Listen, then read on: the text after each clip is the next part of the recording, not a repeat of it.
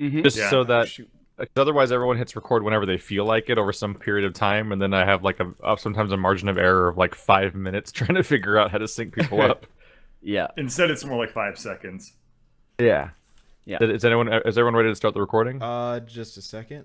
Yep, I'm streaming, so I'm ready.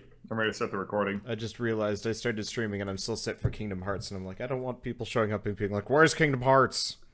Oh, you were streaming. This you isn't did- goofy. This is just bullshit. This is Birdcatcher.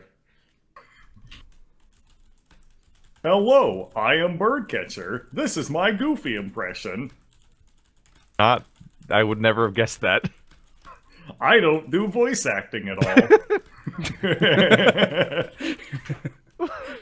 This is my dog Pluto. Arf arf. It's not that you don't do voice acting; it's that you don't even shoot for it. Thank you. Now you understand. Yeah. That was like closer to Borat than Goofy. I was Kazakhstan, #1. Export the potassium. Okay. I think Jesus Christ. I think I'm gonna guess. Supposed to do this when we start recording. I'm sad we didn't catch any of that. God damn it. Well, Why am I funniest when I'm not recorded? No, you're pretty funny when you're recording as well. Okay, Louis. here. Let's do a that's 3, good. 2, 1 before Bird fucks up and says anything else funny. Before he fucks up and does his job. Is everyone ready now to start? Yeah. Yes. Yep. 3, 2, 1, go. Okay, going. Now I Does don't anyone have else have crippling depression? Yes. Yeah, how did you know?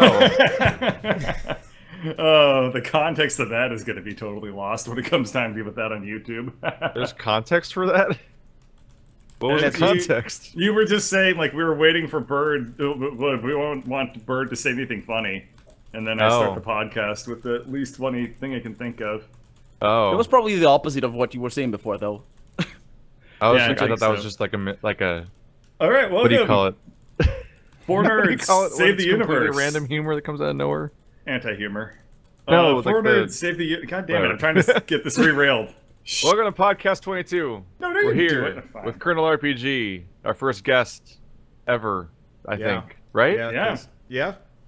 We haven't had I'm random honored. changing guest people since like before the previous Yeah. podcast even. I- Like that's wait, right. I was the only the, one the when I original was 4-episode run.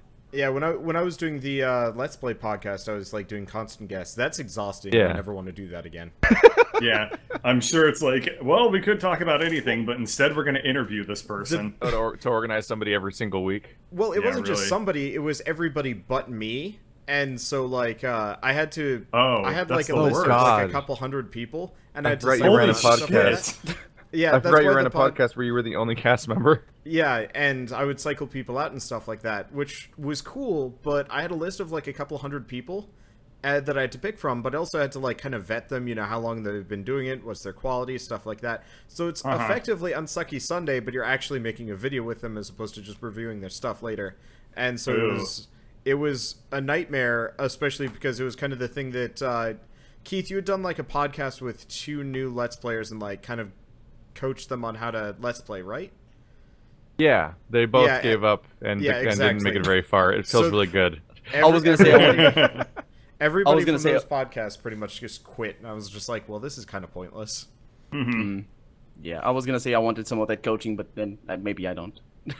Yeah, Wow. didn't, yeah, didn't probably go not. great. Well, the, Yeah. the The- coaching was not the reason why they quit. The reason The why hard- they quit was just because they weren't committed Right. enough. The hard reality Right. I tried to give is just the fact that there's a lot of dedication and luck involved, and that proved true. Yeah, Yeah, So- so yeah, Colonel So our RPG guest is is Colonel here. RPG. Why don't you... Colonel being Yeah, like the talk about military yourself. position, not like the operating system or the inside of a food thing. Yes. Three guesses what Yeah. kind of content he covers on his channel as a Let's Player is yeah. Well, It's most a lot specifically, about I it's know, like- I know. mostly rocket propelled CRPGs, grenades. right? Yeah, complete computer role playing games. Yeah, mostly Western I thought it was. stuff. I thought CRPG was classic, not. Well, it stands. I guess you can make the acronym for whatever, but I think Console. it mostly stands for computer role-playing game because it came from the distinction between the normal role-playing games, which is the pen and paper, I guess. Oh yeah, your D&D. Yeah, you're right. It And- is. yeah. Good it is. point. It is computer role playing game, and the first That- one was Ultima. At least Yeah, later. it's just sort of a catch-all yeah. for that Yeah. whole like isometric point-and-click style Yeah, I honestly RPG. hadn't thought about that, but that makes perfect sense.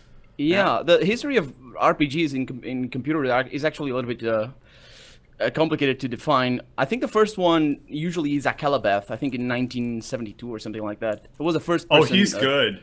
Oh, Oh, yeah. I'm just- You've got a good guess. Yeah. what are you checking? I'm not checking. No, no, are you- just keep going. Are Just you in keep the middle talking. of fact-checking him or something? No. But feel free to, Just- though. He's teaching me things. I'm learning. Yeah, I think it's Bird has a new favorite. Yes. It's just evolved over the years, and it took a little while to start. I guess as video games did in general, but isometric role-playing games are not that old, all things considered. People tend to think that it's old technology. Well, in comparison to the first computer role-playing games, I think it's actually quite innovative and stuff like that. But I guess these days, I play a little bit of everything. Okay, before Yeah. we go too much further, you're Portuguese or Yes. Okay. Yeah. I was like, you have an accent, and it's definitely not Yeah, not from American. it's Yeah. no. I was born in Portugal. I live in Portugal. Never left the country, basically. You haven't even left Portugal? Not even to travel? Probably a little bit to Spain every once in a while, but it's just Wow. like a couple 100 miles away. Not much, yeah. Unfortunately, I would like to travel though, but it just hasn't presented the opportunity, I guess. So I went on your channel to see what you were like, and I saw that you're playing Stardew Valley. Would you say that Stardew Valley is an RPG? No, he's got the RPG mod on, so he Oh, is there a level? Oh, I see. It's actually a Oh. Stardew Valley skin for Fallout 2. he romances the girl that lives in the trailer plus one sex appeal. No. What? Yeah. No, I guess he doesn't go for that. No. He's not a pen. Okay. Who I are don't you know which romancing one- in Stardew Valley then? Probably I think it's Abigail. I think Abigail. It's, Abigail, Oh, yeah. man. She likes It's chocolate fine. cake. Who doesn't like chocolate cake? Yeah, least- she eats rocks. She eats. She quartz. does. That's They- what she likes. I gave her a diamond. Just I was hungry. Yeah, nice. Never-ending story. Yeah, I play a little bit of everything, though kind of centered on role-playing games, sure, but like I have Heroes of Might and Magic strategy game, but I love those games. I suck at it so much. People just keep telling me. I'll bet I am bad. My favorite part of Heroes of Might and Magic is that I think it's the game. It's the one strategy game I've ever played that mimics real life the most. In that, if you're playing Heroes of Might and Magic and you randomly spawn on top of a gold mine, you win. I was, Oh. about, Like to, real I was about life. to bring that up because like it has the civilization issue where you kind of want to keep re-rolling the dice on spawning your world until you get a good spawn point. Yeah, That massively changes the I give entire that game game. a hard time because I really do have a soft spot for it, but it is so broken in so many different ways. I'm playing the third one though, and I'm playing the campaign as well. Never played the skirmish mode or. Oh, well, then Yeah. you've missed a lot of what makes that game Unforgiving. yeah, broken. So the Yeah. campaigns are actually pretty fun in Heroes of Might and Magic, but I played a lot of the skirmishes back in the day with my friends, and it was just like, oh, great, you spawned on top of like your primary resource and a gold mine, so you're like tier 4 already, and I have, well, I have a dude. So pretty much our experience with Stellaris then. Yeah, you quickly No. realize why all the popular RTSs clearly spawn you in a cookie cutter base with the same like crystal and Vespine gas Yes. things and whatever that are just always there. Yes. When you Yes. randomize it like any like 4X game, for example, Mhm. it's just like can just lose because of the first second of the game.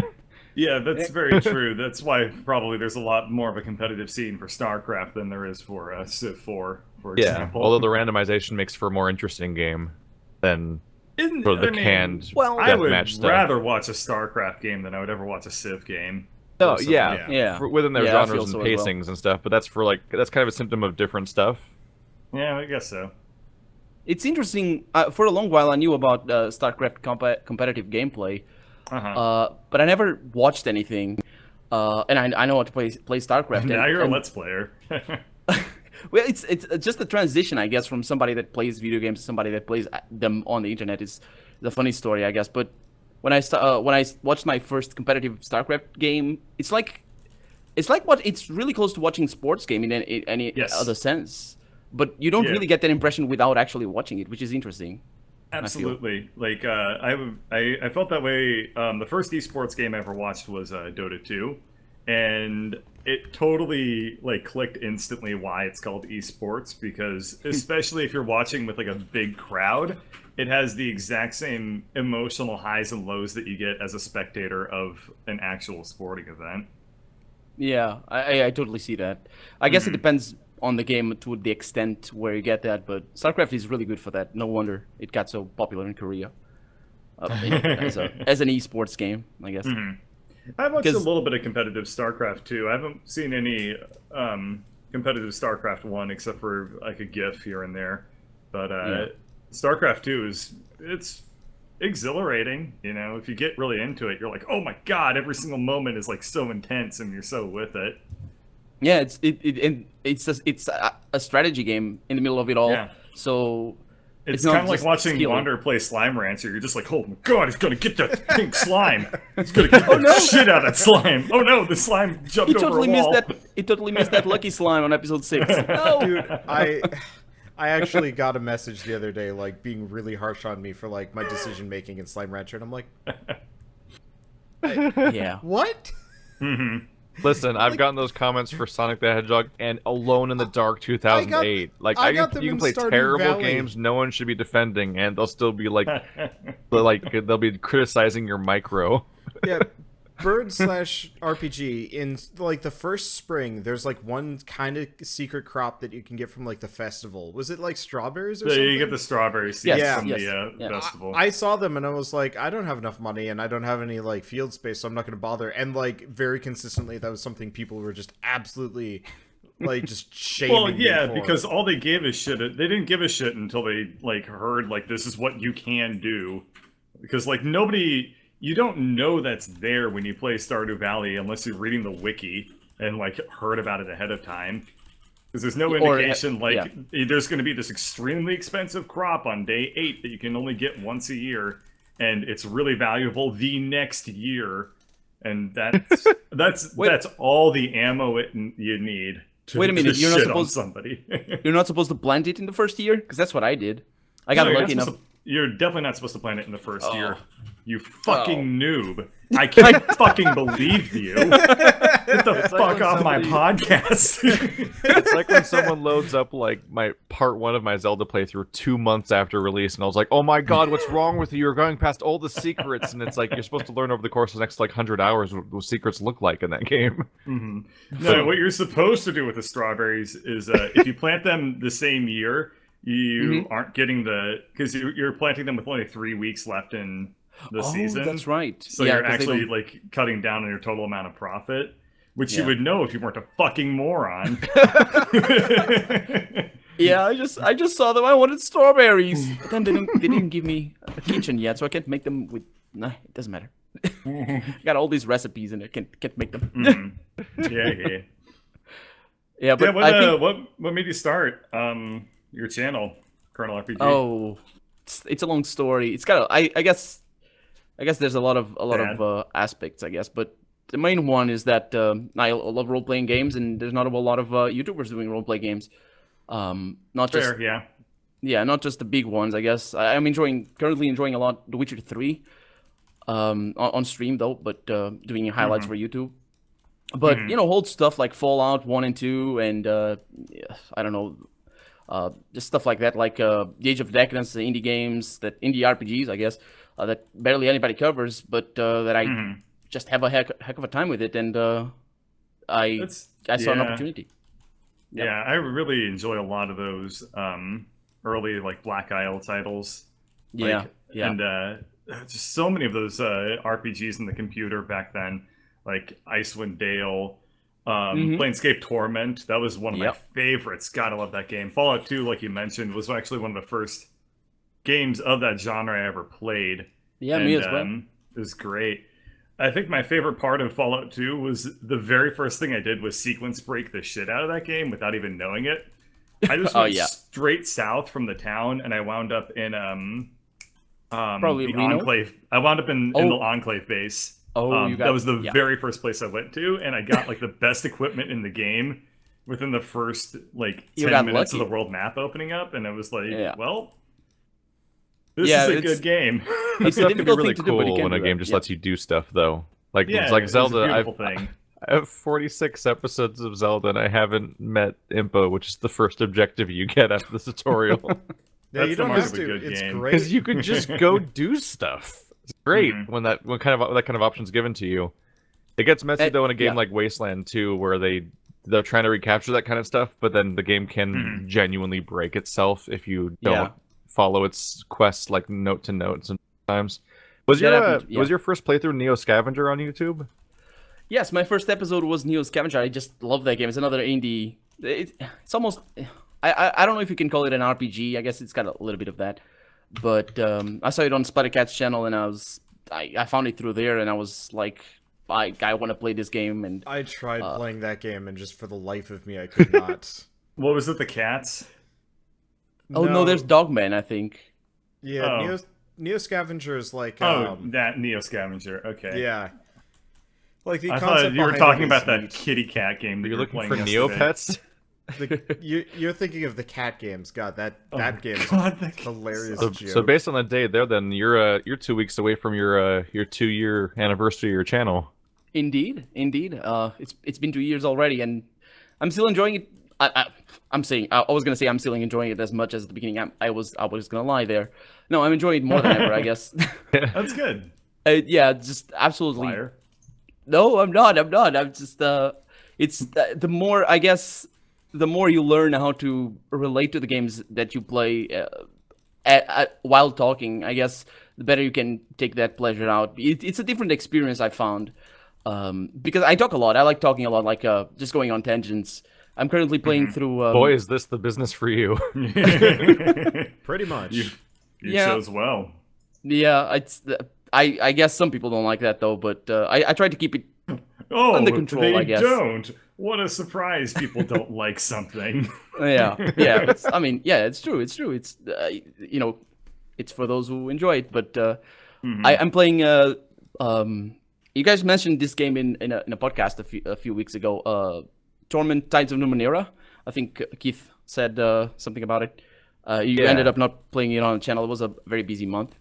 I'm having so much fun with that game, but I do go on a lot of tangents because it's a sort of game that really puts you in situations and shows you people that it's really thought-provoking, I guess. This was the spiritual successor of Planescape Torment you're talking about, right? Exactly. I was barely following the development of that. The spiritual successor or just a genuine sequel? No, it's not. It doesn't even take place in the same setting. Okay, so it has no because they don't have Planescape rights, probably. Actually, it backfired. Planescape's like an external thing, right? Planescape is a D&D setting. Okay, that makes sense. And Tides of Numenera is a different pen and paper RPG. It's written by the same guy that wrote Planescape, but I think it backfired on them because a lot of people are expecting the same sort of experience, same sort of game that Planescape Torment was. And well, the very cool thing about the Planescape IP that was afforded to them, and I know nothing about Planescape Numenera. What was that? Something like that.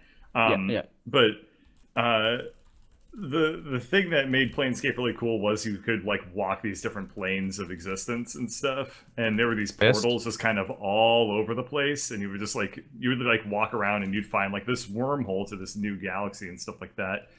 So did they have that in this game? That totally does sound like a missed CRPG.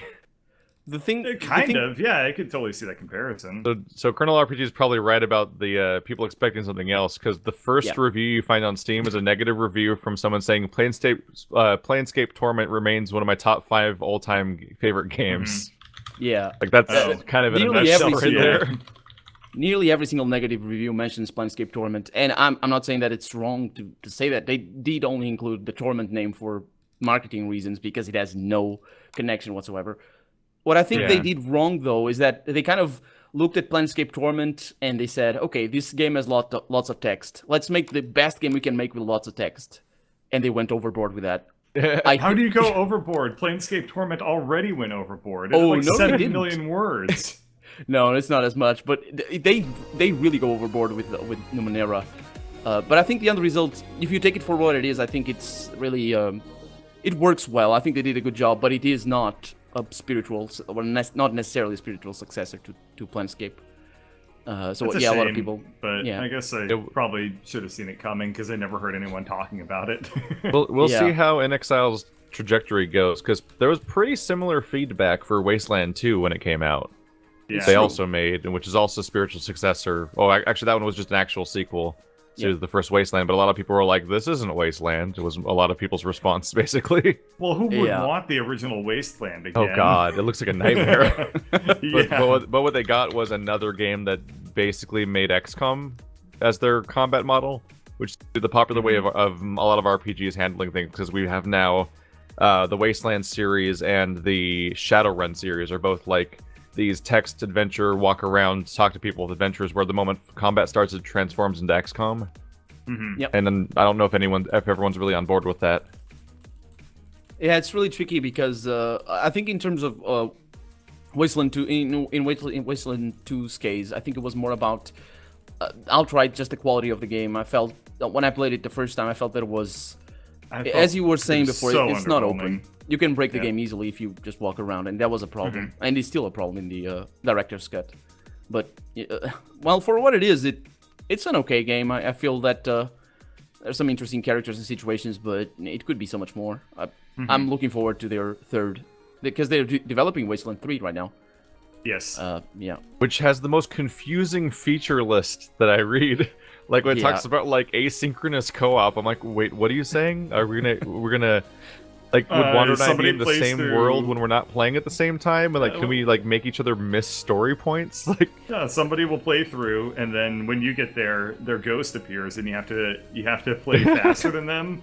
Like there might be a detailed description of that by now, because it's been a while since the initial pitch happened. But at the time, I was like, I was literally like, what are you talking about with your game? I'm like, what is? Like, I get the basic part of Wasteland 3, where it'll be like a sequel to Wasteland 2 and more content, more gameplay, but when it talked about the new features, I was like, I cannot interpret that based on how I know video games as of today. Yeah, the company has... The problem is that inXile has a backtrack, I guess. Is it backtrack, the word? Of doing that? History? History, yeah. Of doing that. Basically, they go about their Kickstarter campaigns in a little bit of a mess, and they never really explain much. It's a shame, because that company has some of the most creative people in the whole video game industry, and they're just not able to find their footing. Yeah, a lot of them have been leaving the company, actually. Not everybody, but it's been a problem for them. I expect. Oh my god! But... So I'm looking at this description real quick of the multiplayer, and they talk about people being able to work cooperatively or against each other in the same world, like. Seemingly in real time. Wasteland 3 Dark Souls. Like it seems, well, which game is this? It seems like in Wasteland 3 you might be able to make 2 separate squads in the same world that are working at the same time in real time, but like maybe even in different locations and like working against each other's interests and stuff like that. Like you could just arrive. Like, the way it sounds, you might be able to arrive at a settlement and find out the other team already screwed with it or something. Like I don't even. Yeah, we'll see when it comes out. I can't it's like Dwarf Fortress. I can't wait to try that, if only because it would be really funny for one session to like just take 2 or 4 of us and just ruin a world, and they'd be like, "That was stupid. Let's work together next time." Is we should find a way to like min-max our efforts to ruin Keith's playthrough. Yes. Can't you do that? Like separate playthroughs for that, probably. Which sounds like a nightmare in its own right. What the hell is going on with my webcam? Somebody just made me look so white. Did you do that with Dark Souls, Keith? Yeah, but Wasteland 2 was an ordeal to get through. That was a big one. It was a big game. There was neat stuff, but also like very clear moments of like kind of having to fight the game to get through it, because like there was moments where it would kind of fall apart moment to moment. One of the biggest ones was actually like the final hurdle is like the final encounter of the game, and there's like a ticking clock for an explosion to go off, But it's a CRPG, so you're like, how do I get there in time? I'm trying to do skill checks to open doors and like trying to deal with the fact that there's a tick-tock while that's like seems like the clock just won't stop counting down, like even when like dialogue is happening. Like they made I think they made a weird move at one point of like having ambient dialogue where a guy is sitting there and just talking and you can hear them when you're standing next to them. So your RPG instinct is to stand there and wait for him to finish talking, but then you don't have time to finish the level before you die. I have a very very powerful tool. In Phantasy Star. That was really annoying. Never played Phantasy Star though. It was like an old MMO, but we had like a timed mission to go get like 4 gene samples or something like that, and we just barely made it. And it's like, congratulations, you got the thing, but like it had to go through some dialogue for flavor. Oh right, we lost because it took too long to turn the quest in. Yeah. Oh because man, it was one of those where it's like, hey, you got the thing, and we're gonna do this with it, and this and this and this, and in the middle of it, it just pops up. You failed the quest, returning to Mission Hub, and it's like, what? No. Yeah, and the whole time you were talking there, I was just yelling at you like, Wander, turn it in, turn it in, turn it in, turn it in, and then we failed it, and I think we actually stopped playing the game after that. Yeah, that was the last time we played the game because it was not for want of wanting to play it more. It's just like we all got too busy. Other things it took precedence. Yeah, I mean, we had spent like an hour on the nightmare for me in Wasteland 2 was when the dialogue made me fail the ending of the game. I had to replay the entire final fight. Ooh. Like the opposite of a quick time event. That game was mean to me. Yeah. The weirdest thing that happened for me recently was actually in Tales of Numenera. There was a quest that had a decision. Basically, you had to choose either to help the guy or help whoever that guy was trying to kill. And I chose to help the guy that was the victim there. And then I went back to the guy that gave me the quest, and I expecting like him to just scream at me and just be upset. No, he was thankful that I helped him. So the quest triggered the wrong way, and basically I got both rewards. But never. I don't remember getting. Yeah, that was a good one, but I don't remember getting any. This sounds like the issue with Mass Effect 2, where Conrad Werner would just forget what dialogue choice you chose with him in the previous game, and he would just act like you pointed a gun in his face and threatened him, for all future games. They just glitched that one out. Yeah, it just failed variables, I guess. That's how programming goes. I actually have like weird programming stuff to bring up about specifically Mass Effect Andromeda, because I've been playing through that, and there's some really weird issues with like continuity and basic like scene structure and things like that. So when you're playing that game, first of all, like the old BioWare games, the older ones like Mass Effect and Dragon Age, both had problems that not like problems in the game itself, but a problem for the developers to overcome was the idea that certain characters could be not in your party or in your party at any given moment, and you have the option to not recruit almost every single character in each of those stories, which leads to crazy variables. And they were like, "We're up to the challenge. Let's just do it right," and they did it. Mass Effect Andromeda tries to sidestep the problem by making, as far as I can tell, every single character a mandatory party member that joins just at a specific part of the story, no matter what, and they still messed it up. So what happens is they fail to do basic script checks as far as like whether or not you've gotten to certain ports of the game or whether or not you've met certain characters yet. So wait. Okay, keep going. So on a slight side thing, one bigger thing is that you meet an alien race in the game, and at the very, very beginning of the game, before you've ever met them, you can already give your land vehicle their paint pattern that's named after them that you've never met before. But on a more immediately weird thing, so I had the specific case where I got a message about characters talking about setting up a poker game, and the poker game involved the alien character that I've never recruited yet or met a single member of the entire alien race of yet. So it's just a name, and I'm like, who? But then once that happened, other people have been telling me what happens in their game, and one of the other ones is that like if you meet PB and Drac on the first planet. And if you recruit PB, then leave and leave the planet, PB will already be she'll already be hanging out in her little escape pod as her home base, despite never having the scene yet of where she goes to the escape pod, which will still happen later as if it's a new thing, even though you've seen her in the escape pod before. But also she'll talk about Drac if you talk to her. who you've never met yet and is not in your party, and like there's like a bunch of really bad scripting things where the game can't keep track of who's in your party, even though they sidestep the complication of letting you not recruit people. See, I was in my head picturing something a whole lot worse, where like some NPC is like, Sarah, good to see you, and Daryl, you're doing well, and then there's like some aliens like, ha, and you're like, I've never recruited this person before. Yeah, that's probably, I think, I would imagine that's probably the hardest stuff to do in an RPG. Yes, managing your story and pruning your, like, you know, branches so that it's still cohesive is really, really hard. So it's just one of those things that really seals the deal on this not actually being BioWare. And then not, you know. But it doesn't necessarily have to be an RPG, I guess. Even just adventure games, I guess. You're playing, Keith, you're playing Horizon Zero Dawn, I think it is. Didn't you have something similar like that in that game? I don't remember though. What I've been watching your Let's Play, but like, was there a continuity problem in Horizon Zero Dawn? I think so. Didn't somebody show up? Thinking of one. It feels disjointed to some degree, but that's only because the game itself has content tiles, I guess. Well, because it's like such a because it's such of a shoot. What's the example? I guess it's such an open world game that like if you're not playing them back to back, or if you are playing every mission back to back, the story starts getting really weird and awkward feeling. I just remembered the one from Horizon Zero Dawn that happened really recently. Is that you get to an enemy encampment, because the game has enemy encampments throughout it that you can wipe out and clear them out, and they become friendly encampments because they can re-inhabit it and stuff. And you also reach a story chain where you get sent on a series of bounty hunting missions to kill 3 people and take them out. Then there are these various locations being all maniacal villains and stuff. One of them is within one of those enemy encampments. But I took out the enemy encampment first, then got the bounty hunter mission, which still was located in the enemy encampment, but it was no longer an enemy encampment, but a bunch of friendly soldiers. So this guy was sitting on top of this building and holding 3 people hostage and seemingly threatening to execute them all, while just surrounded with friendly guards and villagers not acknowledging them in any way.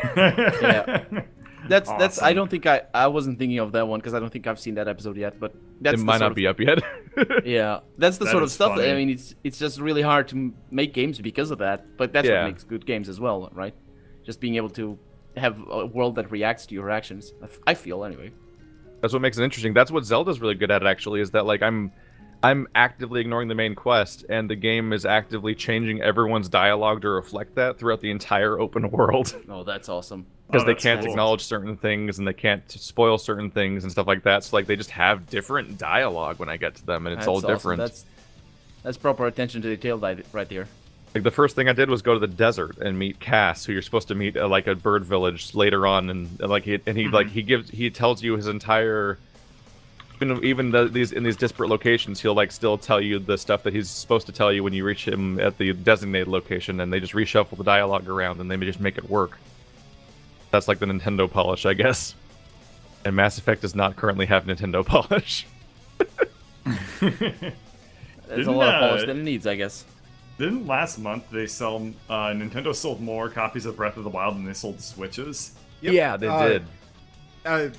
Specifically, they sold more copies of Breath of the Wild for the Switch than Switches. Right. Yeah. Otherwise, it wouldn't be noteworthy because of the Wii U version. Yes. Oh, true. That makes sense. Yeah, makes sense. Wow, that's awesome. So I listened to some of the justifications, and part of it is there were a number of people that were buying it because there were promotions to get like Breath of the Wild for 20% off, specifically on like Amazon and stuff like that. So it made it a little bit easier for them to justify like, hey, I wanna pick this up. And I wonder if maybe some people couldn't get their Switch, but they were like, but I'll grab Zelda and all the amiibos for later. Because probably, if you guys have been following it at all, there have been supply issues, as always. Whenever Nintendo puts out a new platform, it always has supply issues, whereas Breath of the Wild, they did not have the issue. Because it's just a disc. Yeah. Yep. And people can buy it online. I wonder if the figure includes that. Speaking of, did you hear what Nintendo did with the NES Classic? Yeah, they discontinued production. They discontinued it. Really? Yeah, man, that sucks so much.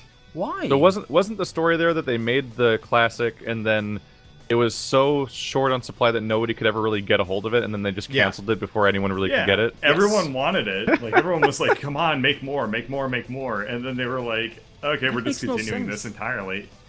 It doesn't. It sucks. I hope that they cancel it, because I want in 3 months for them to release like the Nintendo Omni that like has the virtual console and just like bundles up everything. But I did read one comment that was saying that the article was misinterpreting it and saying that they were just that in the reality was they're just stopping the production for the season until the next one or something. But I didn't follow up on that to see if there was more to it. Follow up on that either. But games journalism is also often so wrong that it might actually be inaccurate. Well, it used to be worse though. If there's one thing I feel that game journalism is, I think it's been better lately. Well, it depends on the outlets. I've never followed it before, never followed it now, so I don't know. Yeah. I think it was back around 2006, 2007. I was really into.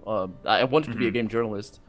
I was. Even my university. I studied archaeology, but I wanted to get into journalism, and then I changed because I thought archaeology would be better, which turned out it wasn't. Like a big surprise.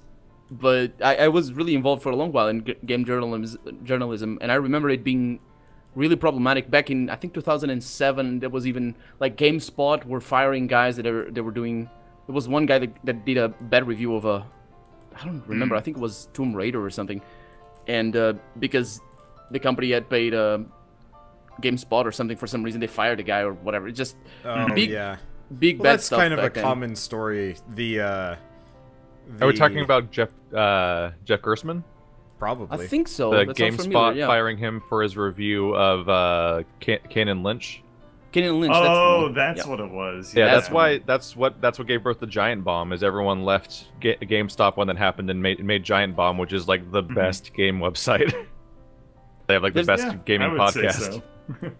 Yeah, there's I think these days it's better than it used to be. Also because I think YouTubers also removed a little bit of the need for game journalism just to expose games, because we're here just to have fun with the games and show the games. So game journalism can dedicate itself to just critics and that sort of. Now, I mean, there's still like tons of controversies over like people fixing scores and stuff like that.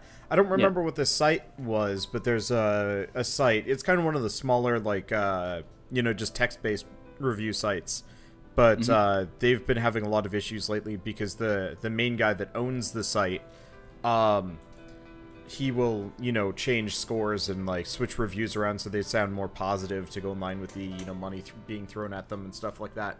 But what he will do is if the person pisses him off or leaves the company, he will wipe all accreditation to the person. So if Keith starts writing a bunch of reviews from this guy, or like for this site, this guy, and eventually Keith quits, this guy will put his name over where Keith's was, saying like, I wrote this was mine.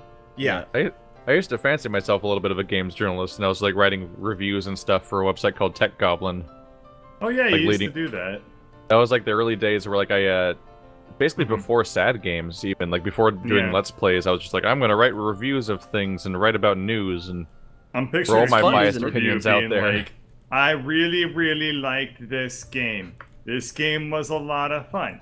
It had very big levels. That's the worst part. He's doing reviews because from the start that you can't fall on that. And one of the things that I actually did reviews as well. I mean, in Portuguese though.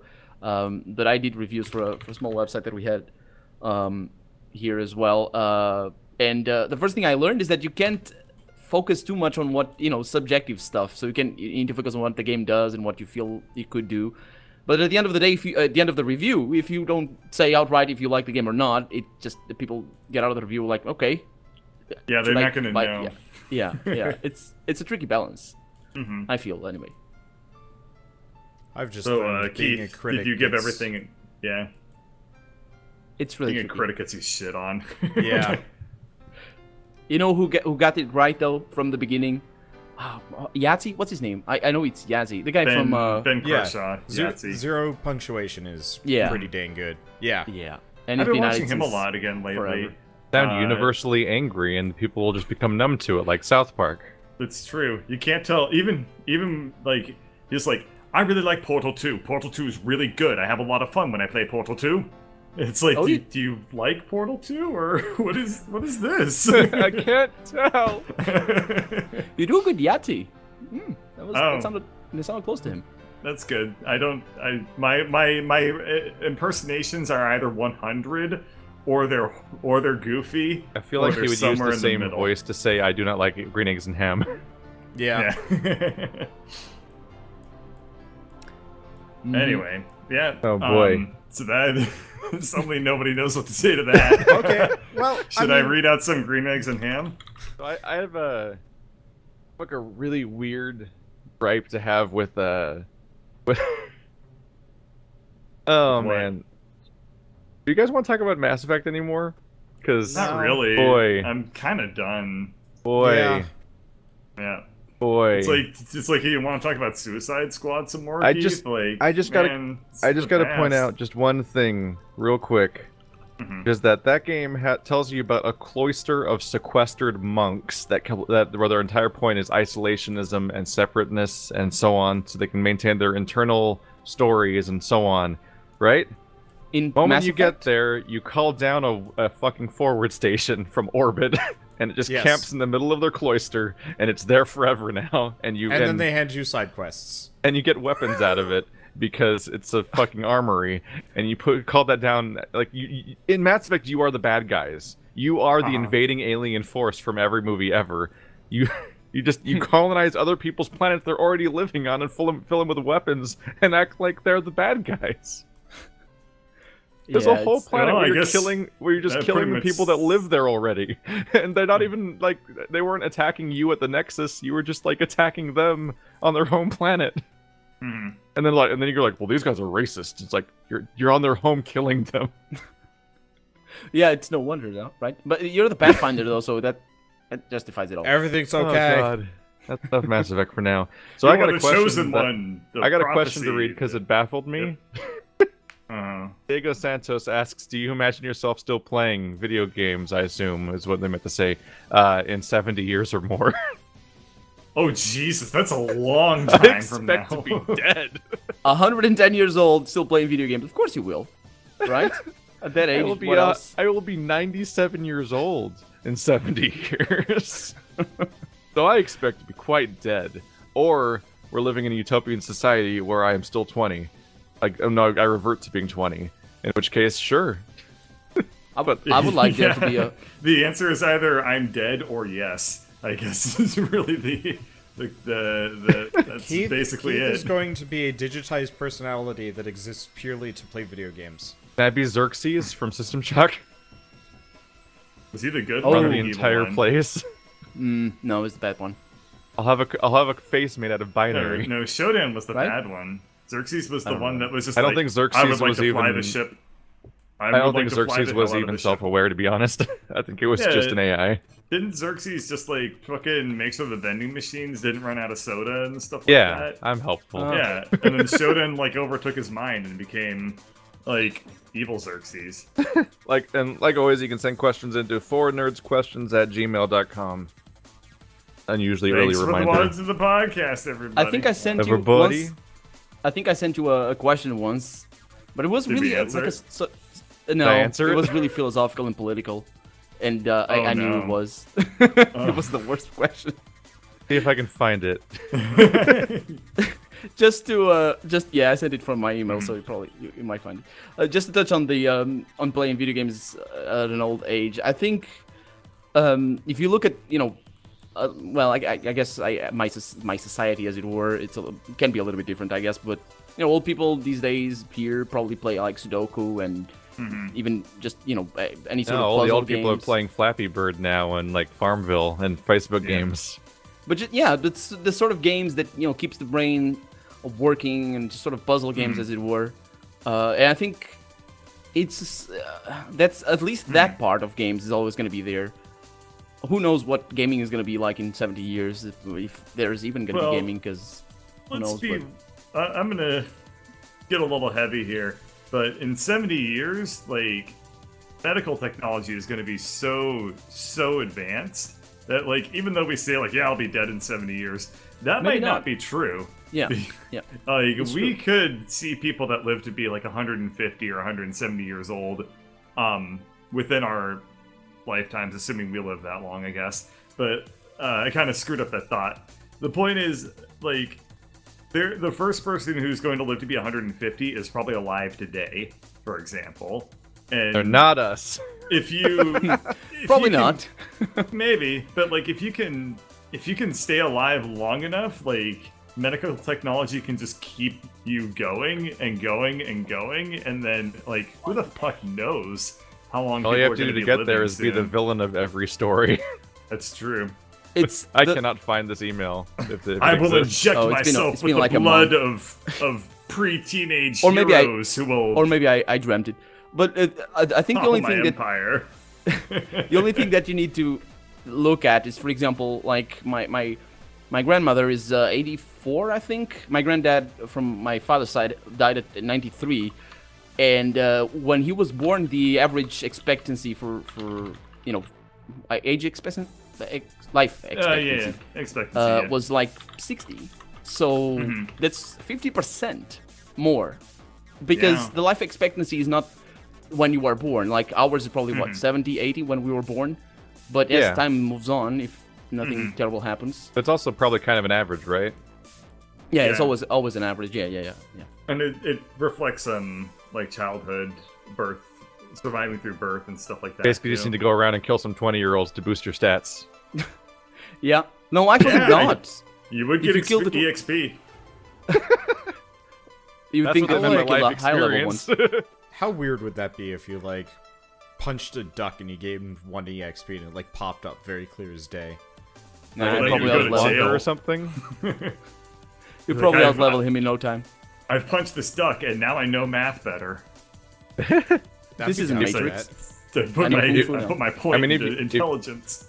If you could kill people to get their time, you basically just end up with that Justin Timberlake movie called In Time that was terrible. Justin Timberlake was in a movie about killing people? That seems it was a movie where everyone had a wrist thing where they could tell how long they had to live, and money was time. So like time to live was your salary and stuff like that. I have never seen any movie with this man that I just Googled now. It's like rich people were like immortal, basically, and all the poor people died young, and it was like, it's an allegory for life. I'm surprised there's actually a lot of Timberlake. He was the ex-president of Portugal. The ex-president. He was elected the ex-president. Yeah, he was elected as ex-president. He was elected and immediately lost the election. He was elected and impeached in the exact same vote. Yes. It is my honor to have served you. To have served, to have been the president. Son, one day you'll make a great ex-president. And that person grew up to be Bill Clinton. Is he a great ex-president? I don't know. I don't follow. Comparatively, all you have to do to be a good ex-president is just say good things. You don't need to actually be in control of stuff anymore. To be a good ex-president, you just have to like donate a bunch of money to Africa.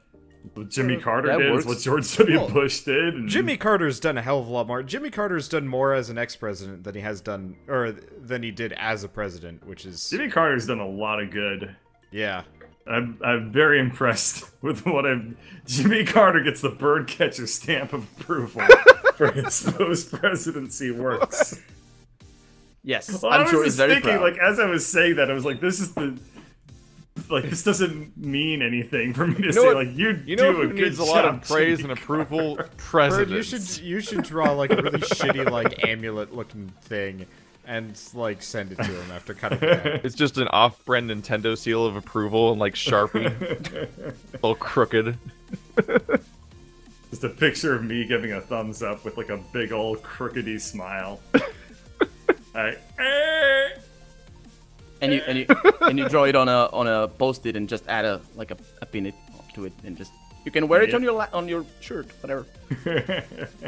I'm sure you'd wear it. Yeah. All right. That was a weird tangent.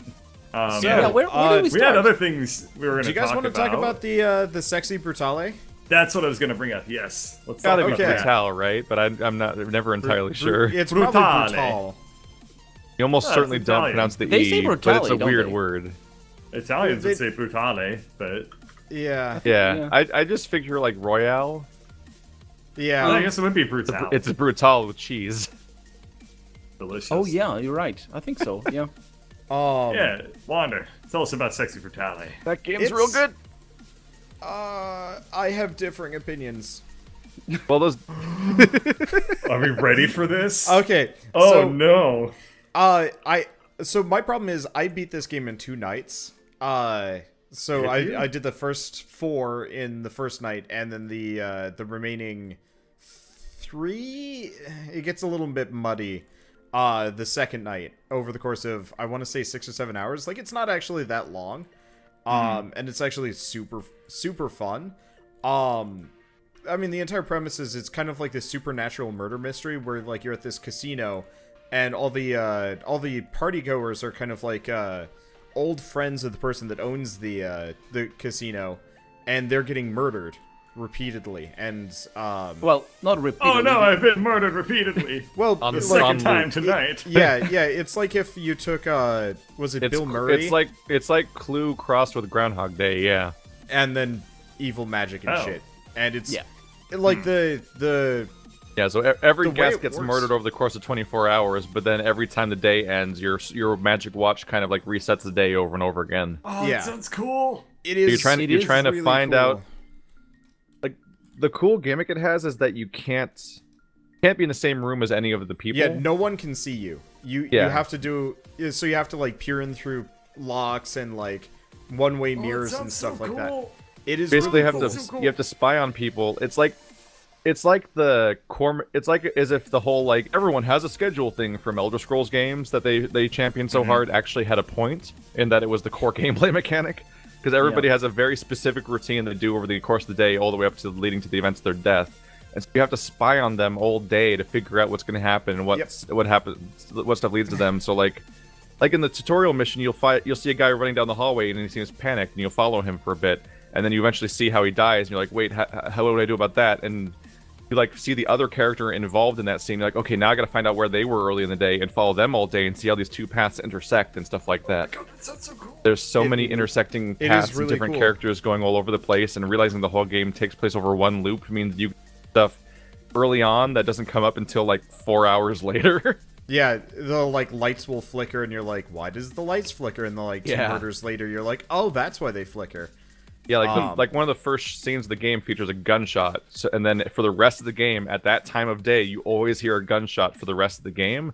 But you've always hearing like things like lights flicker, and you hear a crash of glass, and you hear a bunch of other different sounds and sights, and you're like, those all probably are someone's death, but where and when? It's a real neat concept, just from front to back. So I think. Sorry, what's your problem with it? Oh yeah. Oh yeah. We can get into it in a bit. Let's talk the positives. Mainly, we're actually gonna have to hold off on the main reasons why I dislike the game until next week, because Keith hasn't beaten the game, and I assume since none of you guys are playing it, well, I'll play it for a little bit. The reason why I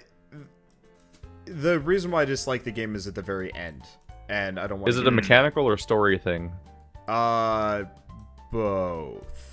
I guess the mechanics are the story in a way in this game. Exactly. They tie it together really well, which is why I have this problem. But you'll honestly probably see exactly what I mean, and we'll get to that in a bit. So anyway, I really actually do appreciate the game.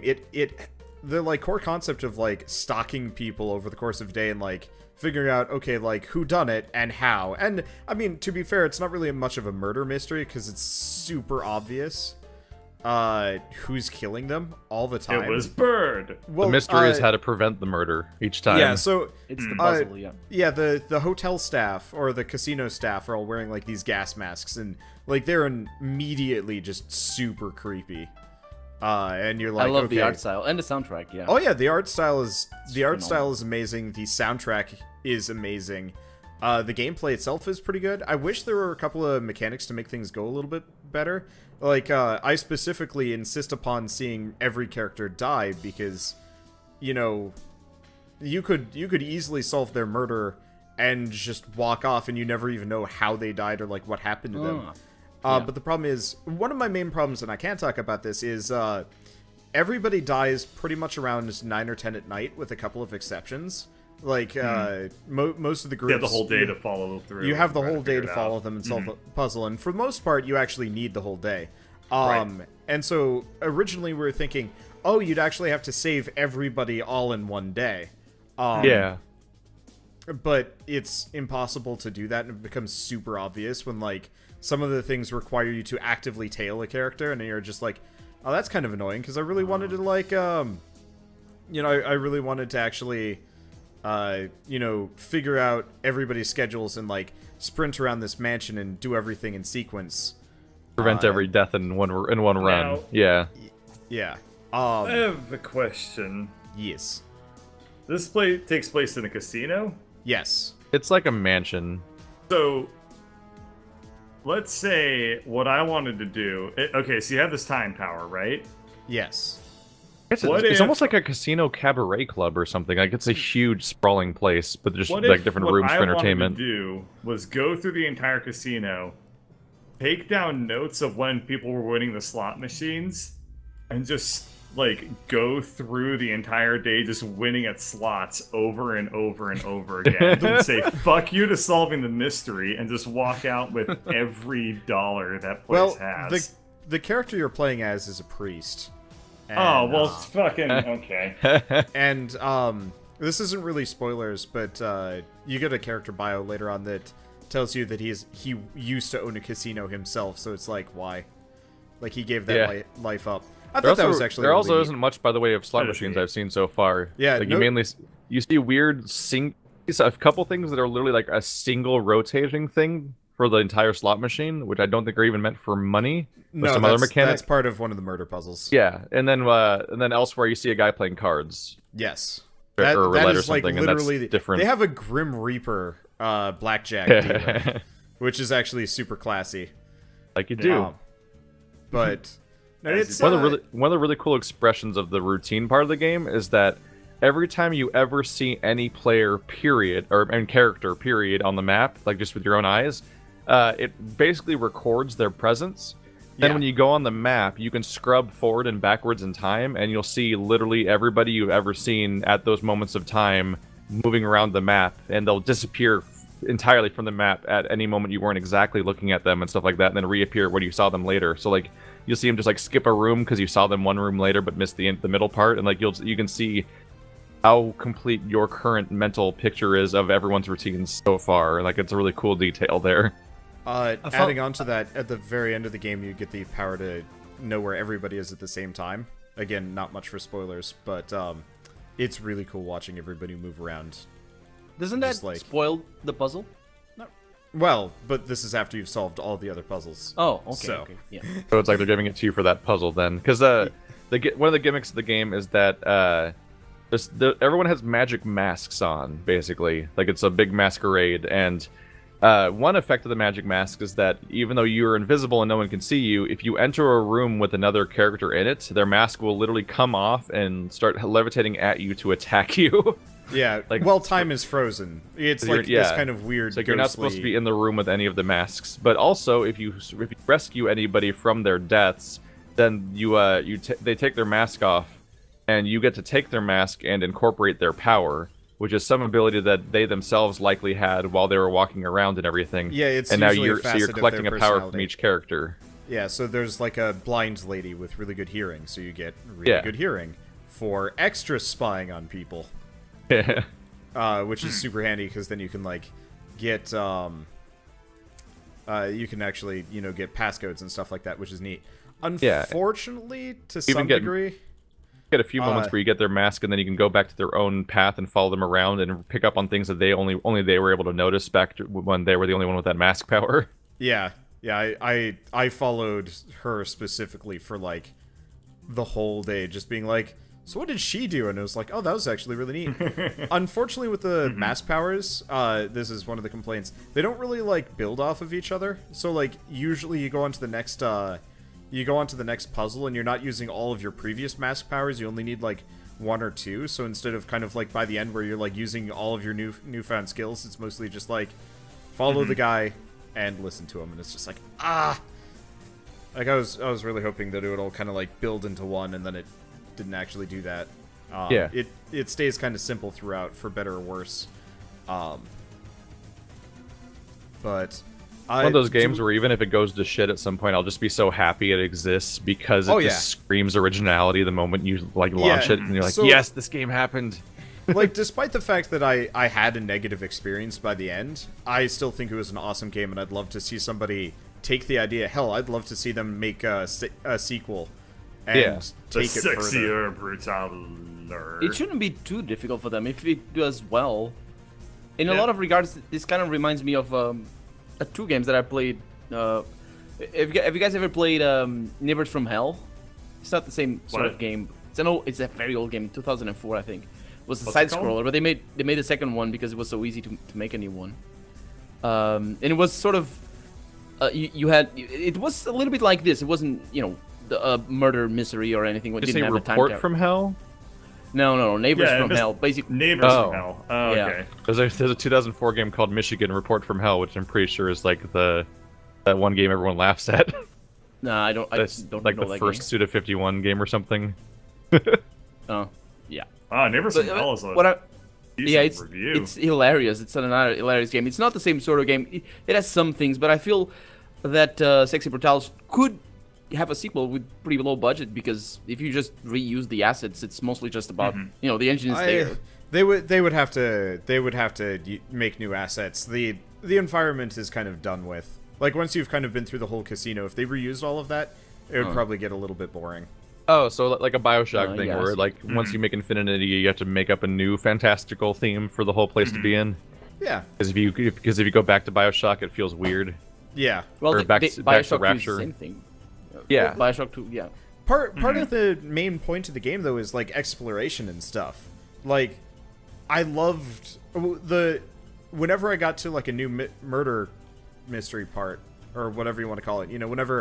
Whenever it was like, here's a new person you have to go save, I would completely ignore the fact that I have to go save them. Just to check out the place.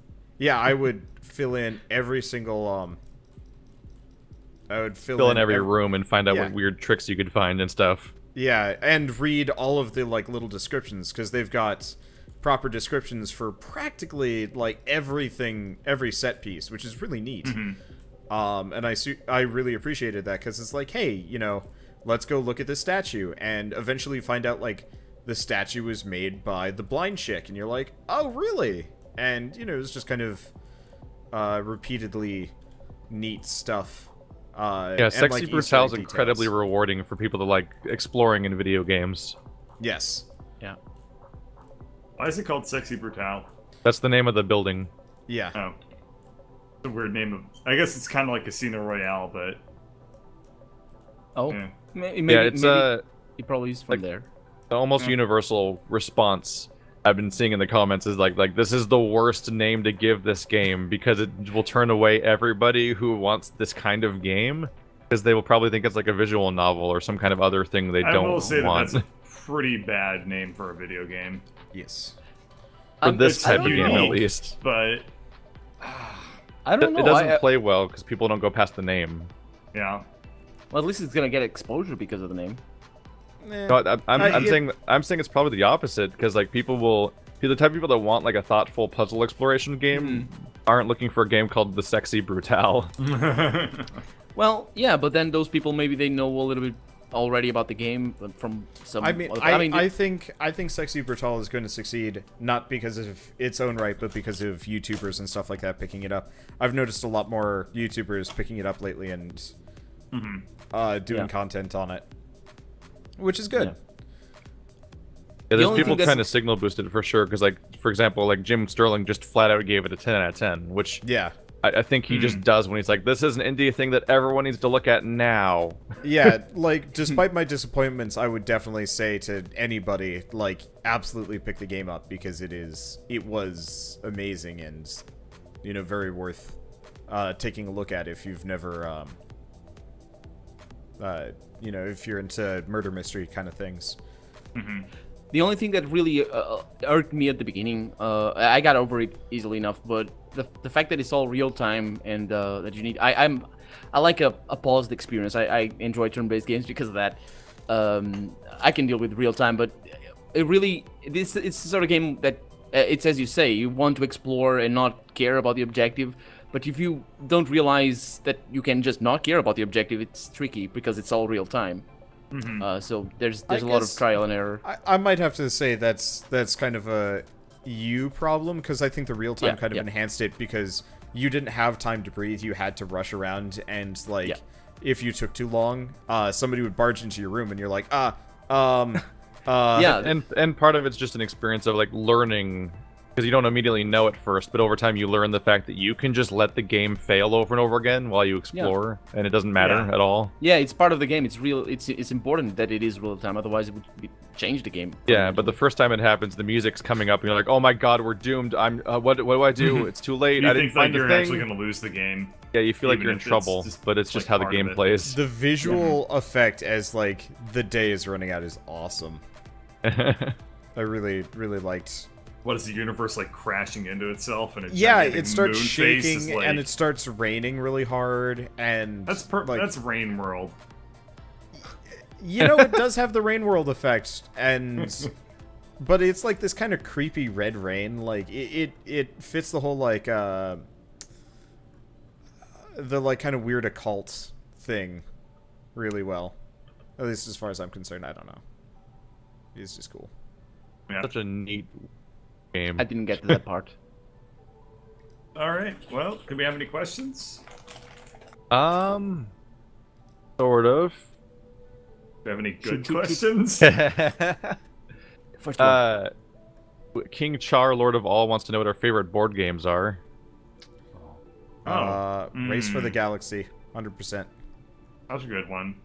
Race for the Galaxy. It's amazing.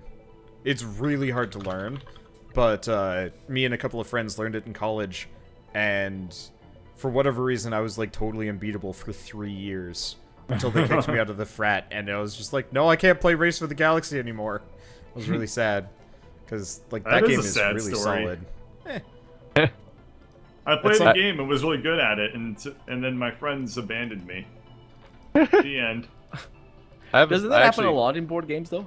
I mean, if you somebody... Yeah, I guess. Yeah, I have a similar story, because like, two of my favorite games are Carcassonne and Resistance, but one of my favorites that I can never play is Twilight Imperium, which is this... That's a Warhammer game, ordeal of a game. I don't think it's Warhammer related. But it's called Twilight Imperium. How the hell is that not Warhammer related? Just something called Twilight Imperium. But Twilight Imperium is basically like a civilization style game done in space with like a board game. So as you imagine, it's like an ordeal. Like you and your friends are gonna sit down and play this game for 8 hours. That's oh my god, this is so complicated looking. You have a hex-based galaxy grid with randomized tiles and stuff like that. Everyone has their home worlds around the rim of the around the rim of the galaxy.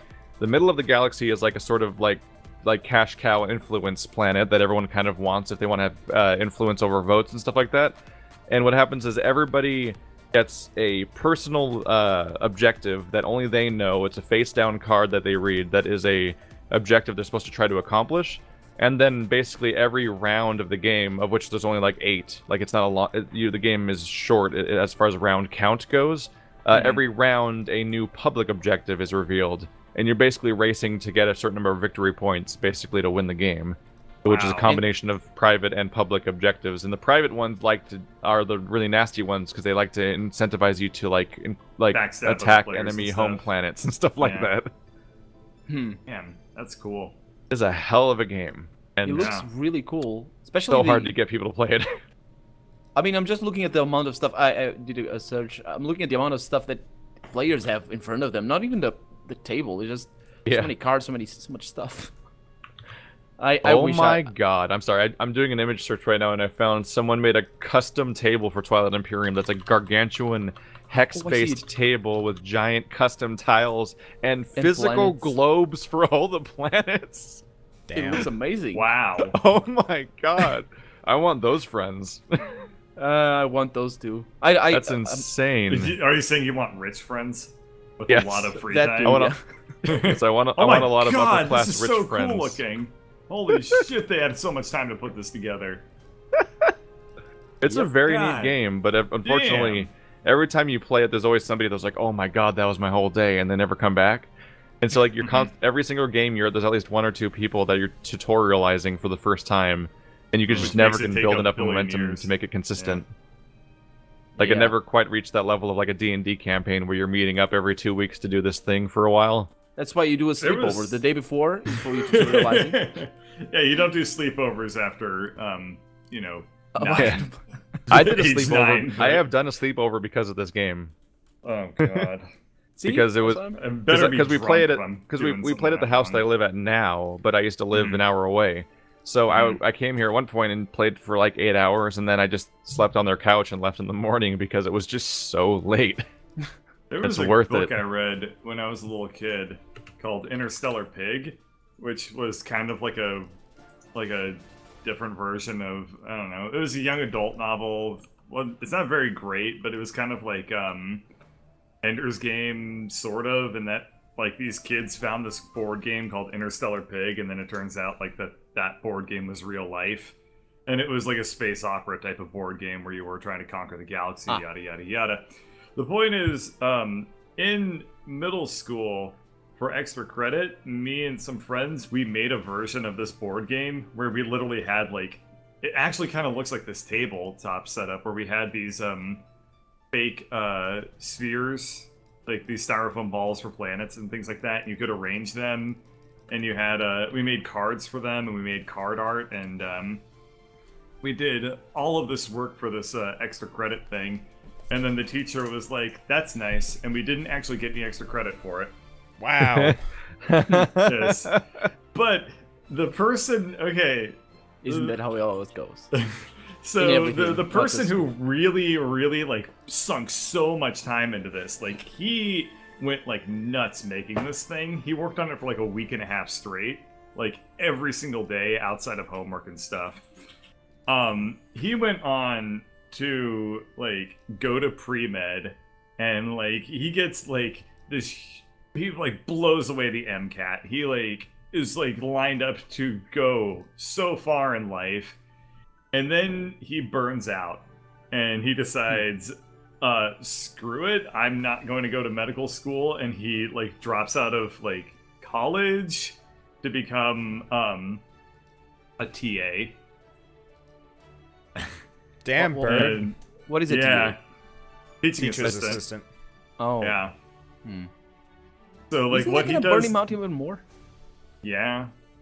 So, he works with his mom at a high school, like, organizing the library. And this is, like, one of the smartest people I've ever met in my life, and, like, so hardworking. And he just, like, snaps. As soon, like, he, like, reaches, like, the mountaintop of his life, and then just, like, throws it out. Wow, I haven't thought about that guy in a very long time. But yeah, that's, I wonder what he's up to. I wonder if he's still, like, doing that. Well, if he's smart, I guess the doors will always be there, I guess, but, you know, career is a difficult thing, but I guess. No. I mean... So, Bird's favorite board game is the game of life. Yeah. I don't know what my favorite board game is. Yeah. I like, can't remember the name of any board games off the top of my head all of a sudden. Monopoly? Carcassonne? Settlers of Catan? Carcassonne. I like Stratego. Stratego is really fun. It's like, Stratego is like chess, but like more complicated. I tried playing Stratego, but the only person that I could play with was my dad, and he kicked my ass so hard I never played it again. Oh yeah, I never learned how that game works. Yeah, it's really fun. All. It's like pretty simple. Like flag checkers. It's sort of like chess or checkers, where like it's really like the depth of it is astounding, and you can get like life dedicatingly good at Stratego. But at what cost? Yes. I'm a professional Stratego player. My ELO is 3004. There's Actually, only 3 other Go people here? I can play Stratego with. What? You play Go? Go's cool. No, just like you become the problem with over specializing in board games is then you just end up surrounded by people that don't only play other board games. That's true, yeah. I'm surrounded by people that don't play board games. That's my. By the way, problem. just to scare people more about Twilight Imperium, on top of that visual you guys saw, that game has tech trees. I'm sure it does. You just need to see see a picture, and you know that game is amazing. Board games basically became super inspired by video games, and like they just become like really slow video games that you spend like $130 on. we're in the middle of a huge boom for board games because of Kickstarter. Yeah, because Kickstarter is the best part. I mean, board games are like the best type of Kickstarter practically because they actually get finished. Well, yeah, because every Kickstarter product ever pretty much is it's either a video game where like, well, we promise we'll try to make this, we'll see what happens, and then other things like is a bunch of stuff where like somebody has an idea for a product but they have to do like all of the R&D still and creation of it and all that other nightmare stuff. You can create an entire board game and test it for years for free. Yes. Yep, because you just make it out of pieces of paper. Yeah, and then you just then it's like, we need a Kickstarter for this game so we can like, I don't know, make art assets and then publish it. Yeah, that's why every like writing a Kickstarter book. for a board game gets finished in like 3 months. Yeah. They're done. Like, we already have the game. Here's the rules. We just want to kickstart like a published version, basically. Yep. And then that's what happens. I like Ticket to Ride. Like the guy that owns the house I'm in, like he just backs like dozens of board game Kickstarters, so we just have this gargantuan shelf of them. Yeah, they send you like the pre-release versions. So I went to a convention for like you know, kind of like Kickstarter board games and stuff. It was not pretty, actually. For every like board game that succeeds on Kickstarter, there's like hundreds that don't make the cut, and yeah, it was super painful to go there because there's like 2 board games that you knew like were gonna make the cut and one already had, and then all the other ones were just like, yeah, so we're gonna be putting this on Kickstarter mainly because we like need an artist, and they're like, their stuff is all like really shitty hand drawn, and they've got like note cards and everything all over the place, and it's just like, ooh, just hire the artist to begin with, and hopefully you can recoup the losses from the Kickstarter, because man, actually, I got an email a while back from a developer. I don't know if I posted this in Discord or anything like that, but he's like, he was asking for investors, more or less. So that I heard all YouTubers were really rich. Yeah, so he was trying to reach out and get YouTubers to both throw money at him and also tout his like Indiegogo or whatever to, you know, try and pull in some extra people. It was not pretty. Yeah, it was very desperate looking. And I was just like, I'm just gonna hide this. Are there any pornographic board games? Are there any adult-only board games? I mean, what's your standard for adults only? That got more vague. Because like at some point, like Exploding Kittens, I think has an adults only version where it's like, now the exploding kittens are on people's penises or whatever the hell, and like, what is it, like a Cards Against Humanity is not for children. It's not? Oh, it's not. Yeah. Oh. Yeah. Okay. I mean, one of the cards is 2 midgets shitting in a bucket. Yes, I know. That's the name of the card. I don't know that card in particular, but yeah, it's true. It's true. That's just what Cards Against Humanity is. Like, that's adults only. Pornographic would at least be more nuanced than that, but I don't know a pornographic game, but I guaranteed they exist. It's gotta be really weird to play, though, right? Pornographic board games. Oh! Sounds like Bird found something. There's some rough search result images, but also I got Candyland for some reason. No. Is it Candy with an I Land? No, it's just Candyland with the old guy going like, huh, thumbs up, and little kids and everything. Like, there's nothing Jesus, to do. Yeah, you're right. There it is. It's just straight up Candyland. This one's called Booby Trap. This All one's right. called... Probably done with that topic. Bumps and Grinds. Oh, there we go. That sounds like a hot That's board the game stuff right there. You guys keep talking. I'm gonna research this. You guys keep talking. I'm gonna do some research. Should we do another question or something? 3.5 out of 10 on Board Game Geek. People Benjamin aren't Meyer big fans asks, of bumps and grinds. What are your guys' biggest pet peeves in video games and why? Oh, that's a good question. Boy. Save points. I hate games with save points / checkpoints that are few and far between. If you have to like go back through an entire level to like get to the boss or like wherever you died, it's just like really. Especially like kind of modern games that have like a. Speaking of which, we're playing Dark Souls later tonight. Yeah, well, so like Dark Souls has definitely gotten better. Like Dark Souls 1, I would say, is probably the biggest offender. Undead Settlement, Duke's Archives. Yeah, Duke's Archives is actually really short if you don't bother exploring. Bird and I went through that and it was like comical. But yeah, but don't you have to replay it all the way from the archives through the Crystal Cave all the way down to Seath every time you fight him? No, there's a bonfire right before the Seath staircase. Oh. You never I don't remember that game as well. Maybe I didn't. I don't know. Maybe that was my life. I would say it was really hidden, but it was actually like super obvious. But you wouldn't think to like look there, so I don't know. Just touching on that, I'm really bad at I really fall into save scumming. So I like when the games force me to just have checkpoints. Some of my favorite first-person shooter of all time is Far Cry, the original one, and it didn't have quick saves. It was checkpoint system, and I enjoyed it because of that. And there's a lot of roguelikes. We mentioned before, Neo Scavenger is another one like that, where you can save, but if you die, you die. It's a permadeath situation. Roguelikes are kind of a different monster entirely. Yeah, it's different. Yeah. But I do know what you mean. I just wanted to...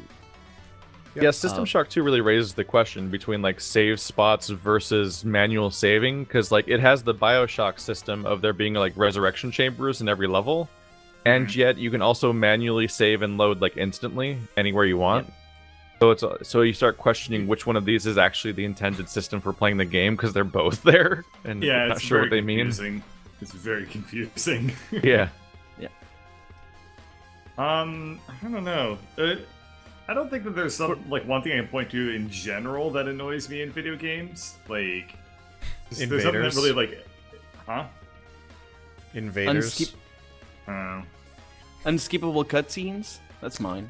Oh yeah, actually, back to my pet peeve. Save points right before unskippable cutscenes. The worst. Especially when the cutscenes are long. I was playing Digimon Cyber Sleuth a while back. And that was mostly good fun. But there was one time where a bunch of people were like, you need to play on hard mode because like easy mode's too easy and like you're getting the watered down experience. So I'm like, all right, screw it, let's try it. And I was actually doing fairly well up until I hit the boss, who just one-shot my entire team. And then I had to sit through. I imagine if like you had You'll never save the digital world. Imagine if you had like Danny Sexbang as like a hair metal band guy that was like the most annoying person in the universe, and he was like, he would talk for like 10-15 minutes straight. Oh goody. Yeah, that was goody. Beautiful. Yeah, we had a recent experience in Sonic Unleashed where you would land on a hex-shaped platform, which is always like, oh, a big disc, time to fight, guys. So a bunch of cutscene plays, then a bunch of enemies spawn in, and you fight them all. Then immediately you have to do a really awkward platforming section that's really iffy and has a bad camera and everything like that. So immediately we fall off a cliff and die. And lo and behold, the checkpoint was before that whole fighting part we did before the platforming section. So every time you mess up the platforming, you have to redo the fighting part. Right. But I've had fixed save points kill a game for me. Because years ago I tried to play Persona 4 for the first time, and the game, like I was lured in by the game's like hours and hours of story, because it's like a visual novel for a very long time, and I was like, oh, I'm into this, let's see what happens. And then you even do like scripted boss fights where you just get plopped directly into a combat scenario, fight it, and then go on with the story. But eventually the game finally starts being a regular video game, hours and hours in, it seemed like, where you go through an actual dungeon from front to back, and the game doesn't really explain the dungeons very well. So when I got into a dungeon, I'm like, okay, I'll fight through a few floors, and then after a few floors, you hit a mini-boss for the first time ever in an actual dungeon. And he just starts one-shotting everybody, and I'm like, what's going on? Yeah, and so Persona games are like secret grindy games, so like you think normally you just play through the level and you fight the boss, but really what you're supposed to do is grind through, stop for the night, come back, grind through again like 2 or 3 more times, then you find the find and fight the boss. But the game doesn't really contextualize that very well. Jeez. The game doesn't really contextualize that fact. Like, it's built into the game that like you have like 2 weeks to save the person, so every day you go into the dungeon is 1 day in real life, so you have like tons of time. But naturally, you would expect to like hit a natural stopping point for you to leave and then come back. But the game just stomps you. The end. Yeah. And your punishment is that the game has fixed save points, like back at your house or something like that, I think, or something like that. At least they weren't inside the dungeon. So if you spent an hour fighting your way through the dungeon up to that mini-boss and get stomped, you lose all of that with no warning. And me being like the person that thinks it's like every other video game, I'm like, okay, I'll just try again, but like maybe try a different strategy. And like, nope, get stomped, start the entire dungeon over again. And I'm like, after like the 3rd time, I'm like, I don't know if I want to play this whole chunk again that I keep losing my progress on. And so I never made it further than that in Persona because I just didn't feel like it, even though it's supposed to be a great game. It's one of those things like it would have been better if the game just had some better explanation of how that even works, because I can work around how a game works, but I just didn't know, and it was a problem exasperated by the fact that it has, as we talked about, no save points, because you have to save at a specific location, which is something that's thankfully taken away in Tokyo Mirage Sessions, a game I hate from the same people. But the one thing it did do right is you could, at any point that wasn't like a cutscene or a boss fight, like, if you're just walking around in any context in the real world or the fake world, you just pause, hit save, the end. And you have like 20 save slots and you can save anywhere. It's great. Every game should have that, especially JRPGs. Yes. And Japanese games in general. That's one of the big reasons why I could never get into Silent Hill, is because you just have specific save spots, and it's... I don't know. I can kind of get behind that in a horror game because it's all about tension. Yeah, like even Resident Evil 7 still did that, and although it would weirdly sometimes compromise it by making weird invisible save points here and there right before boss fights. Yeah. But like the thing of like, oh, I've got to, like, the idea of like having a save point in the mansion, like, this is my safe room where all my stuff is, and like you're gonna go on an expedition to find loot and fight enemies and try to get through alive so you can make a return trip and be like, I made it. I keep that progress. It's kind of like a cool part of the genre that can be lost otherwise. Yeah. Almost like a weird roguelite element in a way. I always felt... I hate when you say that. Yeah, because it's not exactly to what it means, but I personally like the way Resident Evil does it. I don't know what the difference is, though. I think Resident Evil is more, as you say, centralized in certain spots, where you just go out and explore a little bit. For Silent Hill, it's more expedition-based, where you just have specific spots every once in a while. I don't know. Yeah, because Silent Hill more of a progression through a linear area, more or less, as opposed to like Resident Evil has its roots in being in a singular mansion that you're opening doors of over time. Yeah. It's more contained, I guess, Resident Evil is. And also the zombies don't respawn, if I remember correctly. Oh, do enemies respawn in Silent Hill after you kill them? In the first one, that's actually a huge pet peeve I have of older games, is respawning enemies. It's such bullshit, man. Especially if it's one of those old like NES games where side scrollers, so they respawn off camera. Yeah, or like the gameplay is like you pick up something and throw it at an enemy, and like that's how you kill them, because it's like a really and the thing you throw doesn't come back. The thing you throw doesn't come back, but the enemies do, and you're like, what the fuck? How do I do anything? The go-to example of like that going to shit was in the original Ninja Gaiden has this one jump where in order to make the jump you have to somehow deal with the fact that there's also an enemy in the jump arc, but you can literally attack him and then mid-jump have him respawn because of how the camera works, and he'll still be there to attack you, and like you literally, I just killed this guy, and in the middle of the jump I'm killing him for, he's coming back because the camera slightly went past his spawn point. It's like a nightmare. Oh boy. That's right. I remember that from a speed run. I think I saw that happen to somebody, and he's like, "No, oh!" Like a super specific, like infamously like nightmare moment in a level, where because it's just not, it can't be working as intended. Yeah, well, Nightmare. It is. They just didn't give a shit back then. Yeah, people cared less about making games back then. Like, there was a period of time where you would just finish the project, and it was such a short project in many cases that it was just kind of, like, it was just what it was. Like, people didn't even, oftentimes didn't even know what the right way to do stuff was in many cases, and so they would just put stuff in places, like somebody playing with a level generator. Yeah, well, I mean, it's like, if you really think about how like the levels are structured in a lot of old games, it like makes no fucking sense, especially if they're platformers. I think it's part of why Mario stood out so much early on, is there was such a horrifying amount of thought put into their level design all the time. Yeah, even like in the they had like really cohesive things that are like really kind of primitive and taken as obvious to us now. Yeah, but like things like they had like you know, the very first screen, for example, is totally taught to teach you that touching the mushroom is good and touching the Goomba is bad. And, like, it's so well done that nobody realizes that they put a huge amount of thought and design into that specific moment. Specifically because nobody had done it before. And just, they have to come up with that sort of stuff. Right. You had to tutorialize through play, because putting text everywhere would just make it, like, it would actually have trouble fitting on the disc. On the disc, yeah. That's why Wasteland 1, like, whenever you got to story stuff, it'd be like, now refer to the manual to find out what this guy's saying in the story, because we can't fit it in the game. Right. They did do that back in the day. There was an era in video games where text was too much data. Yeah, you had to, like, flip to a manual to read the story. That's imagine a BioWare game existing in that era.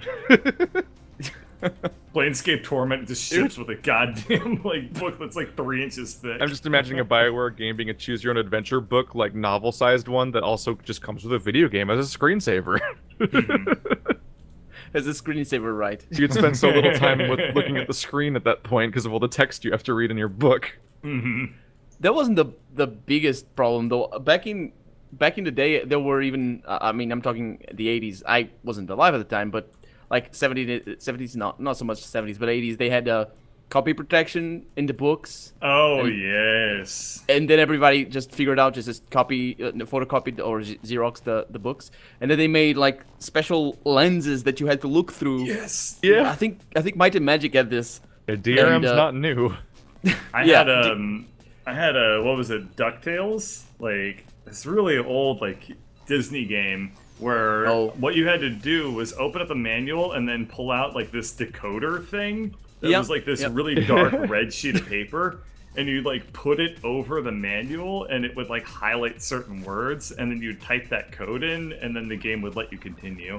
Oh, but that one is easy. Yeah, that one was easy. I know of one that you need to put it over the TV, but I don't know which game it is. But it's like a decoder. You put it over the TV, and because it probably of the way doesn't even work on like new it doesn't TVs even work too. Exactly. the problem is old DRM TVs. now? Yeah, it doesn't. It only works with CRT and all that sort of stuff. It's just What was the latest that kind of thing happened? Was it like Metal Gear 1? In order to continue the story, look up Meryl's codec number in the manual. As a kid, I never questioned that. Well, I thought it was weird. I thought it was weird that you had to like pull open the manual. But I was just like, whatever, I guess this is what... I just thought it was like a weird what joke. the game is for. Yeah. But then now I realize that was actually just to prevent people from stealing their shit. Could be, yeah. Although with the other part, like they also have you unplugging PlayStation controllers to continue a boss fight, so he might have just been having fun for the sake of That's it, or what I thought. Maybe even satirizing it on some level. That's like in a kind weird of what Frog my Fractions thinking kind of was. way. Yeah. Are you talking about when are you gonna play Frog Fractions, Keith? Not Keith, Wander. Don't mention that game. I'm gonna waste my time again. I don't know. Someday. There's always tomorrow. I'd like to, but not in Wonderland. Put it off forever. Wonderland is covered in games. Never put off anything for tomorrow that you could put off for the day after tomorrow. I'm good at that. Damn, that's Did everyone deep. get their pet peeves? Oh, I didn't. Oh, I never mentioned one actually. I hate padding. Like severely hate padding in video games. When a game has finished iterating on its ideas and then just create 17 rooms of consecutive repeat of the existing idea instead, I get really displeased very quickly. And so, like, that's, for me lately, and people have been arguing with me about this lately, but it's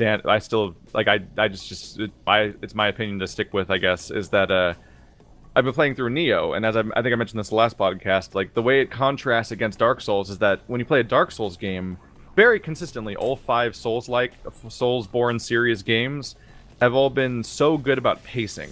Like, almost horrifyingly good at pacing. Like, you go through this stuff and, like, they will just use a thing in, like, 3 ways, and, like, that's our ideas, and then they move on with their lives, and you go on to the next area, and, like, they so rarely waste your time without some form of iteration on their ideas, and so, like, the games are surprisingly short, especially when you played them before and you're replaying them, but they're so cool to explore for that reason.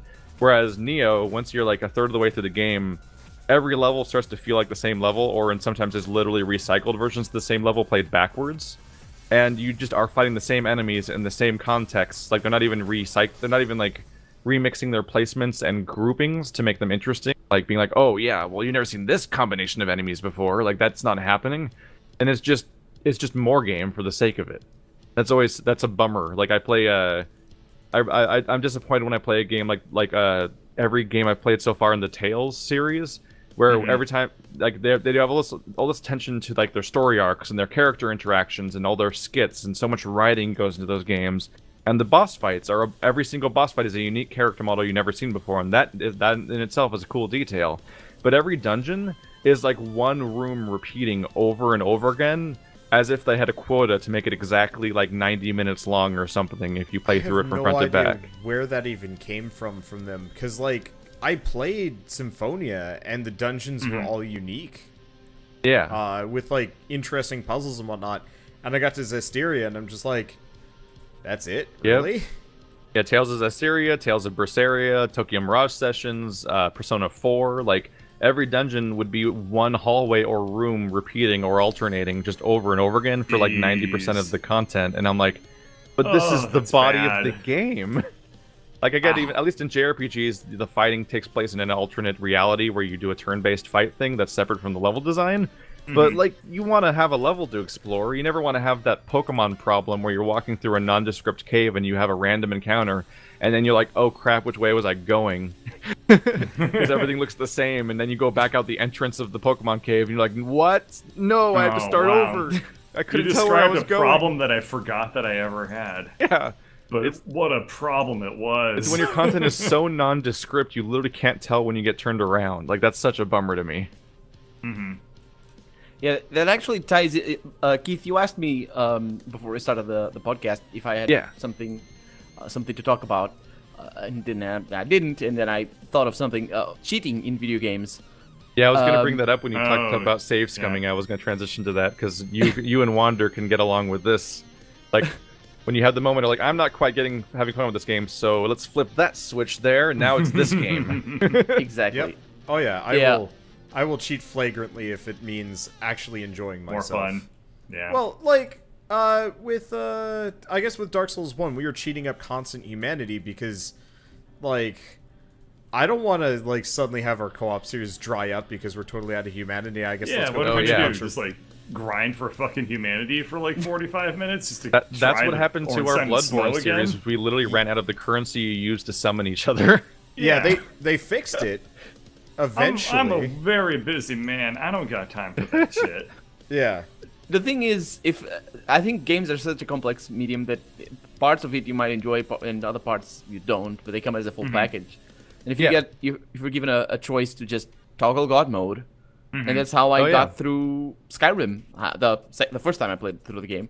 Yeah, like, people balk at it, but there's a reason why narrative difficulty was added to Mass Effect 3, because some people just want to kind of sleepwalk through the combat and get back to the part that everyone actually buys Mass Effect for.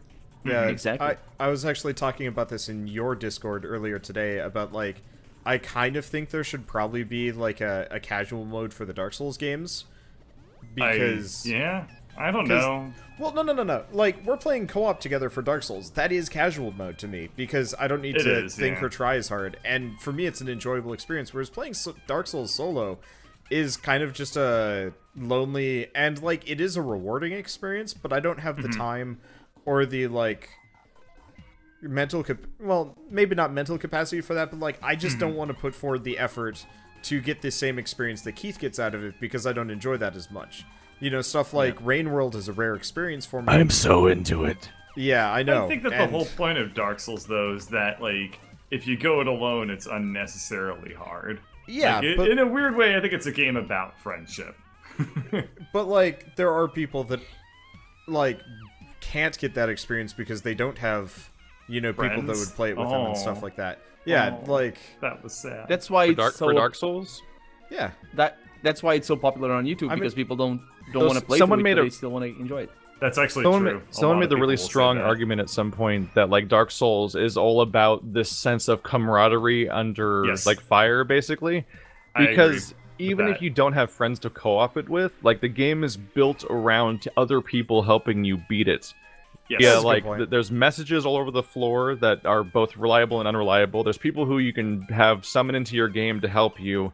There's even a covenant based around defending you when someone invades you. And then there's like this inherent vagueness to all the mechanics that encourages people to connect to each other online and create these shared resources, which is why Dark Souls has like most comprehensive wikis I've seen for most games that aren't like, I don't know, Pokemon or something. Like That's actually 100% my takeaway for the game, is that it's about that shared camaraderie. Yeah, like it's a game that the community, basically. Yep. Even if you play it alone. It's kind of like golf. You're playing the course. Yeah, not the at some point while playing through a Souls game, you look something up. There's some detail you need to find externally, to the point where every game has a borderline impossible to find hidden area that most people end up like finding because they're like, oh well, there's a list of bosses and I haven't found them all. Where are they?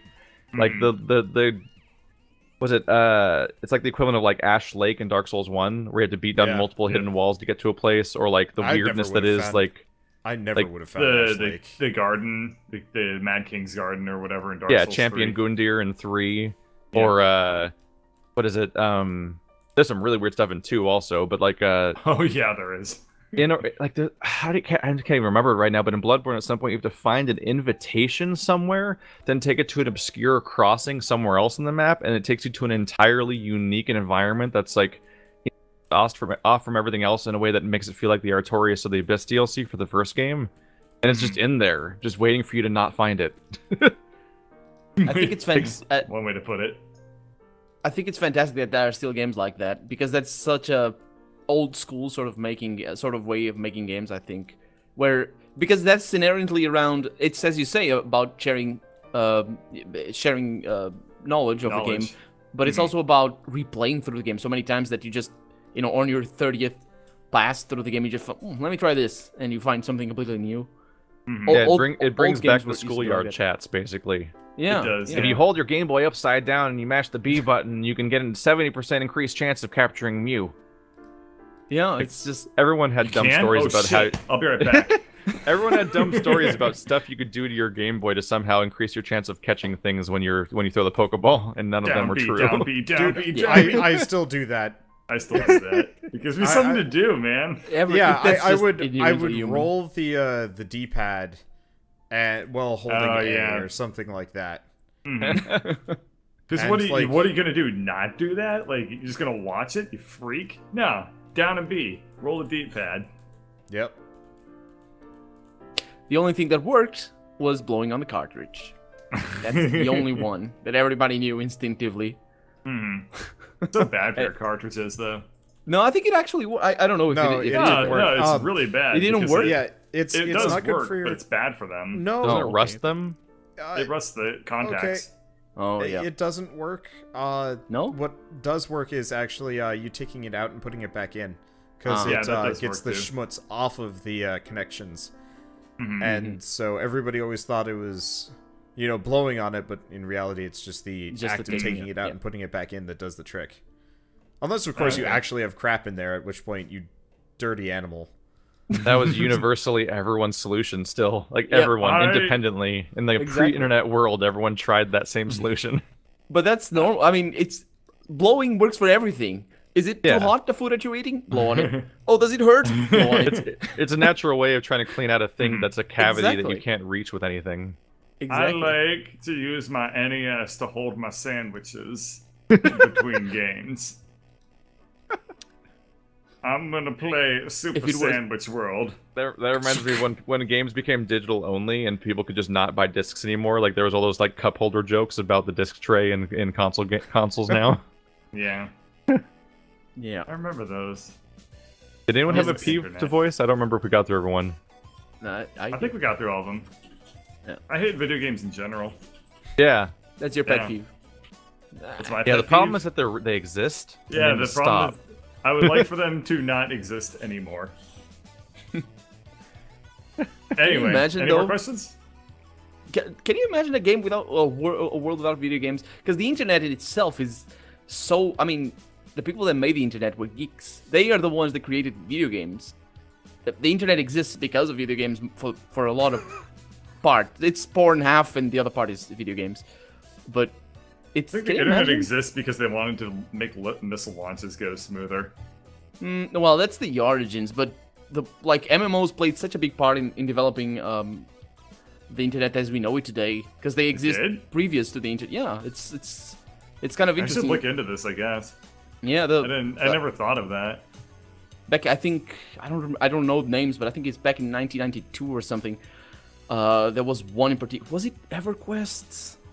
Was it Neverwinter? I don't know. I'm not surprised if there is like a story out there of somebody developing some key internet technology that was optimized towards a smooth video game experience, but I haven't heard of that happening. But not just the internet, even computers. Like a big reason why we got MP3s and stuff like that was because of video games. There's a lot of advancements that just are made because there exist video games. It's a very important part of the world that, you know, it's hard to know if you don't know that bit, but they... Well, I mean, that may be true, but we should also delete all video games. Okay. Just Control-A delete. Done. Got it. Shift delete. I went to the Wikipedia page and I deleted video games. Oh no, now I'm banned from Wikipedia. Oh no. Alright, Kaylin Demazier asks, dear members of the podcast, have any of you ever read comics, DC or Marvel, and if so, which ones, where'd you start, and what is your favorite one or your favorite series? He also asked for advice on how to get into comics, but I don't know if anyone of us will have that kind of answer for them. I have no idea. I'm a huge comic book nerd, and I'm like super burnt out on them, which is kind of annoying. Yeah. So, I mean, the main trick with comic books is, you figure out what publisher you like the most. Like, there's only a couple of publishers out there, and, like, generally they all kind of publish similar stuff. Like, Marvel and DC are very much about the, syndicated, repetitive kind of stuff. And they don't really have much, variety with their content after a while. But they're probably the easiest to get into. Let's Dark Horse the entire universe so we can tell the same story again. Dark Horse generally has the better comics, quote unquote, mainly because they tend to have like beginnings, middles, and ends. And so it's kind of like it really depends on what you're into. I like Marvel for a lot of reasons, but no well, I mean, hundreds of beginnings and no real ends. But a lot of the comic sites nowadays, or the comic companies, have like access to the online archives that you can buy into for really cheap. Like, I know Marvel's $10. I think DC's $10. I don't know if Dark Horse has anything like that.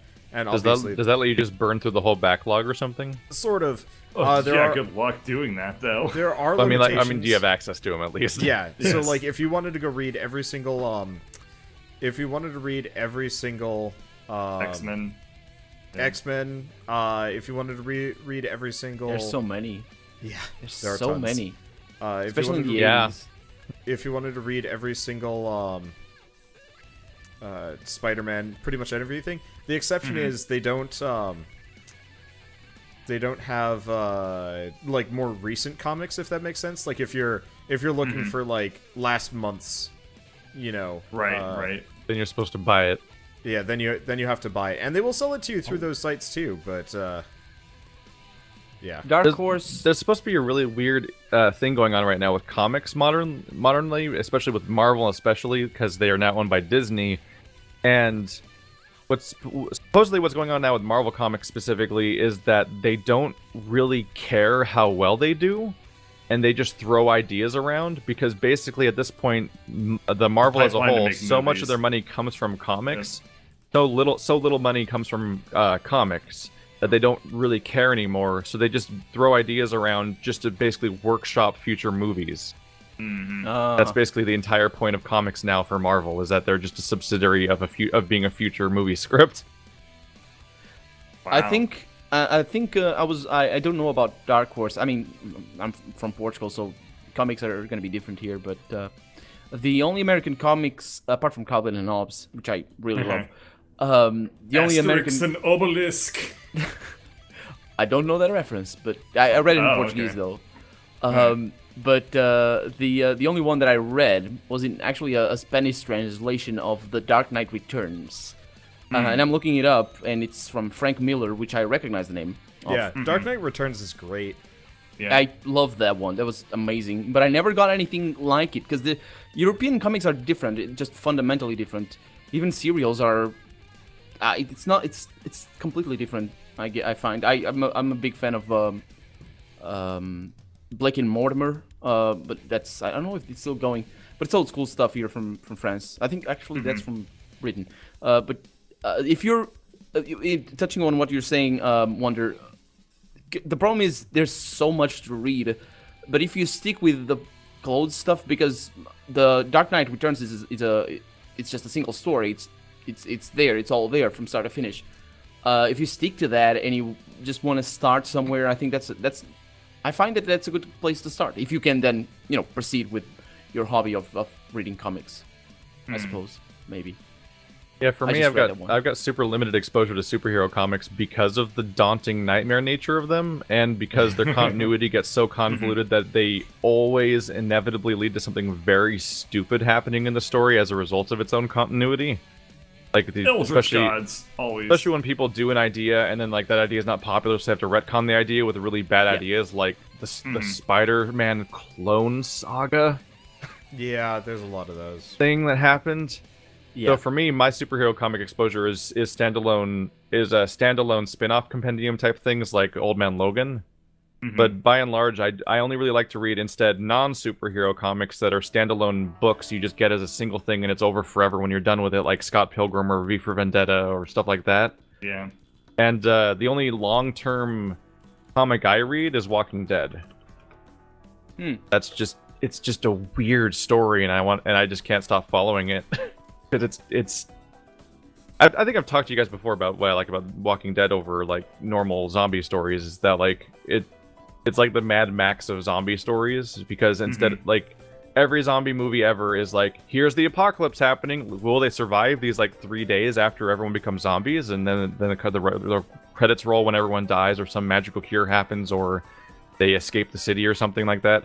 But in Walking Dead, the main character is in a coma during the outbreak and wakes up after it, and the entire story for years and years is exclusively not the part that you hear in every other zombie story. It's this Mad Max style, like the world's down, and it's just people surviving this apocalypse for ridiculously long time. I can totally relate with that appeal. That's one of the reasons why I love Fallout so much. Oh, the original ones were a little bit stronger on that one. Just it's about the new world, not the old one. But it's still pretty cool when you go back and just see what was lost every once in a while. I don't have experience with the Walking Dead though, so I can't really say. But yeah, just people surviving in a new reality. I can relate to that. There's also like webcomics and stuff like that, but they kind of come and go, and it's very hard to... I don't know. Now webcomics are a place to look for strange long-term comics. Yeah, they are. I mean, there are some really good webcomics out there. It's just... The problem is, since they're always done by, self-employed... Labor of love type of thing. It's labor of love, which results in... Means they never want to put out pages till they're totally done, and you get like 12 pages of Lackadaisy a year. Yeah, well, Lackadaisy is was always kind of a special exception just beyond that, but how ridiculous is its modern art? Oh my god. Absurd. Yeah, Lackadaisy is amazing. Lackadaisy is like one of the best drawn comics I've ever seen, period, let alone just on the internet. But right up there is Kill 6... right, it's this thing. Yeah. Oh my god, this and thing's then always up looked there, good. Right up there with Lackadaisy is Kill 6 Billion Demons. Is a ridiculous webcomic with an insanely convoluted, like, self-important story of this entire world realized by its author and crazy art style, and it just keeps going. Like, you go to the internet for labor of love stuff that no publisher is going to, like, mandate where storylines go or care about, like, what's popular with the audience, and, like, just wacky stuff will start happening. But it might never get finished because it's one person making a thing. Oh, jeez. Straight off you get. But then again, the never get finished, that's not really a problem that's exclusive to webcomics. You kind of you have that everywhere else. Prequel Adventure hasn't updated since October 31st. I should message Kazarad. Yeah. Dude! I was gonna go check that out, and he, Oh, crap. Which comic? Prequel Adventure. It's, Bird's friend, actually. Yep. Has a comic. And it was a comic that I read for a while, up until his updates started getting... It's another cat person! Smart. Yeah. Yep. Katia. It's based on Morrowind, right? Yeah, Oblivion. Oh, was it Oblivion? Okay, it was. Yeah. It was hard for me to remember. remember. Oh god, talk about labor of love. It's an animated comic.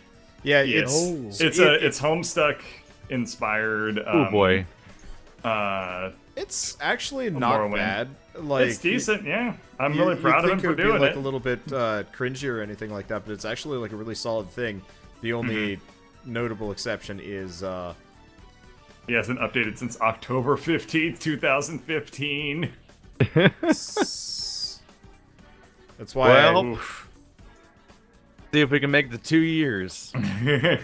He hasn't updated since like a couple months after Colonel started his channel.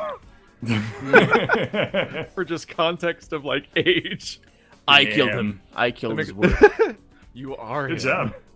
Oh, somebody had to do it eventually. Oh. He'll appreciate me saying that. We were really close, but I haven't spoken to him in like a couple of years now. I got very busy with school and kind of fell off that radar. So we got 5 minutes. I think we're ready to close it. Yeah. It's like 2 a.m. in the morning for Colonel. Farting story, or do we want to end on something better? I mean, not Wander farting story, but I've been going to the gym daily for the past like 2 weeks now. Yeah, how's that working out for you? I'm so hungry all the time now, and it is you're so hungry that you ate Shell. That's why she's not here. Like yesterday, you should probably explain why Shell's not here. I forgot to bring that up 2 hours ago. Good point. Shell's at Toricon, an anime convention in Rochester, where we're conventions. You guys go to like 3 of those a month. It was about like Hebrewism. How many conventions do you guys go per year? We used to go to like 6. But since we moved to Kansas, we've kind of rolled that back. It was a lot easier when we were in college because one of our friends, literally, like, that was how she makes her living, and that's how she paid her way through college. And she did, like, you know, sexy anime boys kissing and stuff like that, and like, there's a huge market for that. And so she would just make, you know, hundreds, if not thousands of dollars doing that. And we just kind of follow along, you know, watch her table, and maybe sell, you know, a couple $100 worth of random artwork / like Pokemon buttons, because we're both really good at drawing like adorable Pokemon, which is comically easy. But now we've just given them Disney eyes. Yeah. So we went to the one locally here, which actually made Shell like $2,000, which she was surprised by because she was like really nervous about it. Because for the most part, we were always just riding this other girl's coattails. So suddenly, like, we're kind of off on our own here, and so we weren't really sure if like we were going to be okay or not. And then Shell's making bank. But yeah, so she's at Toricon, which is in Rochester, New York, and because her parents live there too, so it's like super easy to justify going. Well, you know, let Shell know that I wish her a happy Sabbath. You know, Shalom and all that, and hope she has a good Toricon. I was gonna play Doom today and I forgot. I felt bad about that. What? Well, you know, playing like a game about shooting Doom demons not on, very, on like, Easter. Eastery? Oh. Yeah, exactly. I can think of nothing more Easter. Eastery than like, oh yeah, Happy Easter, everybody. Let's play Doom. But not Colonel RPG because his Easter's already over. Does it work that? Yeah, Oh yeah, well timing I guess. Yeah. Time zones. Yeah. Well, I managed to eat a whole box of Ferrero Rocher and in today in like 6 hours. I showed it actually earlier. Oh that's man, I'm not gonna live to be diabetes. It's rare, so it shouldn't be much of a problem. I don't eat. I do like my sweets, but I don't eat them too often, so it's not too bad. That's good because if you kept If I did, up, I was. you would be the next Wilfred Colonel RPG. Yeah. Yep. All right, so to All close right. this out, you can find the audio version of this podcast at soundcloud.com/4nerds. You can send us questions at 4nerdsquestions@gmail.com. If we haven't answered it yet, we may in the future. We definitely have a bit of a backlog. You can find my channel at youtube.com/SebastianSB. Wanderbot is at /Wanderbots with an S. Birdcatcher is Birdcatcher Games, and Colonel RPG I don't think has a custom URL, but there'll be a link in the description, or you can search Colonel RPG. It's Colonel RPG Gaming. Yeah. Because Damn, you have your shit together tonight, Keith. Good job. I was opening tabs and prepping things. They say it's Colonel RPG Gaming? Yeah, it's weird. You too. Yeah, it is. Can't do it. All right. But yeah, thank you all for watching tonight. So we're Thank you very much for having me. Thank you in the future. Yeah. and if you subscribe to me and Wander and Colonel RPG, then you can get approximately 20 videos about RPGs per day. Yep. All right. See you That's guys a next lot. week. 3, 2, 1. So we do a countdown for closing the recording. Oh, okay. It's a good thing I So didn't stop 3, already. 2, 1, go. Countdown's not And there as it is. big of a deal, but it helps sync Yeah. things up, especially if someone messes up, because oftentimes someone might have stream OBS crashes. crash midway through the recording and has to resync. Mm-hmm. Not Now, pointing any let- fingers at anybody that doesn't upload videos. All right. So thanks for joining us tonight, Colonel. You did an Thank you awesome very much. job. You were a very good guest. Oh, thank you. I was really nervous actually. Oh, well. Thank you very much. Yeah, Thank you very much for having me. is talk. you did a very good job. Really compatible with what we already do on our channels. That's true. Yeah, that's Um, true. Yep. So, Keith, Wander, Dark Souls 3 now, and Oh yeah, we should do Dark Souls now. Do you need Alright. to eat, Wander? Yeah, and we if you're up for it, we might be able to have you back next week. I'm gonna keep the opportunity open if somebody else wants to come in, just because it's like a limited Right. window for guests. Yeah. So Yes. if we find someone else, I'd love to sub in someone else. But if you're still up for it, because no one else seems to be really volunteering, then we can Well, probably do I'm it again next week. I'm definitely I'm definitely up for it. Yes. Yeah. But, Yeah, we'll- so we have we'll what, be in one more touch week again, with I Shell guess. being gone. Yeah, she Yeah. will be. She will We can be think back. of this was Yeah, very good. and in the We can think future, about Wander. making this if- a regular kind of guest thing, perhaps. Yeah. But we'll Yeah, we'll talk about that. Wander. If you know that Shell's not going to be around in the future too, then we can try to plan around that like this, because it's a cool chance to try to get different people in. I mean, the other option is we just give her the boot for a week. I'm sure she could figure something Oh out. yeah, because somebody just happens to be available. Yeah. Yeah. So you The guys options need are to endless. eat, because I am. Yeah, I am. I was asking if you needed to eat. I had a peanut butter block. Were you eating during? I at the very beginning I had like a peanut butter and chocolate brownie thing. Yeah, let me What- go what ahead and get a little bit to eat, and then. What kind of let's get break Dark are you Souls hoping 3. for, Bird? What? What kind of break are you hoping for, like timing wise? I'll just come back and just chat and then get ready to go. Like it'll be short. Okay, I'm gonna throw a couple egg rolls into the microwave then or something. Okay, yeah, sounds good. All right. Mm-hmm, it does, but I'm gonna sleep. Thank you guys again. Yep. Good Hey, night. Colonel. Do you still have BitSync set up, Colonel? I don't remember if we did that before or not. I don't. I think I installed it, but I didn't. No, I don't have it installed now. No. We'll coordinate that over Discord probably tomorrow. Because I don't think I'll have time to talk about it right now, but we'll figure that out. So we can get the videos. Right okay. Yeah. See you tomorrow then. All right. See you tomorrow. All right. See you, man. Bye bye.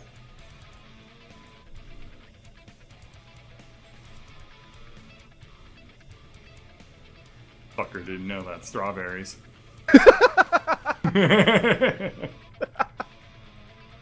That's he timed leaving me. I hope he didn't actually. He missed most of what I said. Oh no.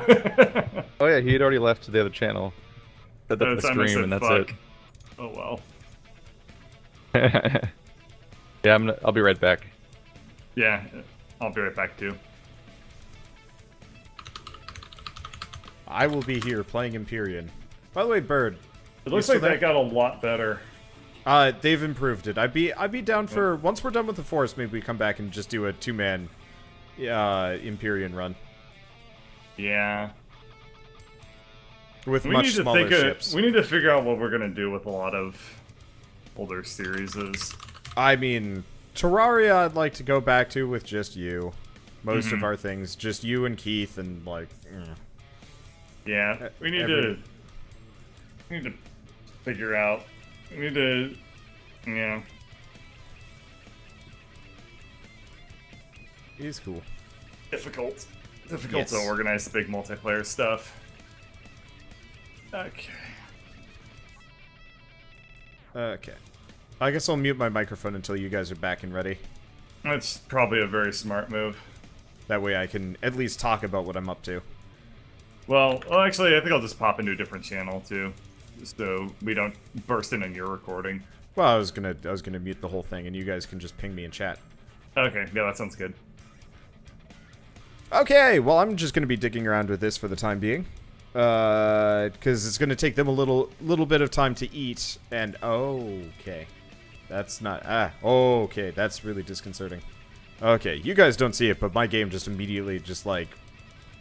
Rushed itself into the bottom of my screen. Okay, well, shit, what do you even use alien parts for? I don't remember. Let's make some salami. Yeah, I don't know. I'm gonna have to figure out how to get some veggies around here. We have, like, no food. Which is kind of awkward and bad. I mean, luckily we don't run out of food that fast. Okay, so Kingdom Hearts is later? Yes. I'm sorry for everybody that showed up in the beginning of tonight thinking that we were going to be doing Kingdom Hearts at a... I'm not going to say a reasonable hour, but doing Kingdom Hearts at, like, some point. We'll be getting to that later. I apologize. I should have thought about that. Let's see. No, two people who can't really do stuff, but haven't done much with Batbeard Nephew for a long time. Yeah, I've kind of let Batbeard do his own thing. Dude was getting, like, really stressed out, and I didn't want to, like, make that worse. So I've just been giving him as much space as he needs. And at some point, Batbeard will probably want to do stuff again, and that's totally cool. And I will definitely, like, bug him, but I definitely didn't want to, I just didn't want to bother him, I guess. Purified water from natural water sources. Hydrogen generator. I'm gonna get these just because we don't have Promethean. Okay, so what are we gonna do next? We're gonna be doing Dark Souls 3 in a little while. Okay. Oh, geez, that's a lot of oxygen bottles. That's super helpful. So yeah, we're gonna do Dark Souls 3, and then I'll probably play Kingdom Hearts. I'm like mildly tempted to play a little bit of I'm a little bit tempted to play a little bit of Hollow Knight, but considering how, like, weird and broken that was the last time I tried, I think I'm just gonna leave that for off-stream games and just figure that out later. Let's see. But yeah, the main reason I just haven't involved Effie is because the guy just doesn't have a whole lot of games either. And so, like, a lot of the stuff that I would need, like, Effie for example, would actually cost the poor guy money. And I really don't want to do that, because I know he's in like kind of a tight space, and I'll just get him when I'm feeling down for party nights again. But considering Catterday kind of fell apart in an epic and largely painful way, I've been kind of just withdrawn and preferring to avoid anything apart from Bird and Keith, because it backfired so hard. Because that was not pleasant, and you know, I prefer to just ghost out for a while instead of having everything just shit itself epically. Is that good enough? Oh, hey, I can pick it back up. That's super handy. I don't know if that was deep enough. Can I just... I could place it, like, wherever I want. Huh. This is funkalicious. Can I... Does that count as in water? Hope it does. Okay, off, no energy source. So if I do... Okay, so this will produce some water jugs. And if I do that... Okay, I gotta go make some more, some other things. Let's see. So how did, Catterday fall apart? I mean, mainly, Stainless and Purple were kind of unhappy with the way of things. We were playing too much scrap mechanic, which is entirely true. And they didn't appreciate that they were being left out of a lot of stuff. But they never really communicated with that, so instead of, like, telling the rest of us that they were kind of unhappy with the situation, they kind of, like, hinted passive-aggressively about it, and then publicly attacked us about it on Stainless's stream, like, a month ago or something like that. And, that is something that I've had happen to me before, and it hurt a lot, and I had no interest in, you know, letting myself be on the butt end of that again. Because I've mentioned before I got kicked out of my frat, and it was a very similar experience. And I was just like, alright, screw it. Because... yeah. So that's it. It was not fun, and I wish them well. But that's why Catterday has, as far as everything goes, Catterday has pretty much fallen apart. Let's see, is there a video anywhere to watch for this? No. I don't want to publicize it. I'm just going to say it now because we don't have too many people, and, like, realistically, I just don't want to talk about it, period. Because part of the reason why everything fell apart was because people were talking about it publicly, and shouldn't have been, so I should hold myself to the same general standards. But, oh well. It'll be okay. Let's see. So I got a bunch of... oh, right. Every time we kill one of those drones, we get extra stuff. That's handy. I'm going to put down some lights. Come to think of it, this planet is, like, hella dark. Probably should have been recording some of this, but whatever. Maybe not. Anyway, we got to go get some more iron. Do I still have my motorbike? I think I do. Yeah.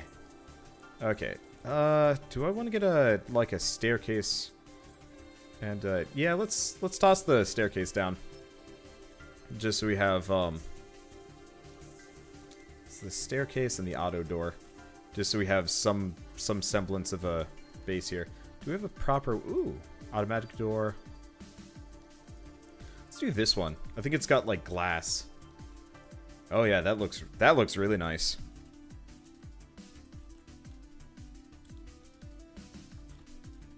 Okay, so let's go get ourselves some iron. Motorbike in this game is pure garbage. Nope, come on. I wish you would immediately go back into my hotbar instead, though. That'd make life easier. Yeah, I'll probably actually start recording this for realsies in a day or two and start over. But I figured I'd mess around with, like, figuring out proper... I figured I'd do proper, well, practice right now, just for fun, I think. Okay. I guess the other thing I could look into doing is getting a, an auto mining drone. But I guess if I have, like, a hover thing, I might be able to just dig in. Did I ever actually use any of the hover mining? I don't think I did. Let's see. It doesn't matter. I'll just do it by hand. Okay, kind of confused. Came for the podcast, see Wanderers playing Empyrean. We're going to be playing Dark Souls soon. The podcast wrapped up, and unfortunately, like, I don't really feel like changing the stream right now. Let's also get into finishing 100 Night. You know, I really should. I was just so cheesed off about the instant death kills that I just didn't want to play it anymore. But I promise I will finish 100 Night in preparation for the sequel coming out in the US, whenever that happens. Methane is also power. I've not figured out how to get methane working. Let's see, do I live in Kansas? Yes, I do.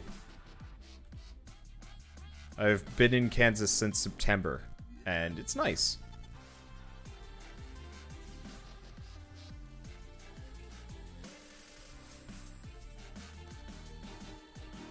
Okay.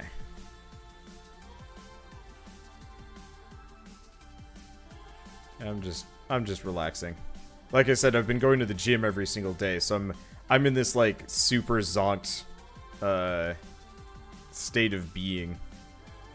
Once I get more used to running, it'll probably be a lot easier, but as it stands, I'm like running as hard as I possibly can because I've got beefy legs but belly fat for days, so I'm trying to get rid of all of that. And unfortunately, that means tired bot. Let's see, is Dark Souls happening tonight? Yes. We're just waiting for snack time, and so I'm playing other stuff. Empyrean will be another night. I also, as far as Empyrean goes, I'm probably going to be hosting on a I'm probably going to be hosting an Empyrean server again at some point for people to join, kind of in the same style that we did. Oh shoot, what was the game that we were playing recently?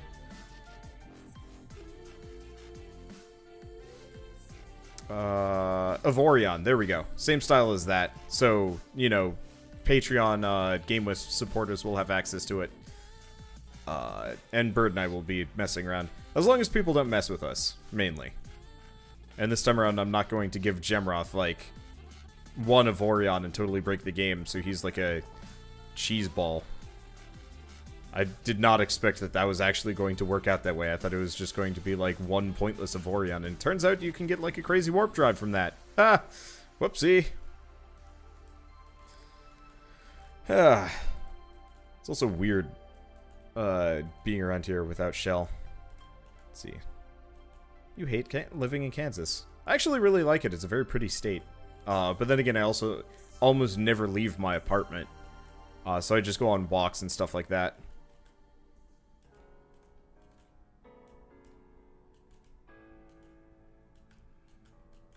Okay. Keep wanting to watch Wander's stream, but you're scared of running in and getting spoiled on something. Like, what games? Like, I guess Kingdom Hearts, if you've never played Kingdom Hearts. I guess if you're afraid of spoilers, just watch my stream archives instead. Let's see. 100% orange juice is massively on sale if I want to get it. Oh, I actually have a bunch of 100% orange juice. The only reason why I've never suggested it is because I didn't have the right combo. Either we had too many or too few people, and also I wasn't entirely sure who'd be down for it. We'll probably do 100% orange juice with Keith and Bird, because I think that would be good fun, as long as they can get over the fact that it is cripplingly anime.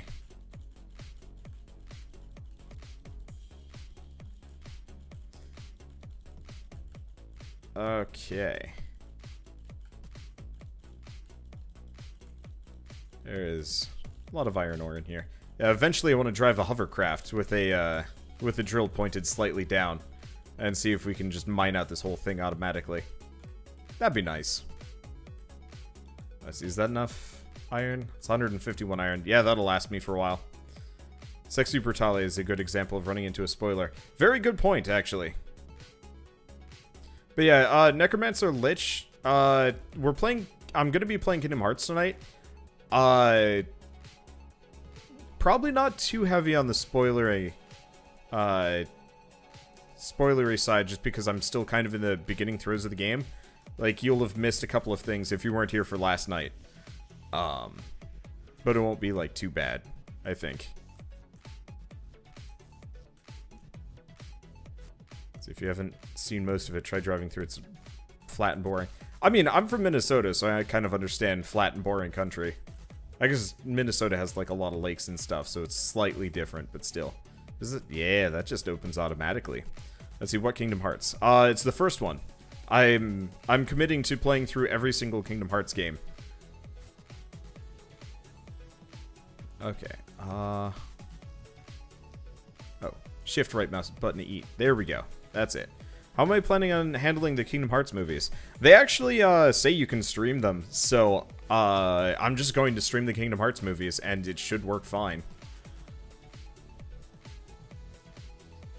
Let's see, how late did I get in Kingdom Hearts? Did I get Cure? No, I didn't get Cure yet. And it won't be chronologically, it'll be in order that they came out, so Birth by Sleep will come back later.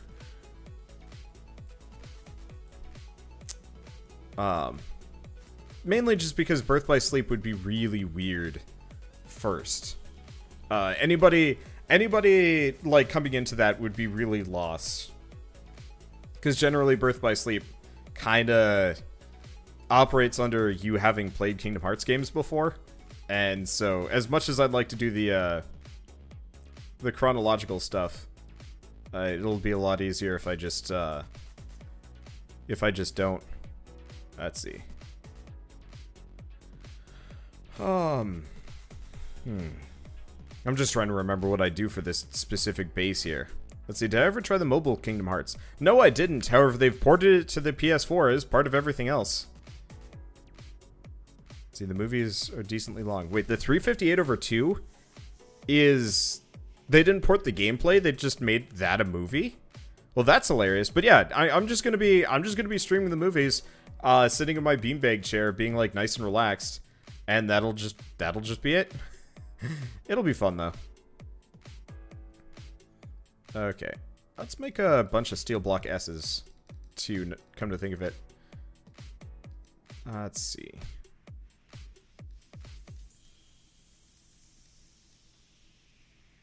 Don't really care about a hover booster, necessarily. We probably want 2 spotlights. Do I have anything? I gotta guess I can do Harvester Module and 2 Gatling guns.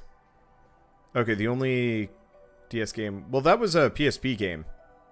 But,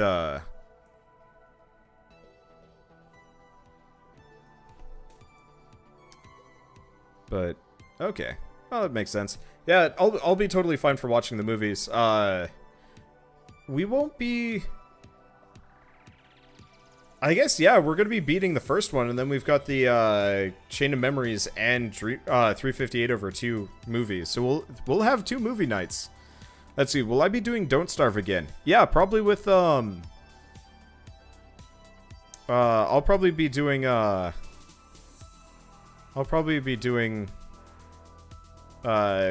Starve again with Bird-ish. And then, let's see, will I be playing Asura? I tried recording the first episode of Asura, and my commentary was, like, I was so, like, just not on the ball that I had to throw it out and start over. At some point I'll go back to it, but, that'll have to wait a little while. Mainly because I've got Flint Hook coming out in a couple of days, which is way more, I guess way more interesting to me. Let's see, isn't there a new Don't Starve coming out? Yeah, maybe. Want to see Wander play Pokemon? I have a partial Uranium playthrough. Let's see, hope that's over my finals week. Shakira, chances are I'm not going to be done with Kingdom Hearts 1 until, like, May. Maybe. Let's see. Unfortunately, I'm just kind of hanging out. I guess, you know what, let's grab the steel blocks and start filling this base out. Do I have any better blocks for this? Like a thinner wall. I guess we have, like, these walls that I can use.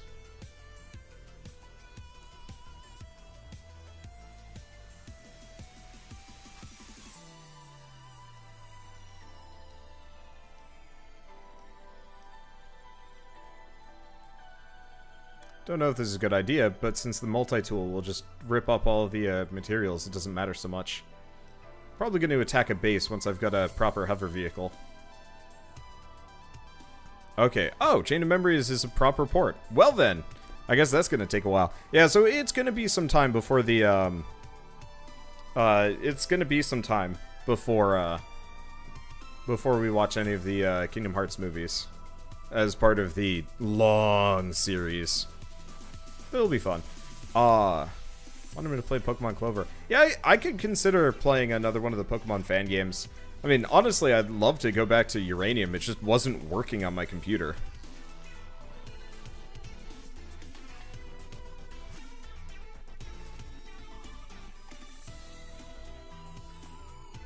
Like, it was running into weird bugs and it wasn't enjoyable. I wonder if I can change and rotate.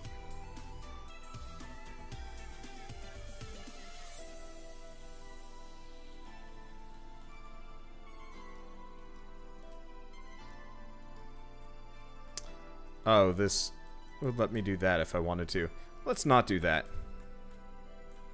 Yeah, so the movies will be fun. I'm looking forward to them, but we'll have to see when and where and what and whatever. It'll be fun though. Let's see. You could actually do a Pokemon game soon because the third game of Sun and Moon is going to be on the Switch. Dude, that'd be great, actually. I'm really excited for the Switch if they actually start putting up like, I guess 3DS games on there. It'd be great actually if they co-released every single game on the 3DS and the Switch. Oh, that would be so nice. I'd play the crap out of them. Why are these not stacked? That's confusing. Well, I guess I might as well start filling the... Or, I might as well start working on the hovercraft. While we wait.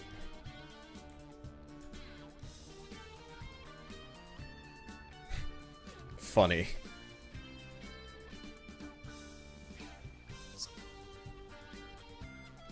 Let's see. Hover engine is already placed? What? Huh. That's weird. Also, Bird said you ready. Oh, did he? Oh yeah, there he is. Okay. Well, I'll be back to Empyrean in a couple of days. Probably as more of a series or fun thing, but still. Yeah, I'd love to play Pokemon on TV. But he's playing the DLC. Hey guys. Oh yeah. Hi. Please stop making that noise, Keith. I know you like it, but it does not translate well over TeamSpeak. I'm doing it to your audience. I know, but it assaults my ears first. You are. That's true. Yeah. You're like the little possessed girl that they have to talk to the ghost through. Yeah. When I think of Wander, I think little possessed, like anime girl. I was really disappointed when I found out that Colonel RPG was talking about Neighbors from Hell because my search result for From Hell 2004 led to Michigan Report from Hell, which is amazing. Hey. Alright, I'm ready to go. Are you guys there? Is Wander ready to go? Yep, just switching my stream over. I didn't want to, like... I wanted to leave it on Toxels because Toxels, goddammit. Toxels? What? Talk shows. Brilliant. That's the smartest name you could have ever come up with for a Dark Souls themed podcast. Dude, that'd actually be fun, except for... Too close to becoming a Chris Hardwick show. It's also a little bit late for that, considering they've ended the series. Sorta. Talking Souls.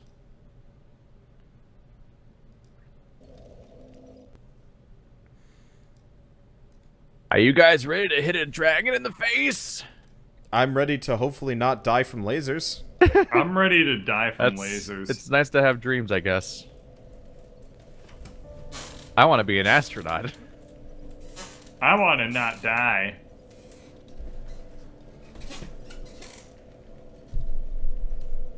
Give us them chair noises. It's all right in there. You guys ready to start recording? Yes! Give me uno momento. My controller is not taking. Also, maybe start sending the files sometime before we lose track of them or something.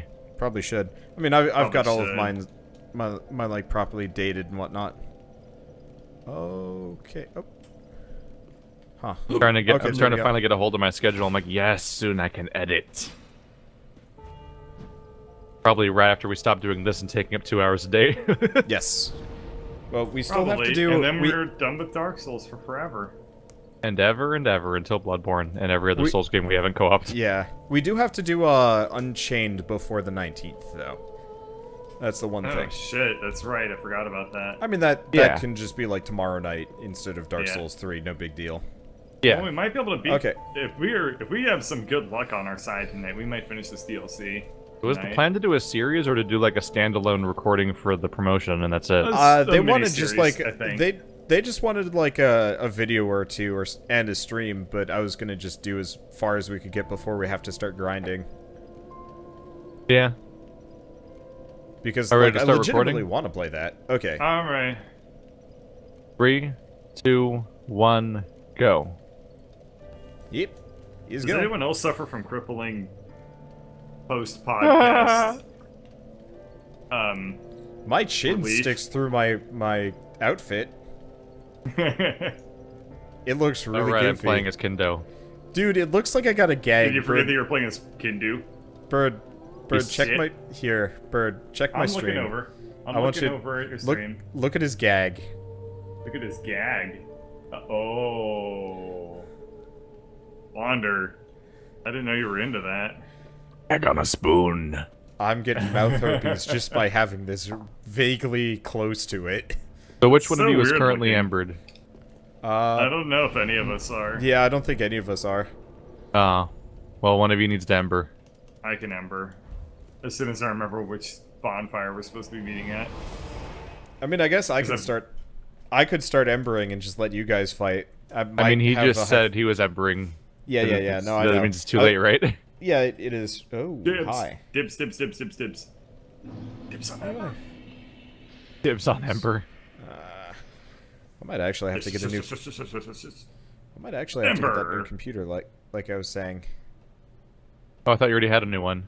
No, Nah. no, Oh. I didn't get a new one yet because I was like, I don't think, you know, I reset my computer. I reformatted my computer. I was like, yeah, this is good enough.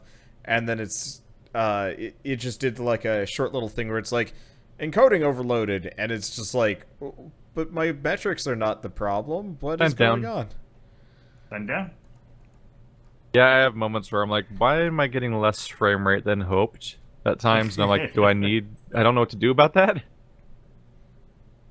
Like, my specs should be fine, and everything should be fine, but like, I'm just not getting the 60 frames per second necessarily in the recording when the game's running at that, and I'm like, well, what?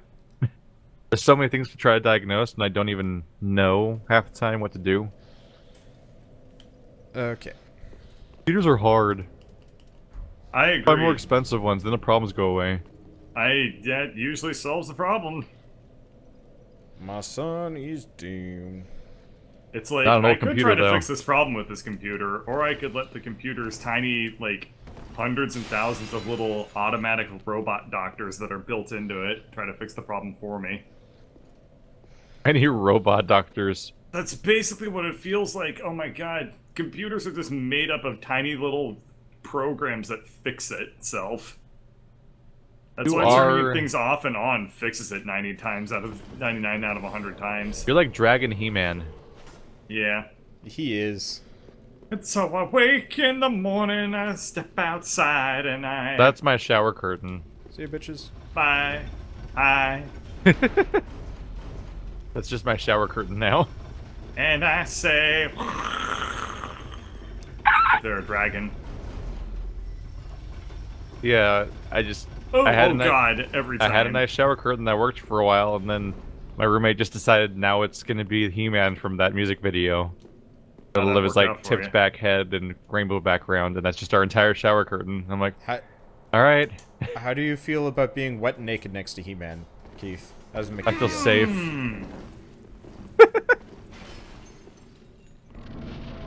Oh crap! You started fast. Coming. Well, yeah. I'm ready, man. I want to get this shit over with for forever. You know, if you lock onto this dragon, it kind of looks like it has one like crazy magic eye.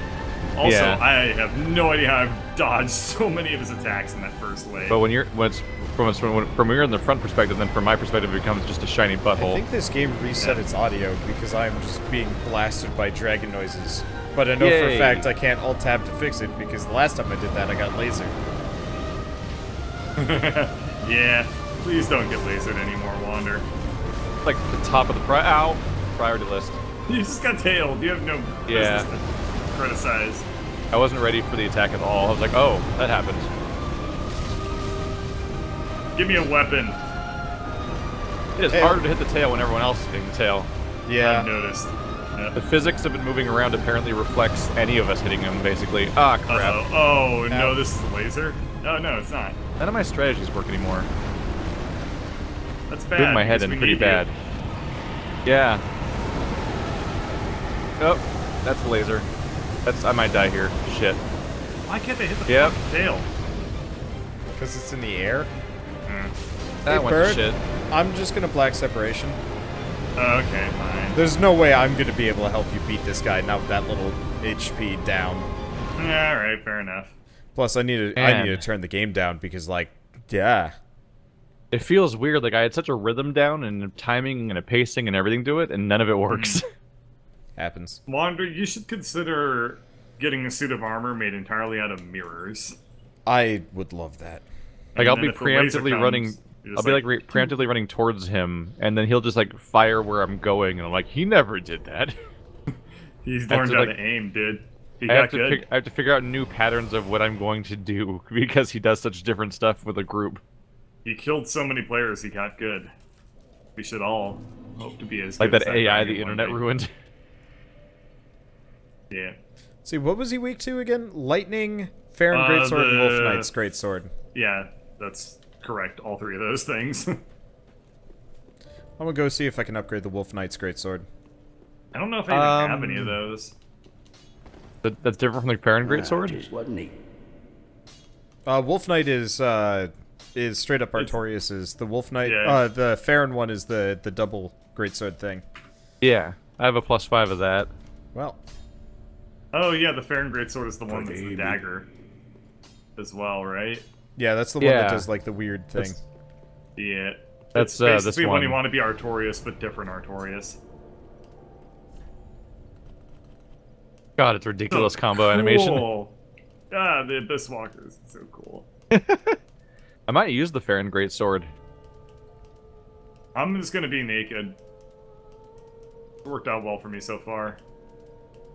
I don't know if I have it. Let's see if I can get the... Let's see if I can buy it. Because until now... I was using the Hollow Slayer Greatsword because it just feels comfortable for me, but none of my normal timings and everything work for this fight, so I might have to try to relearn it with this sword or something. Well, I have this. Here, this is what I'll use. That's... You have terrible ideas, and you should stop them. Stop having them. Yeah. No. No.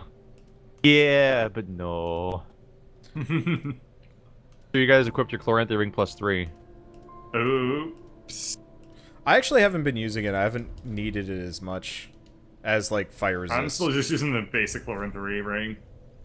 My current setup is mitigating damage and boosting my HP as high as I possibly can. I actually don't need the Leo ring if I'm using this. So to help with my hit points and stamina and stuff, I have the Ring of Favor +3 equipped. See, I don't have that. I don't know where the Ring of Favor +3 is. Somewhere in this expansion, but I'm not sure where. We're getting invaded by Mr. Inconvenience. Can you take care of him? I'm busy doing something. Probably not, honestly, but we'll see what happens. Quickly, invade. Join us, Wander, so we can start the fight. Coming. Wake up every morning at 4:45. Wake up every morning and I butter my toast. Toast is my butt hole. And I shove it up there. Is it buttered at least? No. What kind of monster Hello, are you eating? it's Mr. Inconvenience. Okay, my What's he sign is gonna down. do? My sign is down. Oh. That's mean. Time to be a scumbag. We're dicks, ow. My son, bird, my son. I am displeased with you, Convenience Man. He's Mr. Inconvenience, not the Convenience Man. Coming, another Phantom. Apu. Bad news for you. Oh, come on. Oh, come on. Oh. Now he runs the other way. Joke's on him, we're not even going that way. Yeah. Are you guys just heading for the boss? I Yeah. would like to. Yeah. Well, he's running forward in the level, but we're not going that way, so he's gonna get desummoned when we get to the boss gate. Uh-huh. Go, Well, quickly, done. before he comes back. Wander can catch up. Wander, you just abandoned him. No, okay. hop in the gate, I'm gonna go back Oops. up for Wander. Why'd you jump that way? Because the fucking fucked it. Get on the thing. Get on the thing. Here, jump to the gate. This way? Yeah, I'm going back Right for Wander. side? You jump in Okay. and the convenience will be gone. Look at the. Oh god, little what's goon that dude. monster? I don't know. He's just there. I think Mr. Inconvenience like pulled him into that room. Maybe. He's running forward to try to get us to try to stop us in forward progression, but he doesn't know that our progression towards the boss. Yeah, we're mean. Nah, fuck him. Yeah. Valid point. Go, go! You could have desummoned him ages ago. Well, who gives a shit? He's not following us. Yeah. He. Damn. Remember, he's trying to do the. Oh no! Oh. What? All right, bird. Homer bone. What? Why? What happened? Connection error occurred. Oh. That was weird. Yeah, that was weird. Mr. Inconvenience must have Been bugged inconvenient. us. Well, thankfully, homeward bones are easy to get in like infinite supply. Also, I could also infinite. use the coiled sword. Yeah, if you have the coiled sword. I do. I think I traded mine for slab or something. You can do that. You can trade anything at the birds, Oh, valid. and whatever the coiled sword is turns into something valuable. Pickledy. Pickledy. Well, I value Pickledy. that over the idea of buying homeward bones. We forgot for, like, only we forgot to go 500 to souls. Pickledy and Pumperum again, Wander. Why were we gonna do that? So we can go, hello. Oh, Aki." right. Hello. Oh, well. Summon me, you shit. I'm gonna get Put invaded. your sign down, you fuck. It is down. Been I down see all ghosts, along. so I'm not disconnected from the servers, at least. Triforce was within you all along. Now, you must die. Okay, I need to pee. Hopefully you'll. You have been watching Game Grumps lately. I have been watching a lot of Game Grumps lately. I like how that entire joke is based around them mostly not hearing him correctly. Yes. Like, they mostly just didn't Hello, actually hear what he Link. said. You must die. Yeah, but it became such a joke that it didn't matter. Like, it was so Yeah. worth it. Mm-hmm. Would you All like right, to buy I'm gonna- into our replacement program? You must die. We're stealing their joke, and I feel bad, but it's really funny. It's really We can funny. be just like Dane Cook. Yeah. Although the joke that Dane Cook steals jokes is actually also stolen. Yay! Keith, we can never be original, no matter how hard. I mean, we if you try. watch Louis C.K. the show, there's an entire episode dedicated to the idea of that coming into fruition in the first place. Was it really? There's literally an episode of Louis C.K., the person that Dane Cook supposedly stole jokes from, starring Dane Cook, and they're talking about that happening in I a should look into dramatized this form. episode. It's Huh. weirdly meta. Because it's a Okay, scripted I can see show, but signs they're having... now. It's like a It must have scripted been show, weird. but they're clearly having, like, a real talk about, like, the joke Dane Cook stole from Louis C.K., and I'm like, this is really weird. Didn't they do something fairly similar with Louis C.K. and like Mark Maron and stuff on that show because they had like a beef? Has There's a Bird lot of- just not summoned us yet? No? I had a connection problem, but I'm summoning you now, and it says unable to summon Phantom every time I try to. Yay-hoo! Yeah, I'm Let's all just unable quit to- and then pop back in, Yeah. and that should do it. I'm gonna hit quit game Okay. real quick. There's the really depressing arc on Louis C.K. is the one where he tries to get a talk show. Oh, that was so good, though. He gets tapped for being like the replacement for a talk show, Letterman. And it has the worst payoff ever. It's oh no! Starting an offline mode. Are they having server maintenance right now? No. Unable to connect the network. Are the servers down right now? Well, we could always do Orcs Must Die Unchained if it's going to be like this.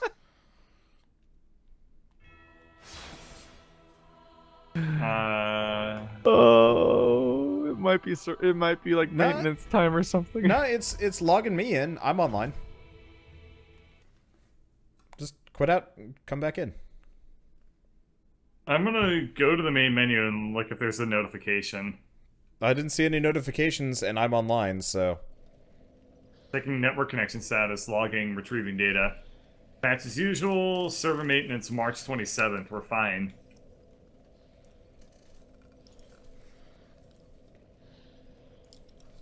Because if I remember correctly, March was a month ago. Like half a month, but still. Yeah, you can round up or down, whatever the hell you please. I mean, I can also say it's just September.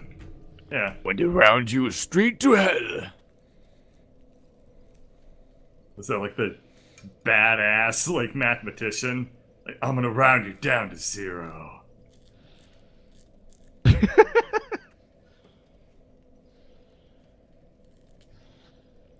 I have a summon sign for Baron Vanja.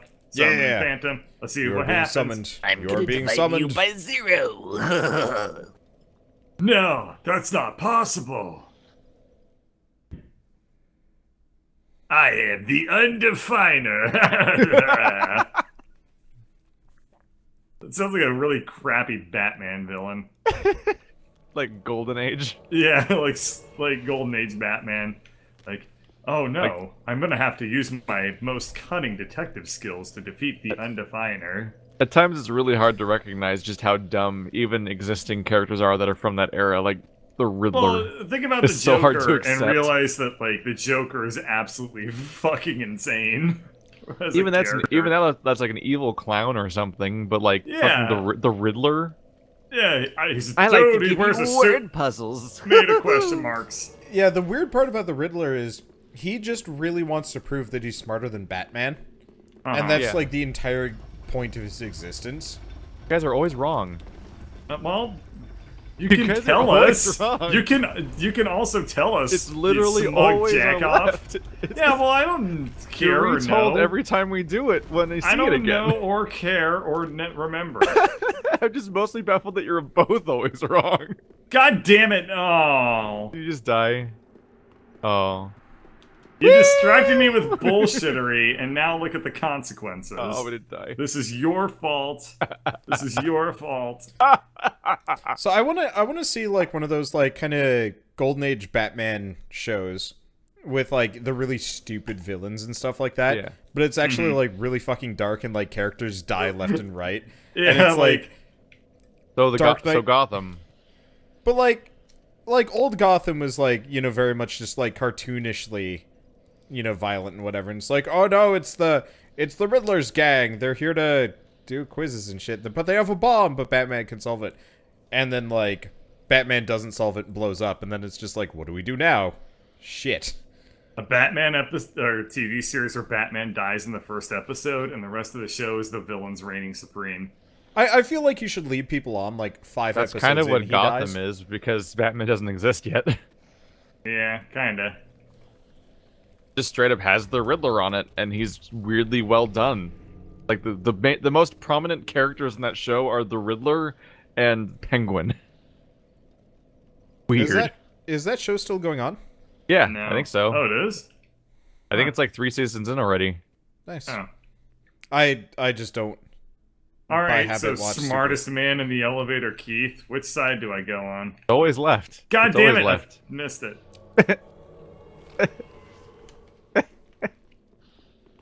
Don't miss the ladder. Fine. Please. I can miss ladders. I can miss ladders whenever I want to. Hey guys, I got it.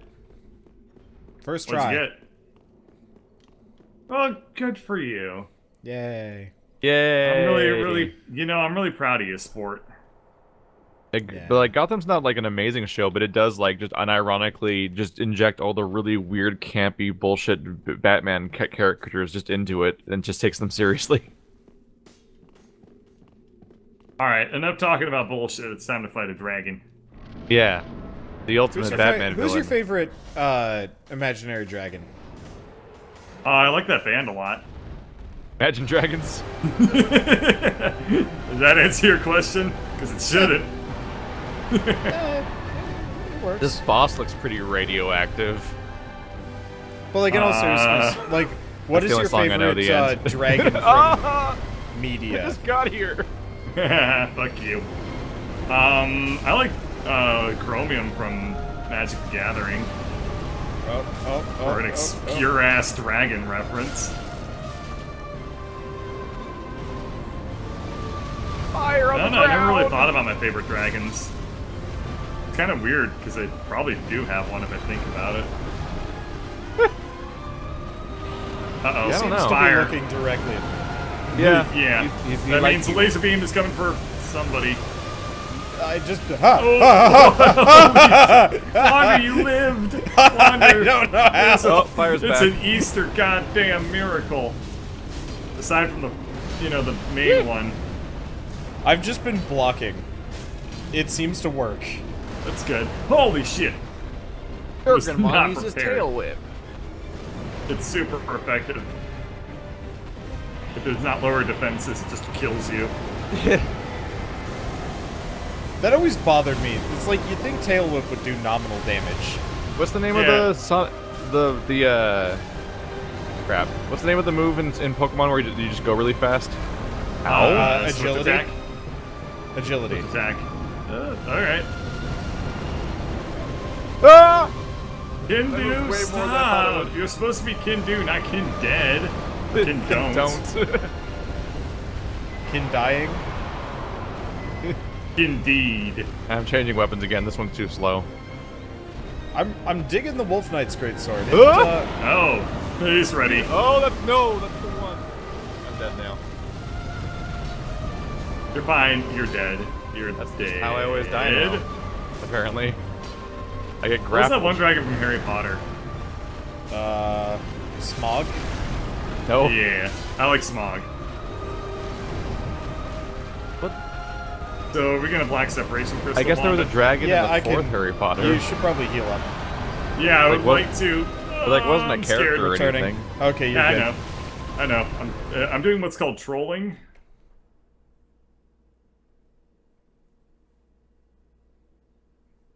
Yeah, Yeah, shit, there I were, don't like, a remember couple what any of the in dragons fourth were one. called. Because there's There the one It's called like Chester, like North Chesterfield dragon. I don't know. Most Stuff like dragons that. are really boring in my opinion, so I guess I'd have to go with Smaug. Yeah. I like Smeh. Like, what competition does he have? Dragons are really boring characters usually. Yeah, I guess I that's like a good point. Trogdor. Yeah, we'll go with Trogdor. Trogdor's my favorite I dragon. mean, Warcraft's cast is like 70% dragons, and they all suck. Yeah, they do. Deathwing's kind of cool. So boring. I mean, not Deathwing's kind of stupid though. He's like, I got really injured. I'm gonna go to the elemental plane of Earth and hang out there for a while. Well, Oh, I'm there. okay, I'm so gonna World like. of Warcraft Deathwing, where it got all rebooted, is kind of stupid. I like old school Deathwing. What is Well, if you Deathwing? can't handle him at his worst, you don't deserve him at his best. Oh, I Warcraft hate 2 that line. Deathwing was cool. Man, I don't even remember Warcraft 2 Deathwing. He was the strongest fucking thing in the whole game. He had like 900 hit points in a game where the average unit had 40. So I played I played Warcraft 2 when I was like really young and like did not understand how to win strategy, so I was just like, fuck it, let's just turn on the unlimited resources, and I killed him with like a Well, that's because bazillion Warcraft 2 is archers or actually whatever. super hard. I can barely beat Warcraft 2 as an adult. This is a really Stop tough it, game. me. I can't. I'm getting like unable to summon phantom errors. Ah. I wonder if there's like server problems. You think? Could be. Yeah.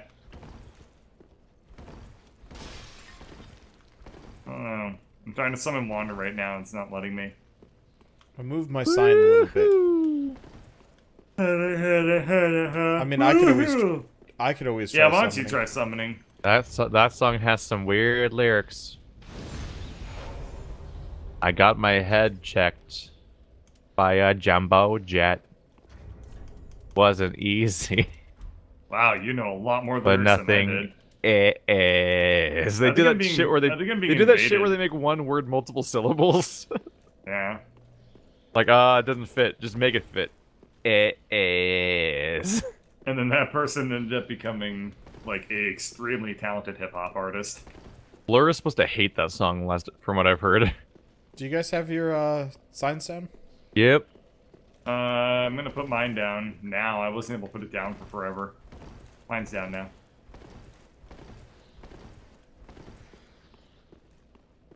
Album. Get nothing done.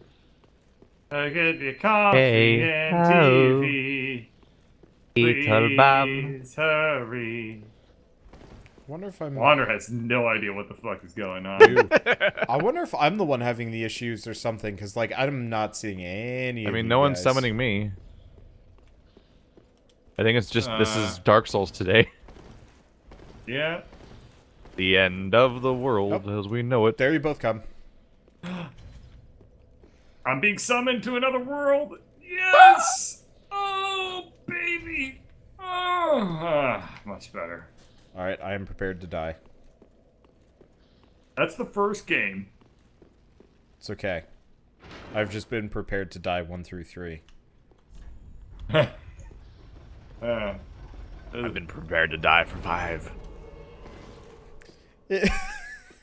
I wonder how long you could like talk about prepared to die 1 Dark Souls and like without saying Dark Souls and see if anybody gets like you're talking about the Dark Souls game.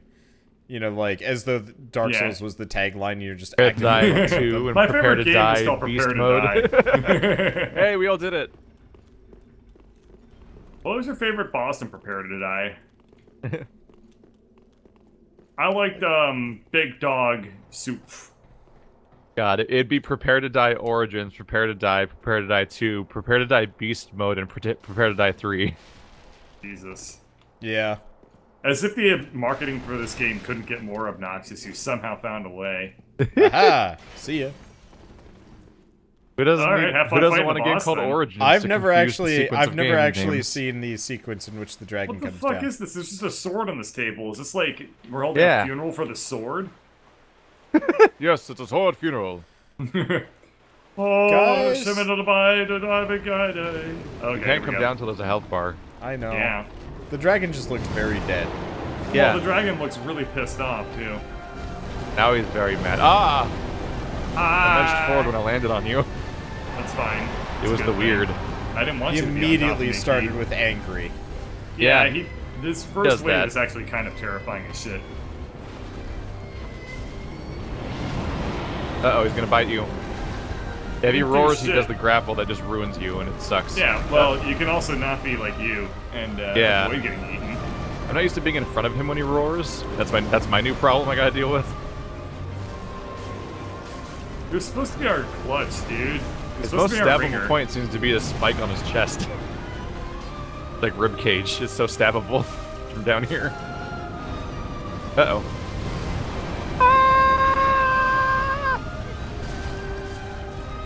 Wow, that tail freaks out. Ah, god damn it! Every time. Yeah, that tail. That tail just. Ooh, he kept going. Uh-oh. Uh-oh. Uh-oh, Uh-oh. uh-oh, oh! Well, God damn. okay. Bird, are we just gonna keep going? I don't know, man. It's up to you. We're Ow. free to. I don't know. We'll figure it out. Yeah. My main thing is I don't know how to fight this boss. I'm mostly just trying to stay not dead. Yeah. Yeah. You'll never learn otherwise, though. He's true. You're just I'm gonna be in a getting better. perpetual state of not knowing how Never the fight mind. works if you keep running away. Ow, let's And fire I'm comment dead. to me. I am dead. Okay. We're getting really good. at reducing this guy by 5% of his health bar. He body slammed me, and then he immediately leaned back to start shooting flame down. I'm like, I haven't healed. I am not prepped for this. I'm in the middle of rolling. I have no stamina. Ooh. I took a hit move on until we've killed this guy. I took one melee hit, and then I was like, oh, I need to recover from this, and then realized he was already spraying fire on me. I'm like, oh, that's it. Bird, I'm gonna put my sign down. You summon. I think you're still Embered. Wait. Pete's playing with the character that he beat the whole DLC with, right? Yes. Yeah. So clearly we can summon when we beat the whole DLC. No, that's not how that works. That's not what, right. That's not God damn it, you're right. It's so wrong. Your brain is so wrong. Oh, excuse me, I don't have this fucking memorized. How weird the damn cooperation. We'll go back and get summoned in old areas all the time. Actually, wait, hold on, Keith. Didn't you summon when you got invaded last night, though? When did I get, You got invaded repeatedly. But, like, you were playing as Kindo, and you definitely had summons. Like, me and a blue phantom. Oh, yeah, that's confusing. Maybe we can summon for the dragon. Yeah, let's keep going in the DLC. Why are both of your signs down? Oh. Yeah. Well, let's just keep going, then we can come back and fight the dragon later, and either That'll give up be more or... fun. Okay. He will be 0% easier. Yeah. But we'll be less rusty. Let's fight... And this way it's like sugar on top, as opposed to like we're eating our dessert before we eat the main course. We were getting good though. We got him down to half health last time. Oh, did we? That was a day ago. You think we it was remember literally yesterday. Yeah. Yeah. We got him down to half. Yeah. Well, yesterday was yesterday. Like, I am down for fighting the dragon more. I'm down for fighting the dragon more. The main problem is one of us gets randomly instant KO'd. Bird, do you want to summon for this one? Are we fighting the dragon again? Yeah, let's just keep fighting the dragon. Yeah. Okay. Like, it takes practice, but we got him down like half last time. He was in the phase 2 where he's like does an explosion. What if every one of the bosses in Dark Souls were nice? Like if you could do Undertale, like No, you can't do Undertale. You still have to kill them. Give him a dragon pie. Like, oh hey! Full of dragnet. You want to be the 5th king? Come on over. We have a spare throne for you. You know what? It would actually be really funny if there was like a Kojima style boss. Do you want to fuck a dragon? There's like a billion ways to actually fight the dragon, including like if you just avoid every hit that he throws at you for like an hour, he just gives up and leaves. Yeah. Dragon's just like, fine, you win. I don't care anymore. Like Sir Alone Seppuku. Yeah. Exactly. Yeah. You have defeated me without taking a hit. I will now kill myself. Did we ever end up seeing that happen? I don't think we pulled it off. No, I don't think any of us pulled it off. Yeah, I don't think you and I did. Yeah, well, that's because he was really like aggressive and punchy and stuff like that. I bet we could probably do it. He was now one of those. He's one of those villains. I guess he's got like a glitch where if you do the killing blow, he goes into that animation, right? But if you do the killing blow while he's in midair, he then just ragdolls like he's not supposed to because he tries to initiate that animation in midair and then ragdolls. Oh, you can't gesture in midair. Damn. Then you get to see a boss ragdoll, and it's like, oh, that's not ever supposed to happen. I'm gonna see if I can bait this guy into getting hit with a plunging attack. Well, never mind. I'm not gonna do that. Me, the total trip here is that I got him down to a point where like I just never had to deal with his fire attacks really. Well, just got to do that again. It's impossible.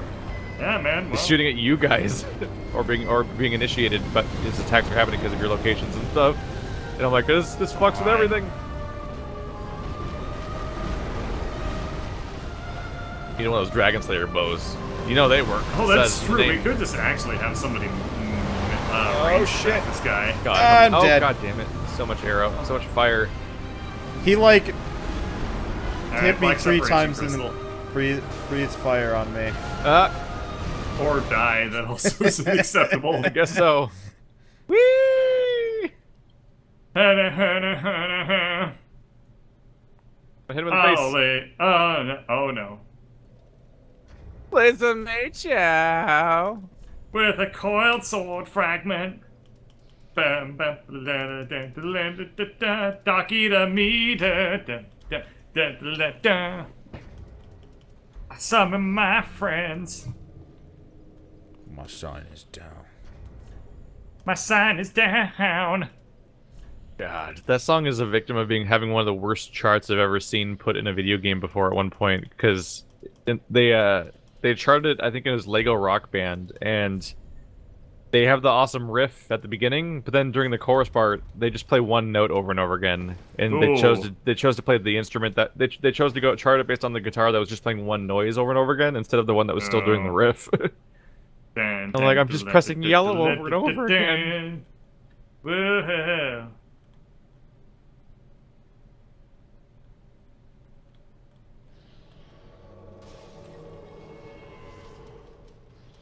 Man, what are we even talking about at this point? Dragon! Dragor was a dragon! Dragon. I really wish for this boss Dragoon. I wish for this boss they had actually just had a bonfire directly outside of the... Yeah.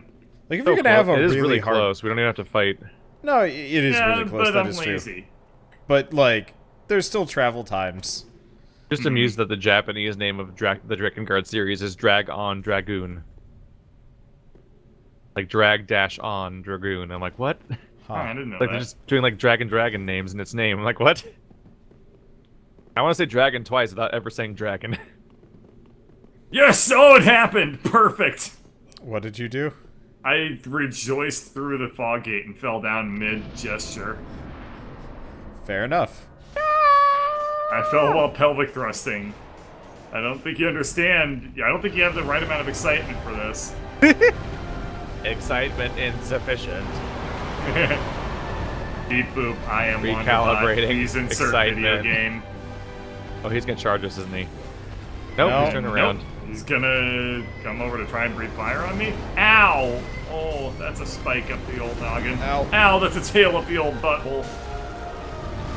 Ow.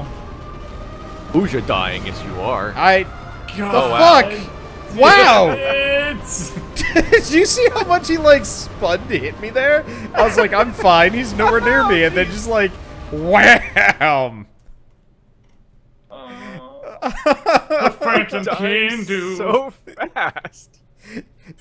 He's two-shotting me. Like, there's nothing I can do about it. You definitely will do that. Oh, I'm sent home. I'm like, what's happening? Oh, no. Oh, that's bad. I was like freezing in the middle of the boss fight and I couldn't control my character. That would be terrifying. Like, that's the one thing it's I like really... sleep paralysis. The one thing I really appreciate about Hollow Knight is, at most, you take 2 damage, as opposed to, like, half your health in a hit. It's just like... I kind of wish there was at least in PvE, like a ceiling damage you took. But, whatever. I'm not going to complain about it. I'm just going to get good. Zelda has a ceiling. You can take a maximum of 99.9% health. Oh, you can't get one shot in that game? No. Huh. That's kind of nice. Didn't know apparently, that. if you get one shot in that game, apparently it's because of secondary damage sources like getting hit by lightning or physics from getting thrown back. Yeah, I hate sliding in that game. Getting... I take so much damage sliding down hills. It's like, why? The silly thing there is that, like, just if I'm getting hit by something big enough, like a Lionel or something, and it's blasting me away, then I'm always gonna take that chip damage at the end that makes me die anyway. Yeah, I just have like nothing. I just am always loaded up with like 10 fairies, so it kind of is meaningless. Yeah, I've never had a fairy yet. Go to one of the fairy fountains, dude. Yeah. I'm just now walking towards Impa. No one's even mentioned that fairies are a mechanic in the game yet. Oh, really? Yeah. Like, this is how a sword with my fist. No, I mean, like, the game has never mentioned fairies. Oh, they never mention them. Oh, you just grab one and it's yeah, there they're just floating there. I thought it would be introduced as a mechanic or something. No. If you don't grab one, it's meaningless. Like. Oh. Keith, where do you assign it? I forgot, so it's going down now. That would explain a lot. I did it. I saved the world. The Wonderbots. You're a 4 nerd. Did you hit him? Who? Wander, did you hit him? Hit who? Boss. In that last attempt? No. Oh. I was just trying to get close, and he hit me with the tail, and then hit me with his fist. And then I died. Are you ever really hitting him, Bird? Yeah, I was hitting him. Like, the thing is, if I can get close to him, I can start hitting him, and I can survive. It's just the approach is such a risk. Because he will, like... There you are. Okay. I'm generally safe except for the fire. I'm used to dodging all his melee attacks, but the fires are like an uh-oh. Into more fall than I expected. That's a good start. Thank you. The hell was that? Oh, I used the bloodstain. I thought I saw the invader just plummet down the elevator. I mean, this thing. Whoops. Yeah, man, look at this. It's like we're having a funeral for the sword. Yeah. Like, here lieth Stabby. He was very good at stabbing. You know what it looks exactly like is Aragorn's sword from Lord of the Rings. Oh, yeah, kinda. We are invaded. Yeah. Yep. But he's gone now. Oh. Too little too late to help you. Oh. I didn't realize there was an invader. We said it's fine. Oh my god. I think we restated that there was an invader like 2 or 3 times in relation to you not having a Ow! Jesus. Oh, god damn it. Oh. I literally just finished heal from the invader hit and then get hit by the tail when I land. That was really trippy. He backstabbed me as he disappeared. That's kind of cool. Yeah, except I'm down 2 flasks already. Yeah, I mean, just get good. I got dropped in front of a tail. Yeah, I mean, you can complain all you want, or you can get good. Uh-oh. Laser beams. I don't think this is laser beams. Oh, no. Nope, thought it'd be. Gotta get them head strikes. Whoop.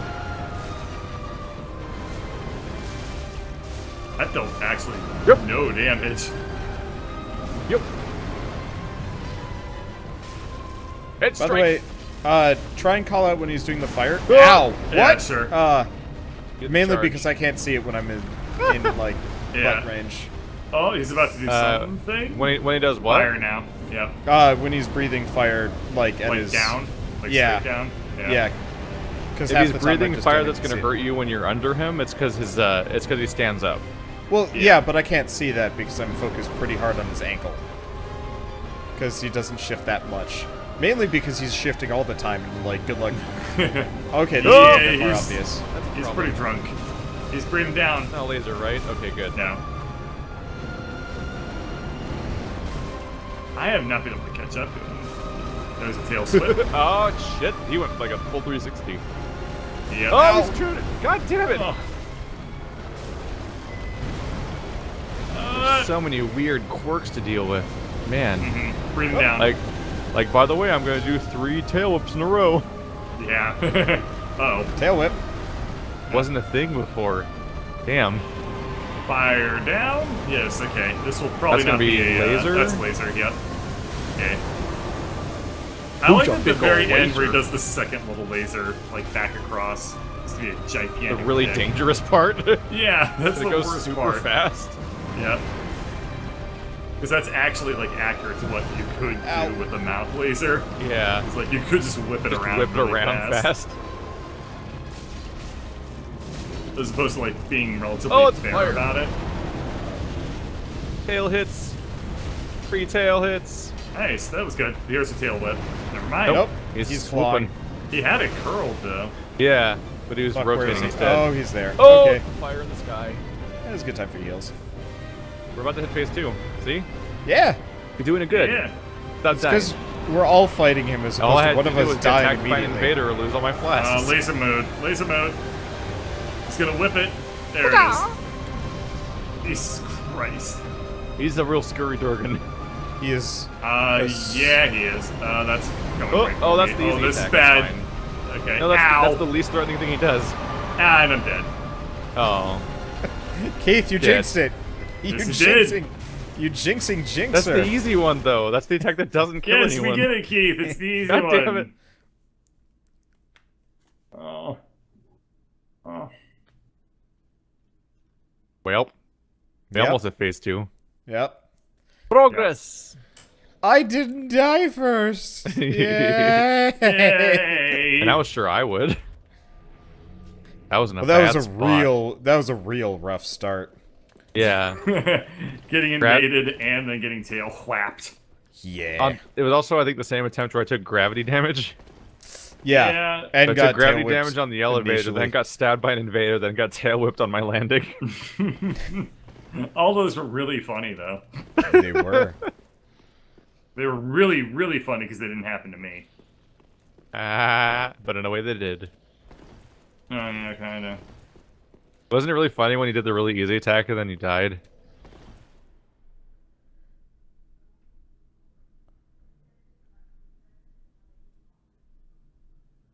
I'm not used to hearing my neighbors. This is weird. What are they doing? Let me know. I can just hear them talking, and I'm like, huh. I guess you can Oh. hear other people That's in not this building. sexy. They can hear you all the time. Yeah, I know that's the problem. It's like, can they hear me like day in day out as the really loud neighbor that's like laughing and talking that's probably the constantly? annoying thing for me is I just had to get over the feeling of just like knowing people are probably hearing me all the time, all day when I work. Yeah, well, I practice singing, so that's fun. Well, yeah. I try to practice singing out an open window in a vain hope that might That a make me dove less will land loud. on it. Eh. And all the birds will land on your limbs. Oh yeah, like I'm just gonna I be mean, like ah. then you can Bunch of spin. bird friends. To diminish it a little bit on your end, Bird, Lady Bird has a private thrash metal band that she practices for every day when you're at work. Oh, Yeah, that so sounds like pretty badass. Comparatively, What's it called? you're- Lady and the Birds. No, it's ah! Funny. Please Guy's got don't. holes in his wings. How are you gonna fly with Lady that Bird's shit actually going the on? lead singer of Evile. Funny. I know a band name. I know, my When did the contribution. joy die in your heart, Keith? I know band names. I just don't know your band names. Oh, that's fire. Why did that become about you? Yeah, I'm kind of confused about that Oh. segue. I felt like I was. defend myself for some reason. Whenever we're talking about band names, it's usually to shame me for not knowing shit about anything. No. We're making fun of Keith You're for just being like cynical. triggered with no context now. Because I'm used to it from you. Yeah, this is actually a fair Oh, point. fire. It's like Pavlovian at this point. Tail whip. It's super DuckTales. ineffective. This time. Oh, it's fire. No, I'm under him right now. I was like in the middle Oh, of it's a the fire Laser! laser. Laser! Jesus Oh, Christ. I'm no, dead. God damn it. Damn it! No! Oh. I didn't see it, and then it hit me, and then I was fucked. That was bad. Do good. Wow, you're getting on point with those D-summons. Yeah. He's so got a what's- macro All for the it. things to get fucked what's- back. So what's really uncomfortable about getting de-summoned is that not only do I fade away without being able to control my character, but also he keeps attacking where I was for a bit, and every time he hits that spot it vibrates like I'm still there.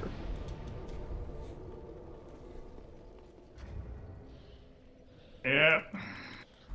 That was Like, better than all of our we're other gonna attempts be except for the good doing one. this again. We had our best attempt followed by our second best attempt, like we're still trending better.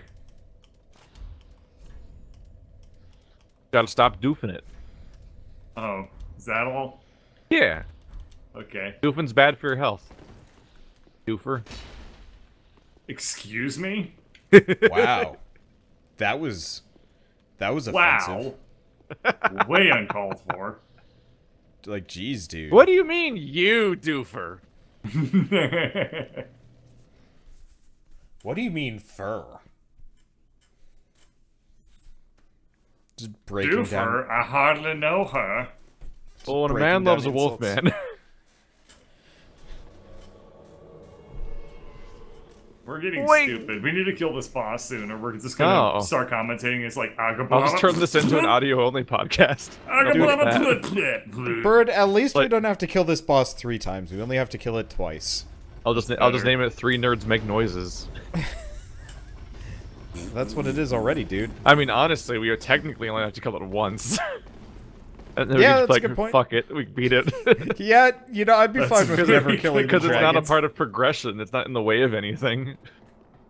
So if just one of us beats it once, then we could be like, okay, well, we beat it. Moving on. You did. Yeah, I beat it on my own. Let's Here we go. Here we go. And here we go. Here we go. Here we go. Here's the alternative. How about we just take Keith's footage of him beating the dragon? And just like us talk over it. We just post comments. Separate Keith. So I create 3 camera angles, but it's just the same camera angle offset by 5 seconds, so it looks like different people when I cut between them. Yeah. That's not gonna fool anybody. No, it won't. It won't even remotely. Like a terrible April Fool's episode video. Yeah. You were on point with your April Fools this year, by the way. Oh, right. We'll do that. The fire expands so slowly and so far out of a distance that, like, you can feel like you got away from it 3 seconds before you get hit. There goes 2 of my SS charges immediately. I got barely hit by the fire. Damn it, I'm gonna get hit by everything. That was bad. Too good. Please stop, Dragon. Mr. Dragon, how many clicks does it take to get to the center of a hollow pop? Zero effort. Ow. Holy shit, that was all of their health! Baron! I don't like this! No! Maybe we should look up where the Divine Ring of Favor is. What? The Favor Ring +3 or whatever it's called. It increases your health and your stamina and your equip load. Ooh, that sounds good. It's Lautrec's ring from Dark Souls 1, but +3. Oh my god, he real mad at me. You're real mud. This guy's got a nice calf muscle, at least. Look at that when I stab it. Ow! And I'm dead. Holy it. shit. That was way too much damage. Alright, you know what? You guys keep fighting him. I'm gonna go look up where that ring is. Okay. This might make it easier, because it'll be more predictable, at least. He's wearing. God, his behavior is so weird with multiple people. Yeah. He's just doing whatever.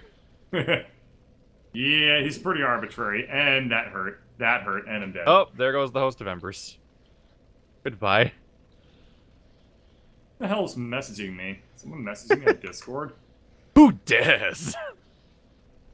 I don't know, it's Skype. Why do I have Skype open? Yeah. No better by now. Every time I open Skype, all I see is just like...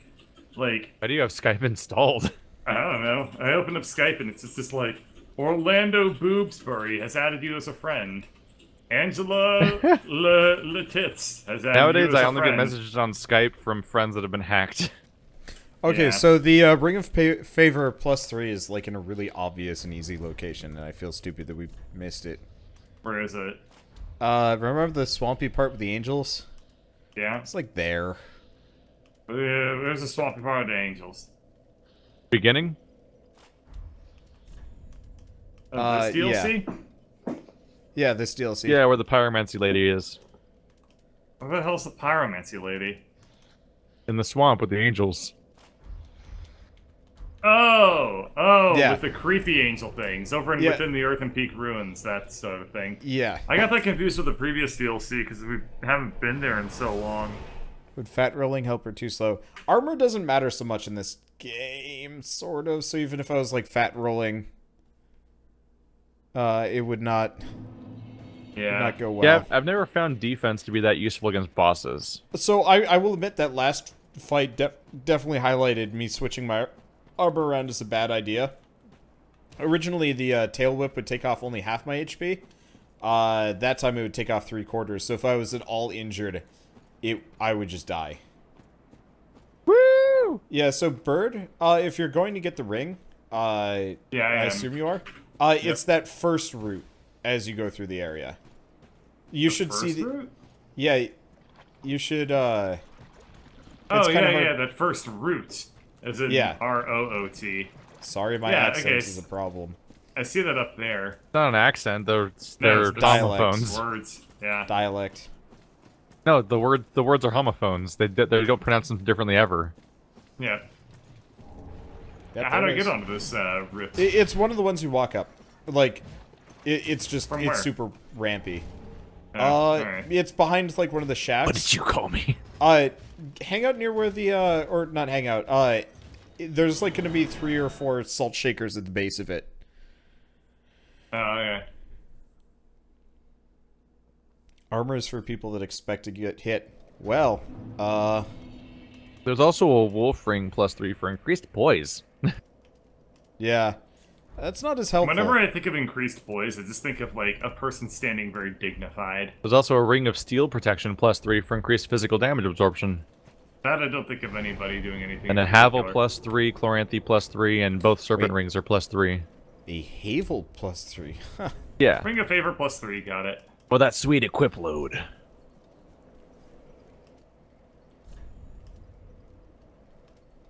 Okay, this will make our life a little bit easier. Yes.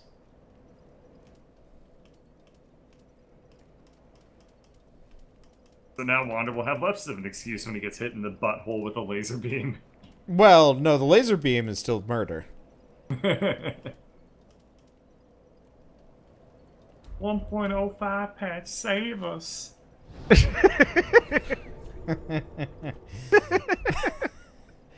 Okay, let's try this again. Alright, I'm ready to summon. Yeah.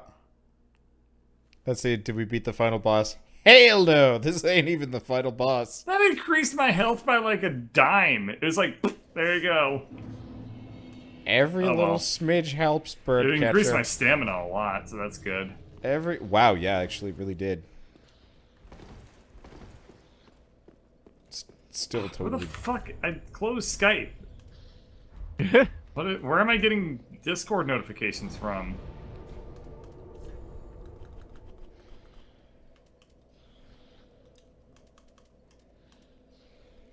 So weird. Alright. But put your signs down, people. Summon. So bad at looking for this bonfire, because I can always look for the bottom of my list. Yeah, this one you don't do such a thing now. You okay? Yeah, fine. You having like a brain stroke? I just turned into a 100-year-old man who wants to tell you about the time he was adventuring in Zaire. I thought you were just rednecking it. No. What redneck sounds like a fucking 100-year-old archaeologist? You sound like a bogman. Like one of those tired people. It's good to I'm a own tired land. sounding southern words. Yes, yes. My son It's is... far too hot today. My son is Dean.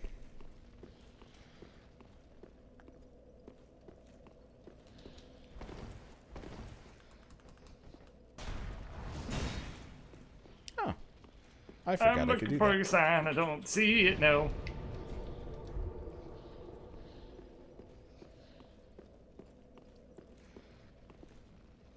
Did you already get Keith? Yep.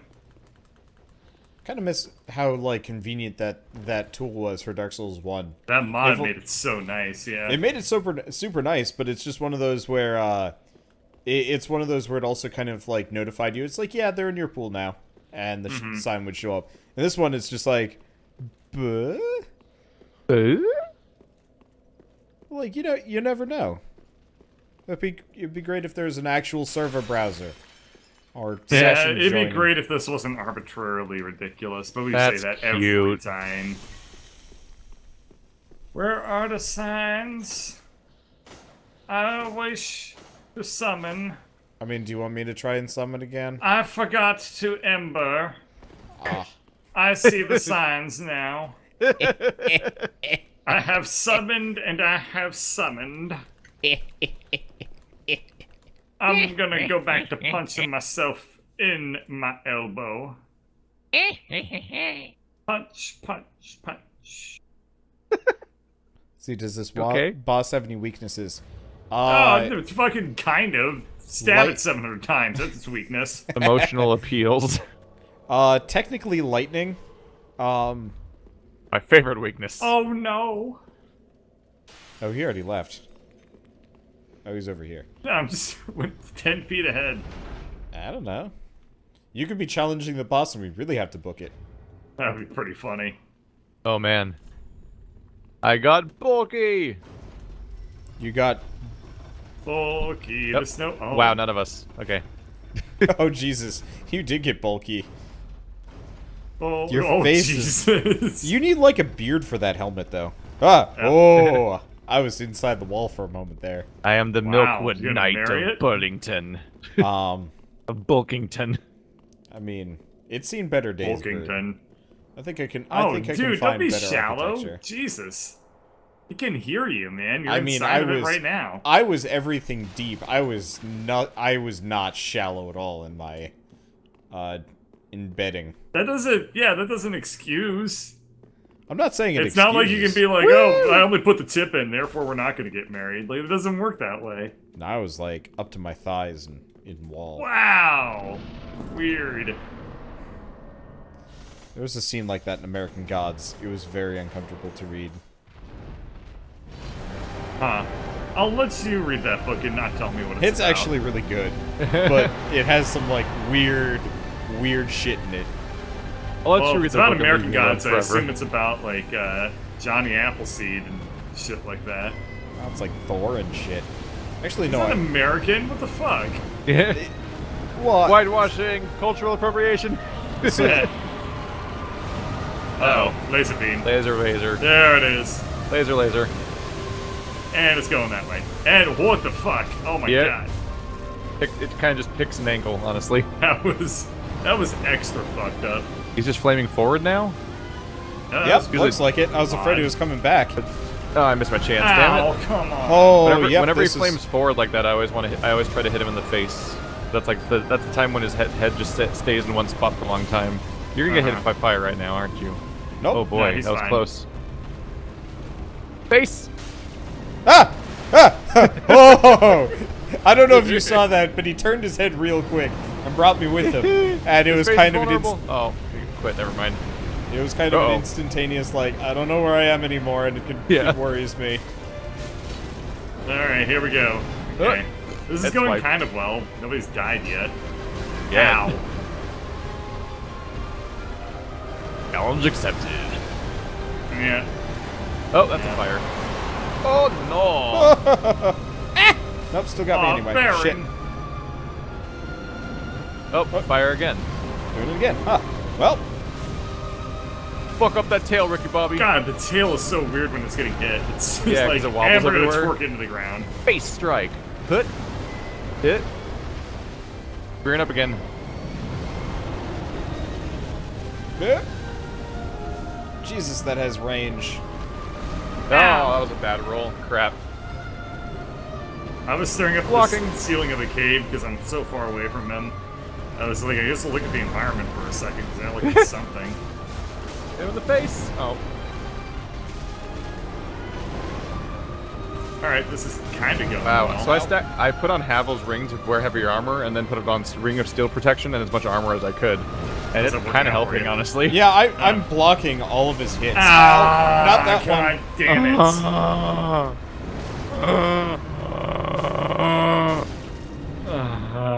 Yeah, humorously enough, he's actually a boss that's particularly vulnerable to blocking, which Alright. is weird.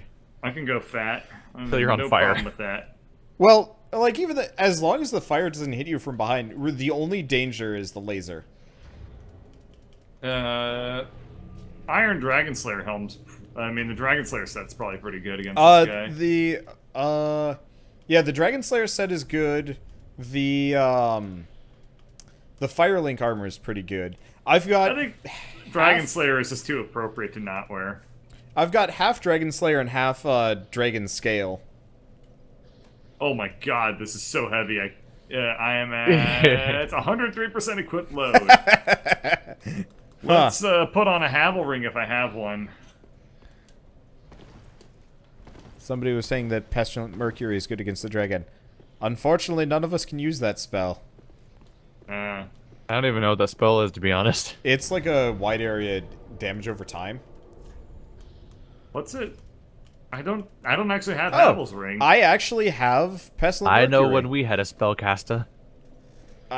Dude, it was so, like, not... It was in the before times. Yes. I can't wear the Dragon Slayer stuff. I have to change my weapon because it's too heavy. Long ago, as the legends foretold.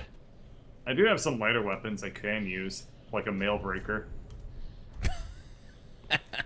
No. Yeah, this will do a little bit less damage, but I will be much stronger. Oh shit, I need a shield too. Ancient Dragon Great Shield, that's probably got some decent fire. Remember, you want fire and dark. If you're blocking his physical attacks, you need dark. If you're blocking his fire. I would recommend the Dragon Crest shield. Summon me. Or the Black Iron Great Shield. Those are the two optimum ones. Silver Knight does a pretty good job too. Oh wow. No, Dragon Crest is really good. Yeah. The last one would be the Dragon Head Great Shield, but that's heavy as hell. Okay, gonna Ember up. Let's do this. Summon me lest I become invaded. It'd be so cool if you could cut off its tail, though. Yeah. And the weapon is just literally just a flopping tail with like a stick just a big like wet noodle that you just slap people with. Yeah, it's classified as a whip, but it's like stop it. Huge. They did do that at one point. Really? That was the weapon you got off of killing the taking the tail off the gargoyle. Well, yeah. It was just their tail. It even like bent and shit when you swung it. I really liked that axe. That was like one of the main weapons I used for my single player playthrough. And then like later on I found out it was pretty garbage. Look a little better now. And evil Jedi lap.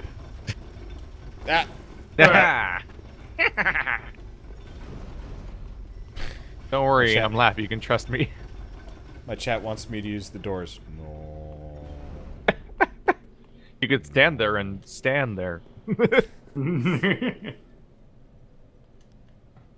How cool would it be, though, if, like, Dark Souls 4 actually had, like, healers and, like, kind of MMO it would be nice. That you could take. I would so totally play an MMO that plays like Dark Souls, but with the classic. No, there is no audience for an MMO Dark Souls. But an MMO Dragon's Dogma, that already exists. Nah, man. The people that play MMOs don't want to play Dark Souls. The people that play Dark Souls don't want to play MMOs. Yeah, wonder when are we going to try to blindly slap our way through an MMO of the Dragon's Dogma MMO that we can't even understand? Well, they're bringing it to the US within the next couple of years. Yeah, but we got to get early for competition. We just got to learn Japanese. All right. Well, there he went. What's he doing? Let's hope for a solid round 2 on avoiding big damage. Blocking. Ow. Ah! Oh, he landed on me. Head strike, head strike, head strike. Ruh-roh.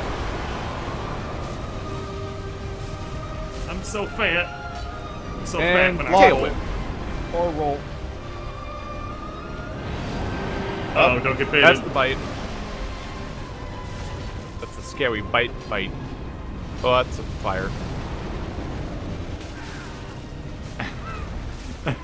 I'm so fat I can't deal with anything. Look how good we're getting, guys. Kind of.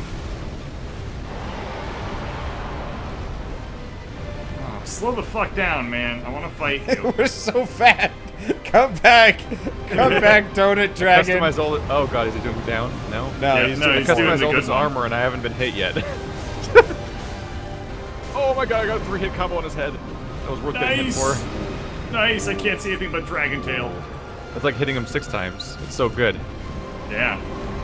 He's turning around for you guys. He's getting bitchy. He's getting bitchy. He's getting the bitchy. I'm dead. Oh, no. He caught me on his, like, chest crest, and as I was rolling, he caught me on his chest crest, and brought me in with his, like, hand sweep. I was, like, actively trying to roll out of the way, and it just did not work. Let's see. Have you ever thought of playing Monster Hunter? Hell yeah! Yeah, if they release it on a platform that we can record it. we tried, like, one of the knockoff ones. There was that one Monster Hunter, but it was bad. Well, yeah, but that wasn't Monster Hunter. That was like Monster Hunter is such a bitch to try to cover because it's like it's always on platforms that almost nobody has, while also being like a game you have to do crazy amounts of prep for half the time. Yeah. Like it's like a nightmare trying to figure out how to do a series on it. Yep. It also is like kind of like it's not a game you can drop into. You need a very consistent group that happens to be larger than. It's easy to put together. You could totally drop in and drop out Monster Hunter. Yeah, but then if you're dropping in and dropping out, people are missing out on stuff, and then like, well, I guess my series skips that boss.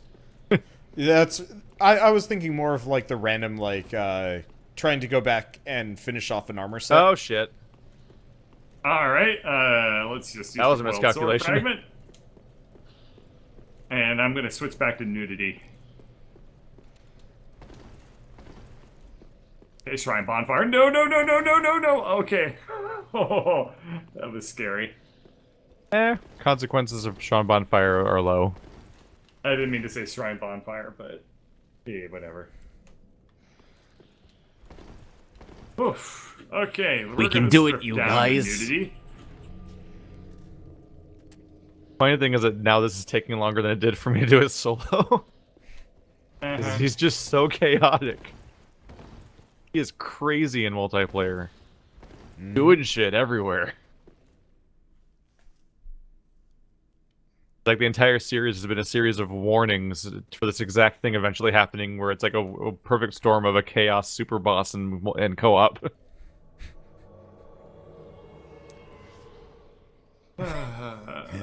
Quadruple wield the doors. Come on, guys, we're going doors.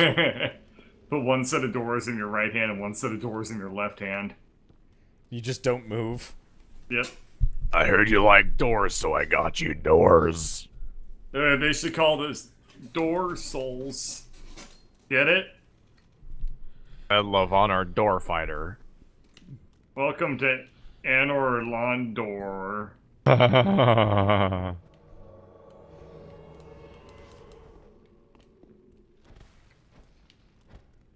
Fuck you, pottery. I totally forgot about this, but Dark Souls 3 gives you legit pants, as opposed to Dark Souls 1 where you have a thong. Yeah. Yeah. Why are you not wearing clothes?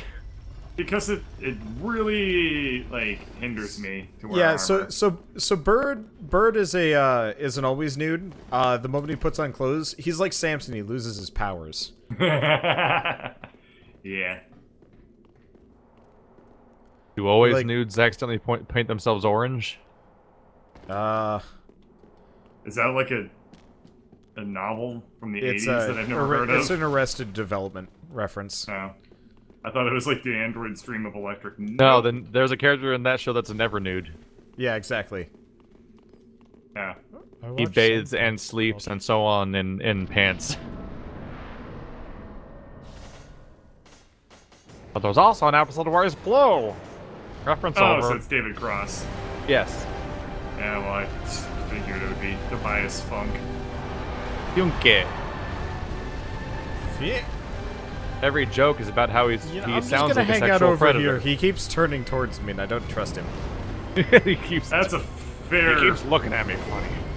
Well, it's like I've already learned trying to approach this guy like directly is a giant mistake. Yes. Hitting him in the head. And then he turns anyway. And what was that? Yes. I haven't even gotten close to him, and he's already tail whipped me in the face. I realized that was what he's doing. Ah, crap. He got me in my Estus animation. Oh, God, he's just going. Man? Yeah, he's going for it. He is in non-stop tail whip mode. Right round, baby, right round. Like a dragon, baby, right round. Like a Durgan. Oh, God. Oh, I just How you doing over there? Laser. Getting Durgany? Fine. Oh, more fire. Oh, come on, game. No. Son of a bitch, this is going real bad. Oh, more fire! More fire? More 3 fire. in a row. Triple the fire, triple the fun. More Alright. flags, more fun. Expires. Dragon. Fucking old man. Fucking old man. Always summoning dragons and shit. Lasers. Old dragon man being old dragony and old. Oh, I almost rolled into the laser there. That would have been bad. That was a nice little synchronized dodge roll in there. Really Yeah, cool. because we're all dodging the same attack. I do not like being at the front side of that. Well, we're pretty fine. I've only used 2 flasks so far, so I'm feeling good about this one. I've used 9. Oh, I don't get to have 9. Jesus dead by Christ. now. I got hit in the face with a laser fucking beam, okay? I'm surprised you survived that. That always one shot. I'm pretty goddamn surprised too, considering I'm naked. Oh, he's rearing. He's rearing in the red fire. It'd be so nice if And that. tail swing. There's Tailspin. Yep. It'd be so nice if the if his tail would actually stand. Give him that And he's some- rearing. Uh-oh. Oh. It'd be nice if his tail And stayed tail flip. in position while he's breathing fire down, so you have like something to Yeah. go for. That's what I liked about the And he's Demon rearing. Prince. Demon Prince was Looping. predictable. When he was in, was it laser mode? When Tail Demon whip. Prince was in No. laser mode, you knew. Like, there's the me a moment you hit There him. it is. This is like, nope, good luck. Yep. Good. Oh, he's in tantrum mode. Yeah. Towards no one. Just going over there His now. tail doesn't hurt you when he's in tantrum mode. No, he only hurts your tail. Only hurts when he does the flip. Yep. He's Otherwise, it just kind of. It's the flip. This is going a down. laser. Yeah. This is a laser. This The is laser. He's doing a Blue spooky laser. laser. Oh, I lucked out on that one. He hit me with a laser, but there's no secondary Oh, explosion. get away. Get away. No, He's I'm too- way too close. I'm way too close. I live. You're fine. All right, so watch out. He'll do homing magic now. Oh. Yeah, you'll see it though, because it'll look like that, except it'll be a ring of projectiles Oh, coming that's out a of new the one. floor. Nah, that's just That's his I grab. have never been on the front when he does that. Ow. Every time he rolls, he always tries to bite you, and you're pretty much dead. That's a charge. No. Yep, better heal. Is that the last of your Estus bird? I got 2 more, which is now going to be used. So, Okay. yes. Alright, so my objective is to watch. It is now way too risky for me to fight Oh, this he's guy. rearing. Oh, shit. Damn it. The hell is Oh, this that's a attack? boom. That's an explosion. Oh! How did I make it out of there? I have no idea. Alright. Hi, Dragon! I guess I get to fight you alone! At least it'll probably be easier. I don't know. But he's got Maybe? to do twice the damage because both of us aren't helping. I'm here to help. I'm a This is help. very aggroed on me, but also in Yeah, tantrum well- mode, so he will not stand still. Oh, I'm swiffing it underneath him constantly. Up. That's fine, this is a good attack. Okay, this is looking alright. Have to not get hit.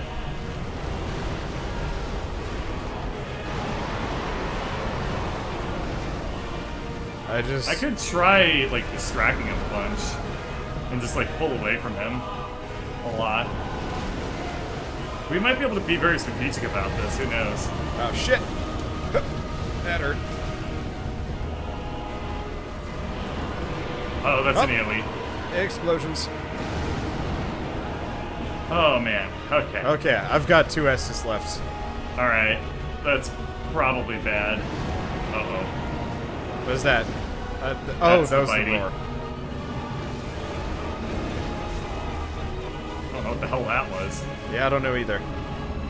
I don't know what that is. That's fire. Yeah. Looks a little different. Yeah, if I have him aggroed on me, I'll just, like, keep my distance and then, you know, pull him really far away from you. Unfortunately, god damn it! I stopped rolling for 1 second because I think like, oh, he's gonna stop, and then I'm wrong because "fuck you" is this guy's damn motto. Yep. He's very consistent about it, at least. Gotta give him Yeah, points for true. that. That's the homing attack. That's coming for me. Okay, that's good. Yeah. Help! Oh. Oh no.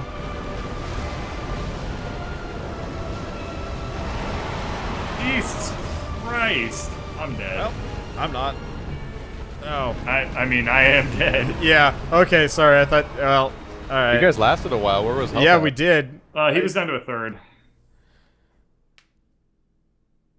Such a damage sponge. Maybe like 28% or so. Oh, man. Yeah. We can do this. Well, yeah, There's it's no like more- one or two more. Did you guys ever see his magic? That's not the explosion. Yeah, he it's did not the too bad homing. at all. It kind of looks So like a that's bunch the of humanities. that's it. There's no more tricks. Those are like abyssal humanities. We just need to that not keep die. working. Yep. Yeah, that thing is. I could not figure out how to handle that attack when I was playing solo. Oh, what you do is you roll a lot.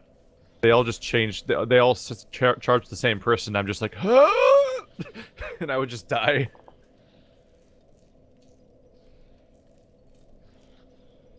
But yeah, we just need to do a little better, and then it's over. Let's see, somebody's recommending not summoning for this fight. Unfortunately, we don't have that luxury. The co-op series. Yeah. Yeah, we have to summon. That's the whole point. We're supposed Just like to how be I intentionally friends, don't but summon we're in not. my other series, where oftentimes summons recommended. Yeah, true. Sister Elfrida, summons recommended. Considering it's a 2-on-1 fight at times.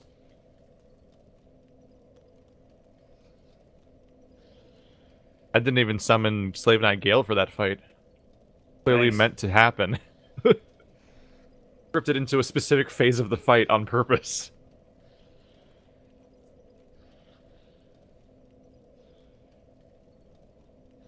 Come over here. We're gonna be friends. That was probably my least favorite thing about Dark Souls 2, is that they made storylines about summoning people, and I'm Yeah. like, no, but I'm trying not to summon people. Yeah. You have to summon people for like half the boss fights in the game in order to finish their storylines. And then they also needed to survive them. really Whoops. Well, Wander. please, Wander. Sorry. I'm specifically blocking the only door we're trying to use. my hands were covered in clementine. And I Ooh. was trying Can you desperately share? to take them off. Bros. I And could. Now you're on a list? Not that clementine, jeez.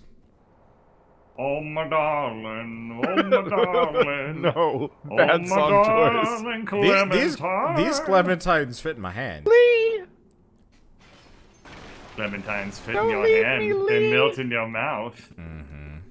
Oh, We're so juicy. fucking stupid. I just want to kill this damn thing. I'm afraid to play Walking Dead Season 3 because I don't want it to ruin the series. Because Telltale kind of sucks now. They might ruin the series for me. 2 absolutely ruined it for me already, so I'm just like, meh. Shell's like, Yeah. hey, it's out, we should play it. I'm like, why? Season 1 is so good. It's like Telltale hit their peak with that, where like going Oh, from nowhere God, to what there. the hell, and then man? You got immediately your went butt to- in Tail the tail. does hurt you? Yeah, it does. That was a new one. That was like a specific want- attack that's not even meant to hit somebody. But it's just because we're in co-op that it's just, we're so spaced out. I want the dragon to be dead. Here comes the guys. fire! Whip crack with his whippet tail. Whip it crack. Feast was Whip crack done. with the hook tail. Whoa, what the hell? Did you just see, like, Keith go, like, swoopity swooping? Yeah! I didn't see no. Wiggity swoopity. I'm gonna Why do crack the it in dragons the have face. no eyes? Because they all... bitch ain't got no eyes. Ain't even got eyes. How? God damn it, Bert. What? You can't plague me like this. Oh, we didn't talk about animations during the podcast. We weren't going to. It's fine. Yeah, we were. It was a potential topic. It wasn't a guaranteed topic. We also didn't talk about ukulele. Oh, Oh, okay. that's This bitch got legs.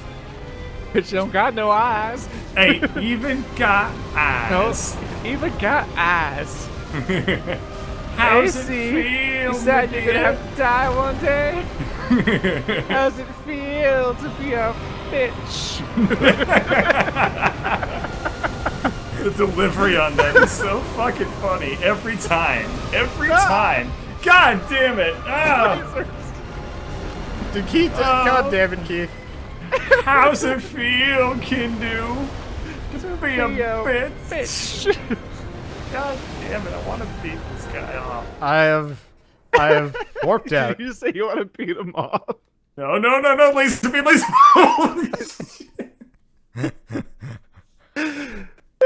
Oh god, I almost died.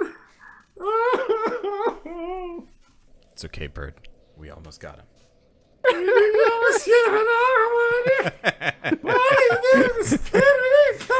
okay, Bird. We just need to believe in ourselves a little bit more. Bird, all we need to do is put on some pants, maybe. My head hurts from laughing. How does it feel, my dear, to eat some duck? We even got the scale that makes us double immortal. No, you gotta get it in the right voice. We even got the scale that makes us double immortal. We don't even need it. Don't even need it. We should like send him an email someday and be like, "You have ruined us." Honestly, I would totally just tweet at that guy and just be like, "You're fucking amazing." You know what? We should see if we can like get him to be a guest on our podcast. Well, I was gonna say no. Convince him to go through Dark Souls like 3 with us using the dried fingers. So we have like 4-man beat squad. No, what needs to happen is we need to play all the way through Bloodborne, so guys can realize how funny his Bloodborne cartoon is. It's pretty okay. I've been purposefully avoiding watching that one actually for. It so specifically builds on shit from that game, just like that one does. Like conceptually, like, oh weird, that's a creepy Tony the Tiger, but like when you see it after the game, you're like, oh my god. We got like one more attempt at this, and then I'm done for the night. So I gotta get ready for work tomorrow. Are you telling us that you don't even need it?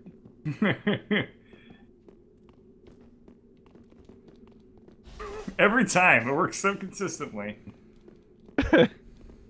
Pelvic thrust into the boss chamber. Oh look, it's the fucking dragon again. What a goddamn surprise. How would you feel if someday it's How do we keep meeting like this? We've got to stop. How would you feel if it was just somebody else? Just what, once. Is this a crossover episode? Just the fucking like demon of song is that frog mofo again. God damn it again! God, you all the way over there. How? His hitbox must be a normo. Yes. Well, he's a normo in every way. Every way. Do shit. Not where it counts. What? Twice? You need to just stab him in the testicles in his chest. It's chesticles? Chesticles. Yeah. Ow, that was my face. Now, if you're a lizard, apparently there's no testicles, right, Keith? Oh, I'm standing right here. That was scary. Sure it was. Oh.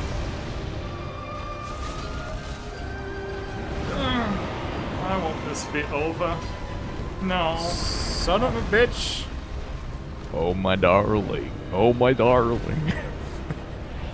Oh, my darling. Time. Thrash metal darling.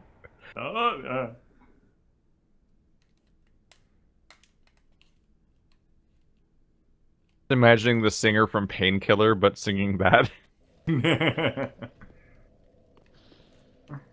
want to be over. My darling Clementine! Wow, that was pretty bad.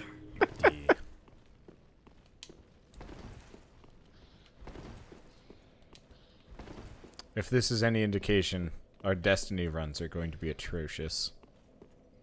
Destiny? Yeah. I guess that game's probably easier. Talking about raids?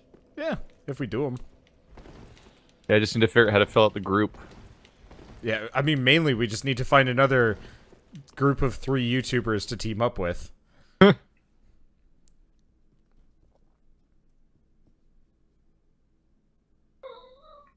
That'd be fun. Sign down.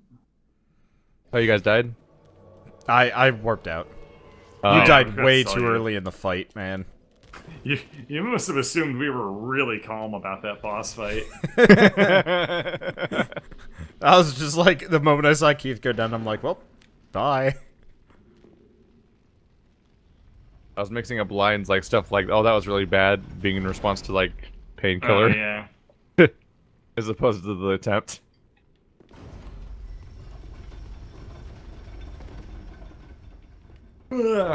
Faster than a bleeding bullet. What? Not the lyric. What? Poor Superman. Brighter Poor than a gun. 1,000 nuns. Oh. Oh. Oh. Get invaded or something? What's going on? Oh. Wanda being a bitch. You already have Be 2 a shields. Psych! I figured you guys would be able to do it, but I really wanted to anyway. Why you guys already have damage on you? I wouldn't worry about it. I messed Bird up. Bird. Why? God damn it, Bird.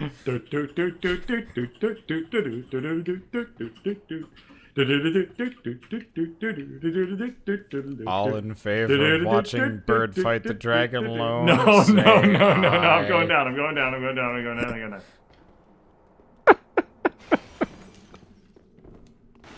I want this to be over. I knew from the get-go, like, this was gonna be our hardest co-op boss ever. Oh yeah, until we hit Bloodborne, which is probably going to be worse. Maybe. With Bloodborne, I can't block. It means I'm going to have to Yeah. learn how to dodge. I remember the Bloodstarved... everything. I remember the Bloodstarved Beast and how awful that was. Yeah. But the hardest boss in all of Bloodborne for me was Ludwig, and that boss is supposed to be super easy in co-op. God damn it! You think you would learn eventually. Well, I keep thinking he's not gonna hit me. Yeah, funny that. Well, why would he? Charge! Should attack the summon to anybody. It's got the biggest range. Uh-oh.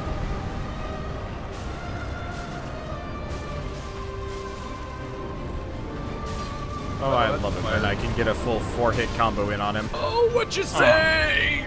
That only meant well. Oh, but of course he did. What you say? He probably likes me right now. This is bad. This is Where worse. are we? What the hell have we become? Oh.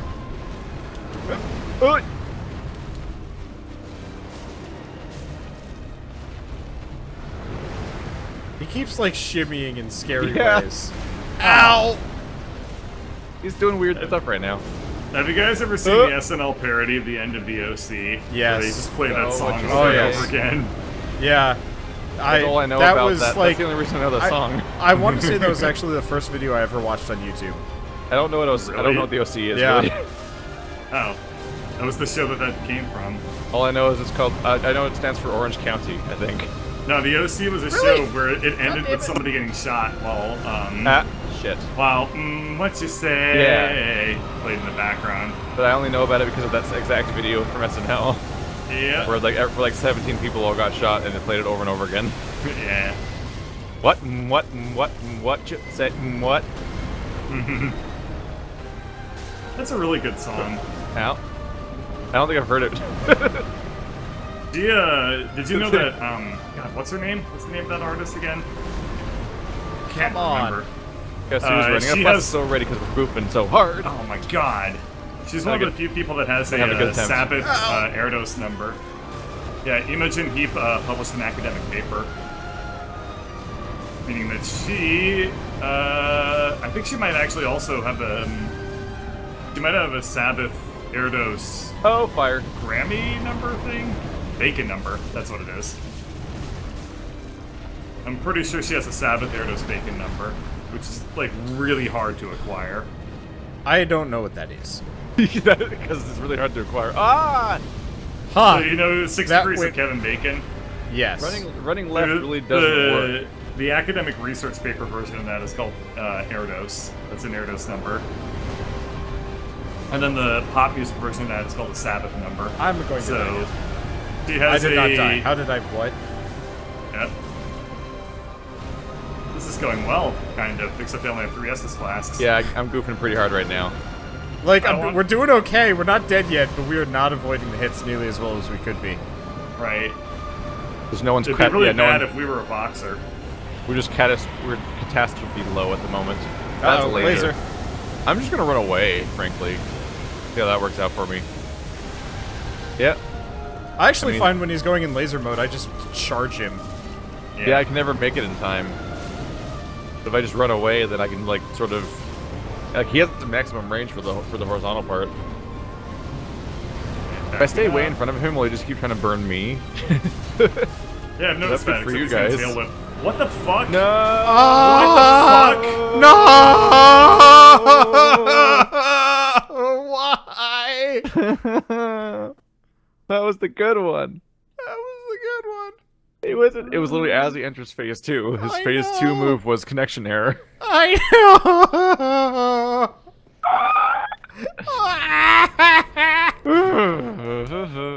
Oh, what you say? They told me that. Wow. Oh, of course you did. What you say? That is all for the best. I'm going now. What? You want to even know what happened? What? It popped up saying you lack the license to play this DLC, and then I got disconnected. What? Yeah. Wow. Well, at least I got invaded. That's pure garbage. All right. I gotta pee and then do other things in life. I just rolled off a cliff and killed myself immediately because who needs snipers? Yeah. Oh, I just say. We did it, you guys. We made entertainment. Have fun editing this, Jesus. I might do an additional, for the first time ever in the series, unabridged episode, like bonus thing where it's like I also upload like a 5-hour-long video of us trying to do this fight. Dude, I'm down with it. Because there's so much lost content. I know, and like decently, that's a common bug. It'd be so minorly It'd be so minorly edited. It would just be my perspective for the entire time, except for every time I die early and you guys keep going. Ooh. I guess the best thing would be to show Bert's perspective because he's the host. Yeah. He's always in the game. Yes.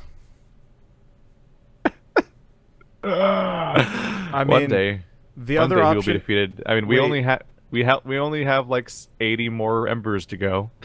Here's the other option, Keith. It would take a little bit of doing. Ooh. That sounds not encouraging. I could back up my character. And then we could Pale Tongue respec him back to an int. I go Pestilent Mercury. I nuke the shit out of him. We call it the end, and then I restore from backup. Assuming it's anywhere as effective as you're hoping. Somebody is saying in chat it does 1,000 damage over 4 seconds. So it might be.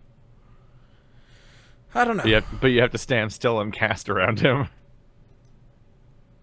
I mean, I've been How swinging lucky a great do sword. you feel?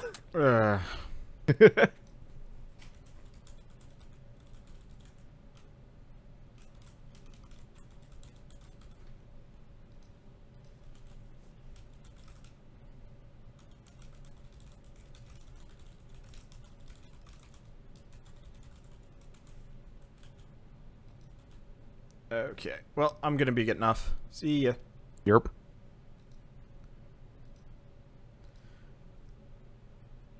Okay, guys. I'm gonna be playing more Kingdom Hearts, I think.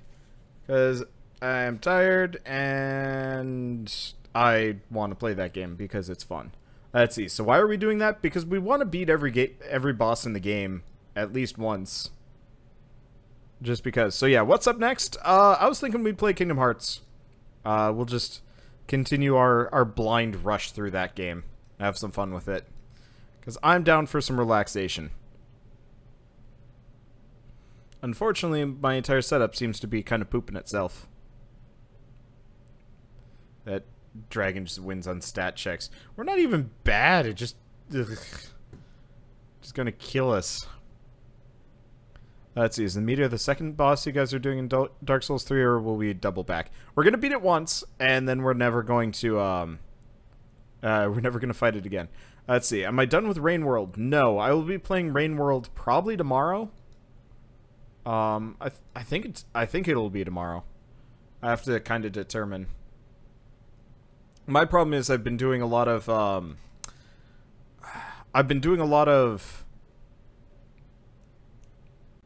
running lately, and so I've been like really zonked out and tired, and so I've been kind of in need of relaxing games. Luckily, I've had a huge backlog on everything except for Hollow Knight, so it doesn't matter so much.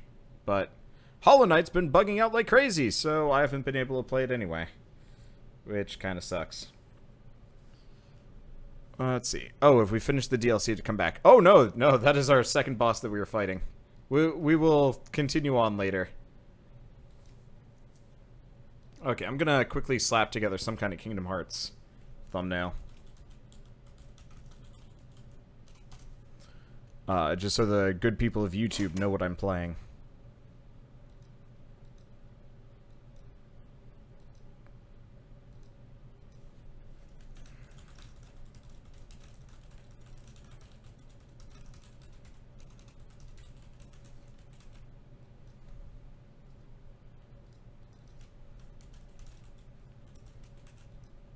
Okay, how long... Oh, how are we doing? Okay, yeah, how long am I going to be doing it? Probably for a while. Am I going to play the new Nier game? I already did. Full series is going up on YouTube right now. I'm on Route C right... But yeah, I've already finished streaming it, save for some side content. So yeah, if you want to watch me play Nier, go check out my YouTube, videos, because they are there.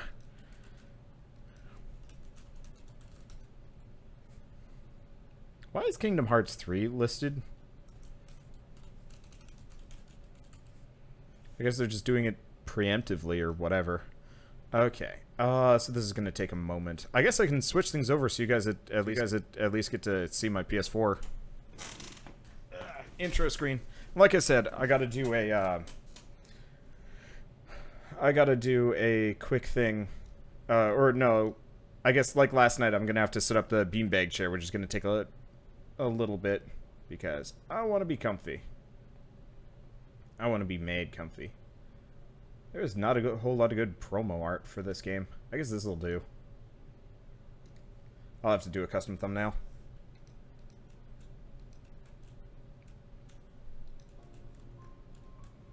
Oh geez, was this game made back in the days of Square, when Squaresoft was like before Square and Enix fused? That's funky. Was not expecting that. Okay, yeah, some people say it might be out by the end of the year. Yeah, I have no idea.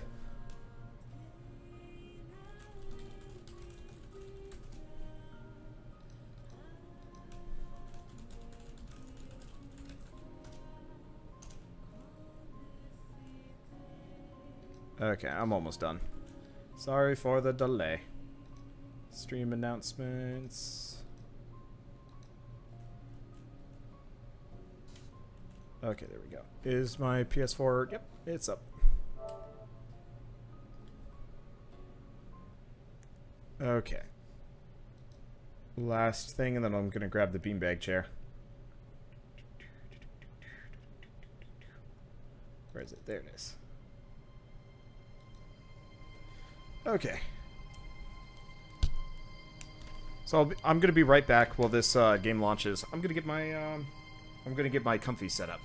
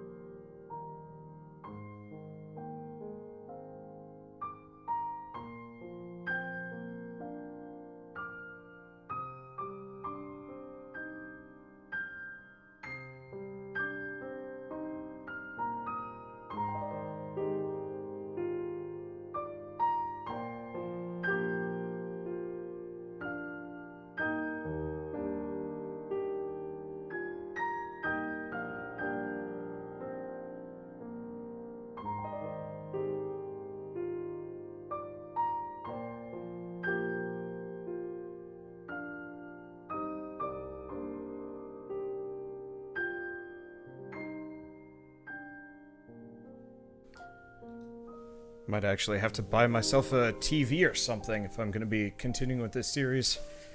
It'd be way more comfortable if I actually had something big. I think I also need to get some, oh shoot.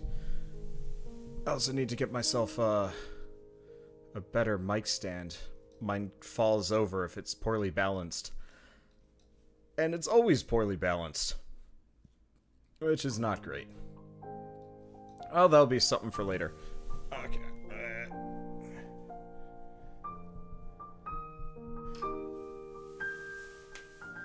There we go. Sharing. Oh, right. We know about the sharing restrictions. That's good.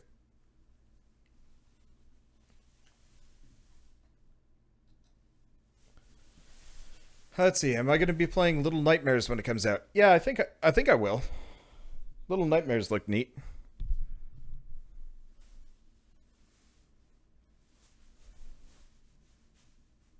This is such a comfy beanbag chair.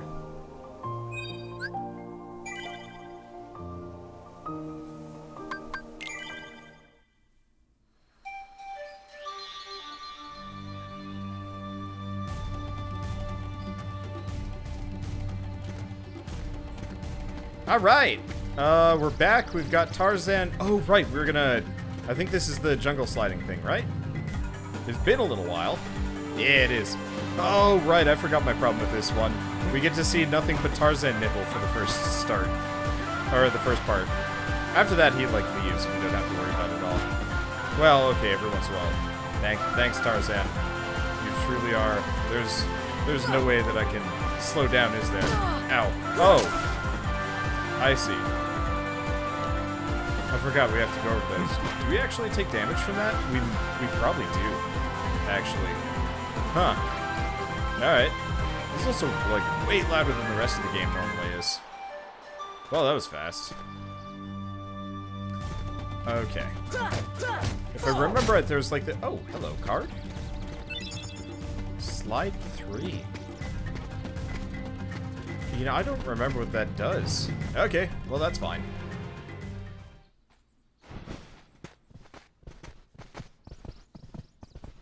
Jane. Tarzan. Oh, and who's this? Hi there. Oh, you speak English. So then, obviously you're not related to Tarzan. Are you here to study the gorillas? Highly doubtful. Sorrel! Goofy! Donald! A circus of clowns. Not much use for hunting gorillas. Mr. Clayton, we're studying them, not hunting them. This is research. Well, the more the merrier. Do make yourselves at home. Well, anyway, I'm staying. Huh? Sorrel, look what we found. Look at this.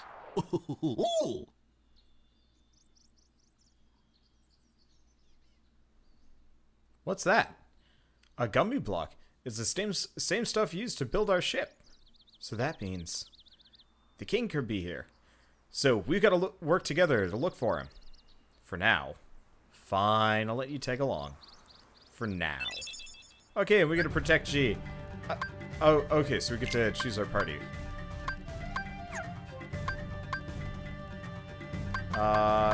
Donald, no, Goofy? Goofy for, oh! Okay, so my party is going to be Tarzan, yeah, okay. Gotcha. That was a little bit confusing at first. Okay, let's save. I totally forgot about the,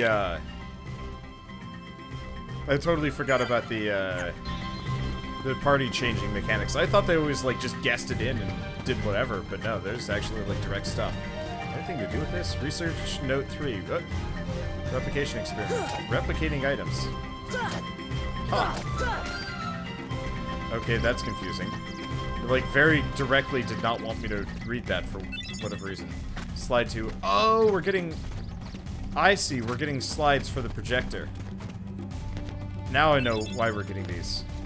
At first I was very confused. It's like, what are the slides for? For a second, I thought there was a big old dookie on top of, like, some boxes, but no, it was a, there's... Oh, shoot, what's the thing for the canvas? The stand? What do you have a tea party? Clayton's the name. I'm a hunter, not a researcher. Well... Clock? Recipe card 1. Light the stove. Be careful. Huh. Alright, whatever.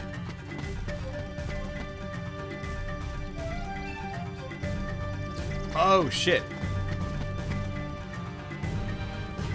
I forgot. Does this game do that weird thing where the characters desyncs EXP-wise? Oh, they do. Oh, that's concerning.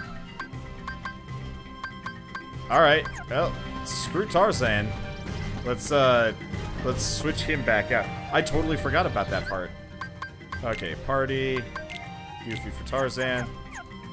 And done. Yeah, I totally forgot that this was one of those games that does it. I hate it when games do that. Okay, Goofy, this is a problem. Okay. Oh, there we go. Apparently Tarzan was raised in the jungle by gorillas. Communicating with him still isn't easy, but he's learning. So he was speaking gorilla back there. Ah, that's right. You're looking for your friends? He said Riku and Kairi are here. And one word I couldn't understand. Why don't we try this? We'll show Tarzan some of the slides and see if any of them match that word. Oh, what happened to the slides? Okay, well we don't have enough. How do we leave? We leave this direction. That's the trick. Okay. And little HP orbs. Okay, well that's fine. So we're missing one slide.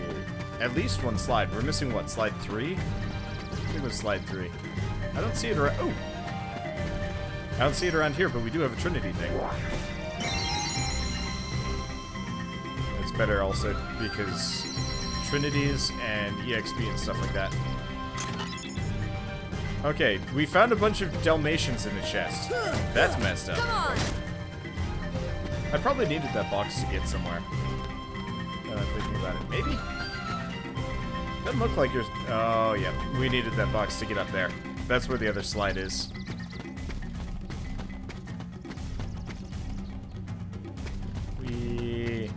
To and from to respawn the boxes, because that makes sense. I guess I could have gone into the tent, too. Whatever. Okay. Oh, shit. Is one of the... Oh, yes. Okay. So you can't pick this one up. It's too big. Surprising nobody, honestly. What we can do is push it. Maybe. Thank you.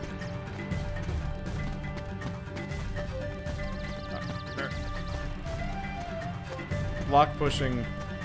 Not this game's strong suit, admittedly. Okay. And there we go. That slide is next to the main tent.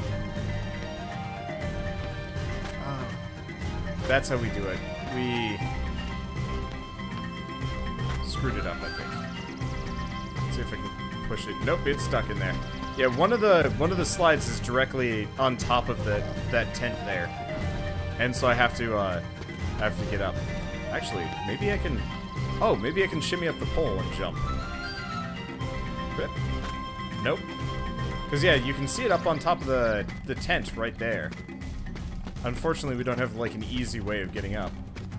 Oh, wait, yeah, we do. Slide 6.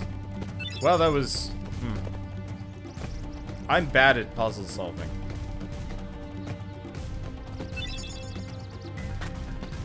Okay.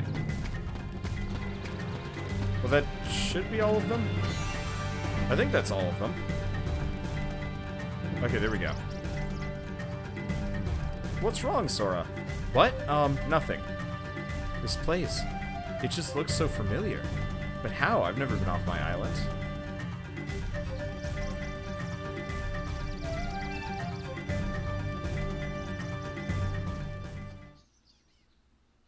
Well, Tarzan? Where are my friends, Riku and Kairi?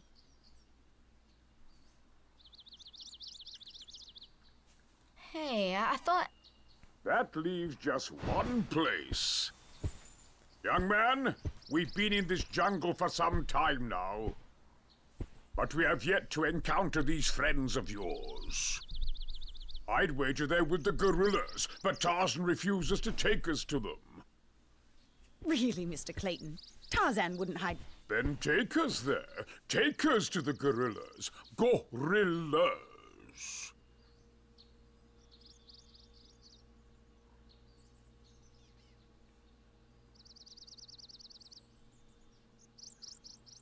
Tarzan? Are you sure? Tarzan, go see Kerchak. Kerchak? He must be the leader. Perfect. I'll go along as an escort. After all, the jungle is a dangerous place.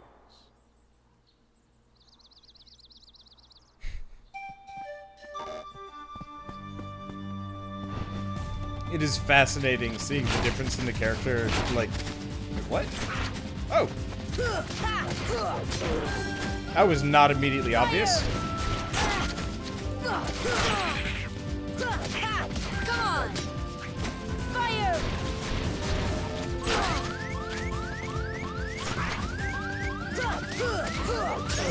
There we go. I should probably actually do some grinding at some point, just so we don't have to get our ass kicked. Also, Donald really sucks at the whole, healing me thing. Anyway, what do we got around here? Is there anything here, or is that just, that's where they filmed Donald and Goofy just sitting around? I don't remember. Okay, now we're off properly exploring. Can I like, oh, I can shimmy here. Why shimmy though? There's like zero reason to shimmy. I guess maybe it's just to teach me about shimmying as a mechanic. Yeah, I don't get it.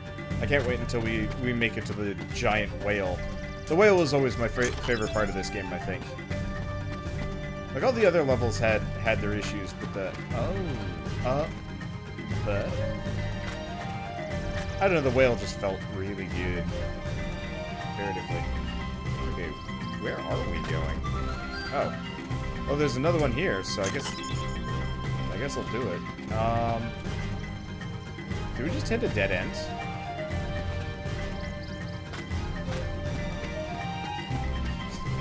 Well, it's not good at the healing thing either in Kingdom Hearts 1. Well, that's...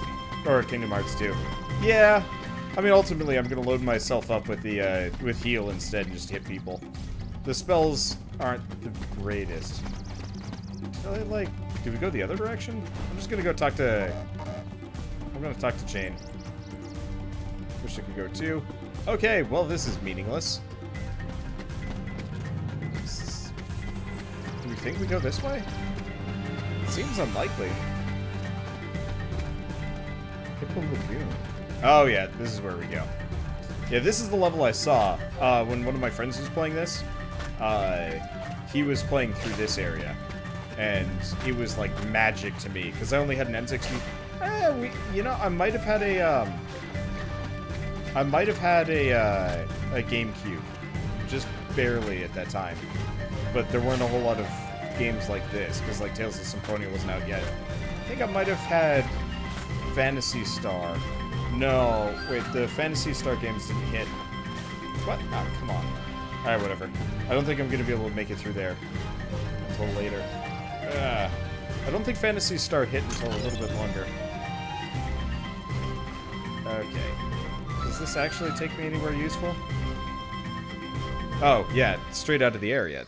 That's the trick.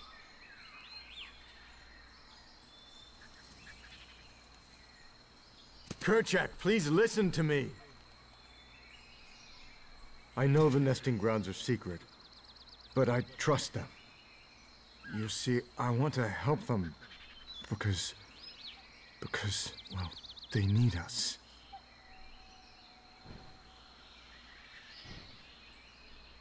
Oh, did you get that? No! Kerchak!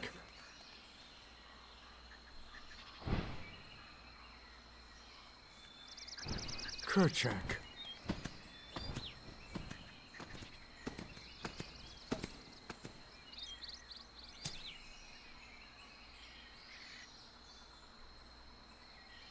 You seem sort of distracted by something. Is he looking towards the treehouse? Okay, swing through the tree chops on the vines. Select jump on to grab the vine, swing to the next one by selecting jump next. Vines will break if you hang on to them for too long. Whoa.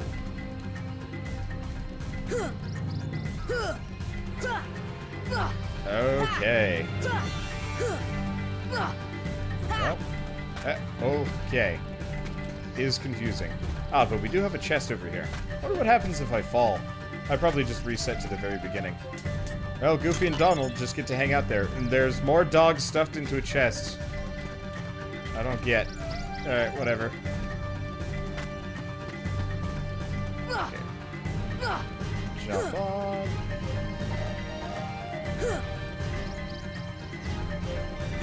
Huh. Huh. Isn't there like a... How do we get to that? Ha! Well, there we go. Huh. Oh, we're back here. Oh, that's inconvenient. Oh, that's real inconvenient. Okay, whatever. I shouldn't screw up again. It's just a matter of... Oh. Well, this is annoying. For multiple reasons. It'd be great if I could, Can I not climb there? I guess it needs like a little bit more underwater real estate or something. Seriously? Do I have to take these over?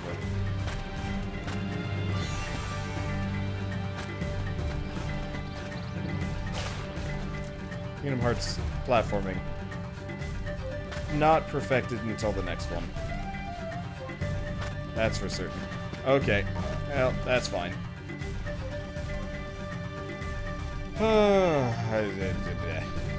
this is inconvenient. Okay, seriously, isn't there like another set of vines? No, it is just this one. I just mostly have to make sure I don't fall off.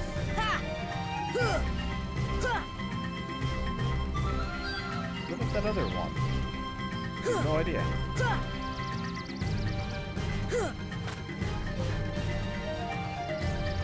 Huh. Like, it feels like we've only got a couple of vines here that let us go through. I'm missing something here, I think. Maybe you can do it from this? No, you can't do it from this angle. Huh. Because, like, it looks like I'm supposed to get over there. Yes? Or maybe I have to go back and talk to Donald and Goofy.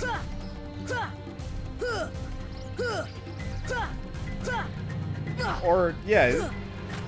I have no idea. Well, I don't talk to him.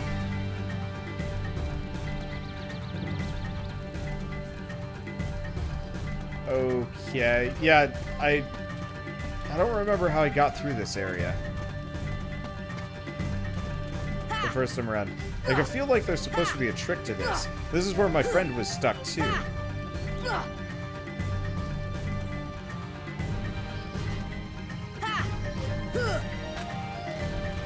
I don't think I'm supposed to be able to jump and do other things. There's a way to switch the vines lock on, I think. Oh.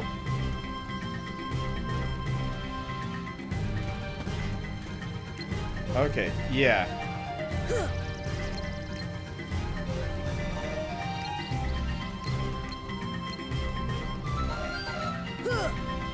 Okay, I should probably jump off. The vines break if you stay on too long.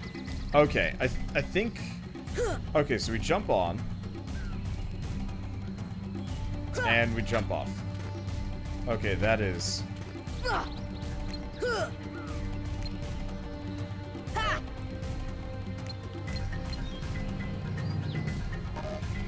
Can I really not jump next from here? Okay. Huh. Maybe it's this one. Okay, let's try... Nope. Oh. Oh! Okay, so it looks like if we unlock here... It looks like I actually have to make the jump for this one. Yeah, okay. They were not obvious about, like, manually jumping through there. Okay. Do I go down? Nope. I most definitely do not go down.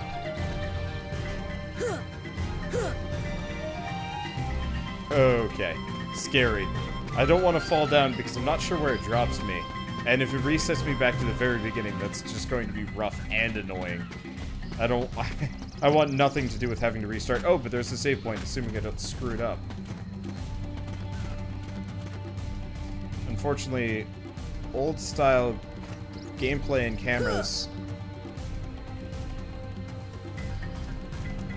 not exactly the most, I guess, conducive to solid gameplay. Not bad, comparatively. Like, I've played way worse. I don't know if any of you guys have played,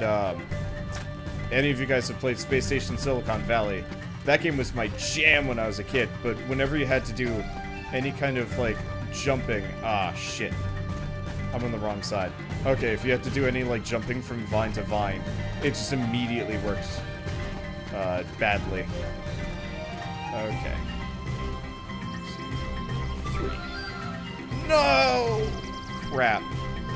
Double crap, because now we have to redo everything. Ah! That was the last section, too. This might actually be one of the hardest parts in the game, now that I'm thinking about it. Which is pure garbage. It does look like if you, wait, the hippos will go down enough. Come on, go down.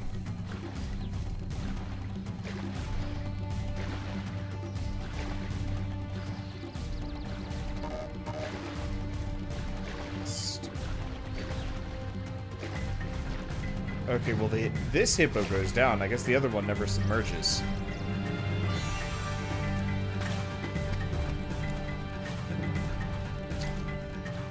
There we go. Well, at least we know how to do... At least we know how to do this quickly, or at least properly. A quick save would be nice. A quick save would be very nice. But yeah, they didn't explain that you're actively supposed to leap onto the vines as well. Which definitely would screw me up. Okay, I'm just gonna do this properly. It'd be nice if we could get some extra, like, momentum here or there. Okay. Ah! Fuck. Okay, go down, hippo. I'd swear I was doing that one right, but I guess we just didn't have enough distance. There is, like, a double jump or, like, a hover jump or something, right?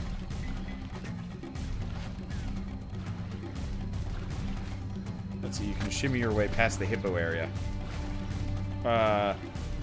Can you? You're definitely supposed to go up in the vines. I remember that much, at least. Oh, shit. Well... Oh, hi. No. Damn it!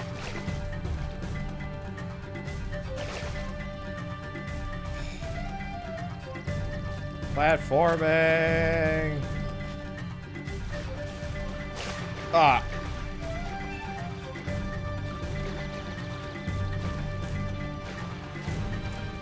I'm just kind of cheesed off right now.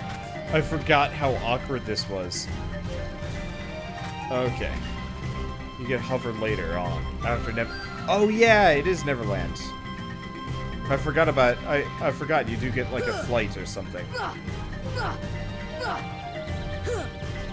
Yeah, like I like how they have this like whole like this is how you switch between vines thing, and then immediately like huh, oh, that was scary. They immediately just renege on it and do other things. Just, come on!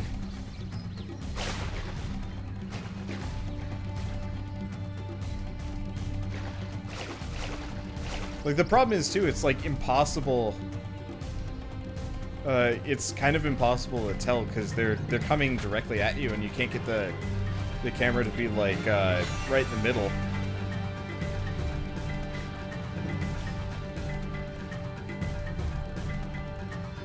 I'm gonna have a whole episode just dedicated to getting through this area.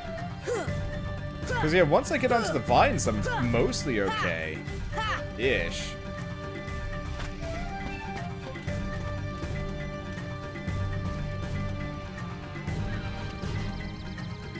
Okay, there we go. Jump next, jump off. Is scary. Let's see, will I be doing any of the optional bosses or just Story Rush? Pretty much just Story Rush. The problem is, there's just too much Kingdom Hearts for me to want to do, for me to want to do the optional bosses.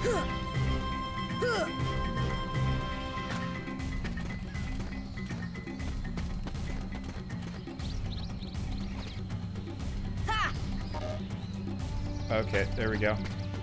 So far, so good. What the fuck? Is there something I'm missing about that last one? I have no idea. Because it doesn't look like you can make that jump.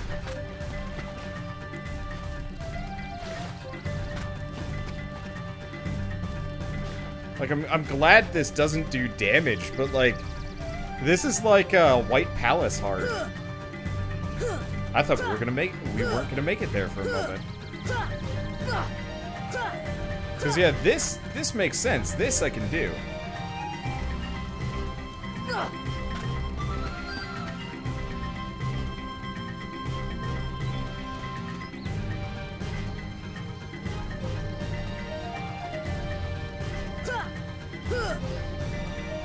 Okay. A little bit scary when that happens.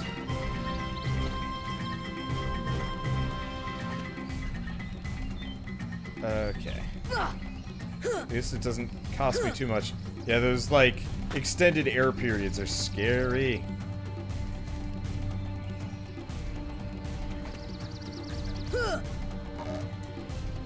Okay.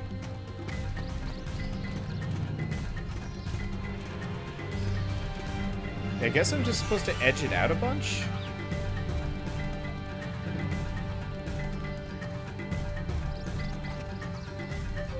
There we go.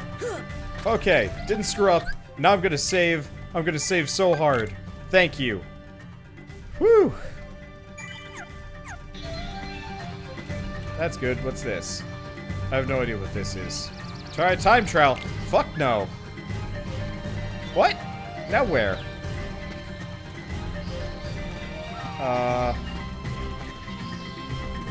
Wait. What?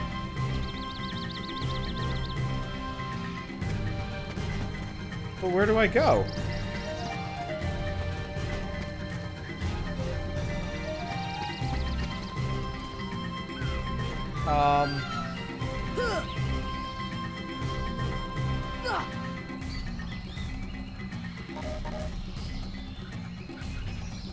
Ivy? Oh, this.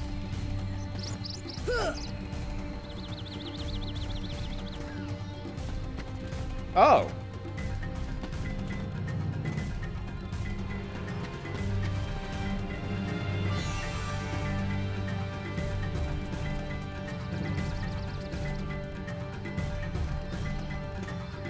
What? Isn't this where I was, though?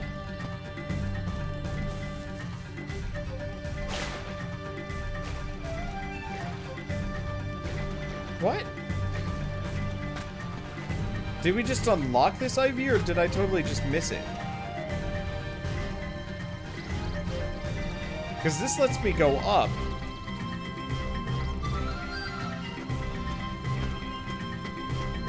I'm so confused. Did I go through this whole place backwards? Wait, this is a new place? Didn't look like it.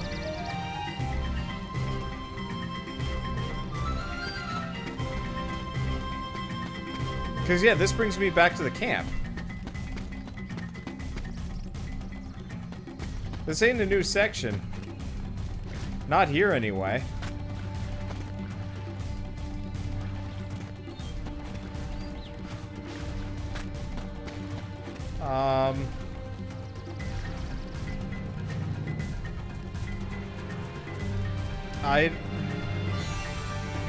What?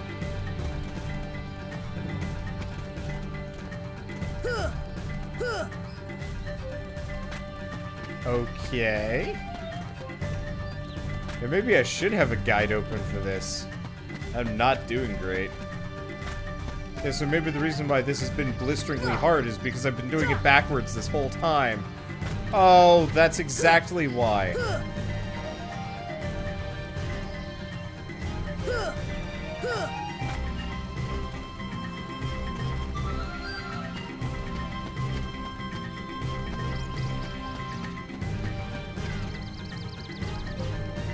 Yeah, it looks like I'm probably supposed to head over there. I don't see a route this way, though. Okay, should probably, yeah, jump on. Yeah, I was wondering why this was so freaking hard, and the answer is because I'm doing it backwards. We started in Vines 2 because I cheesed the whole thing with the hippos.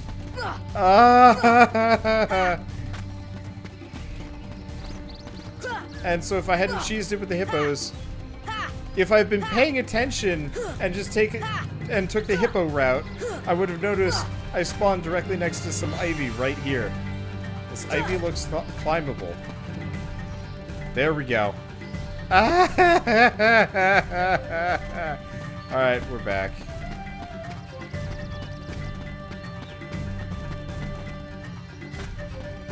I did. Oh, wait. Oh, shoot. There's a thing there. Whatever.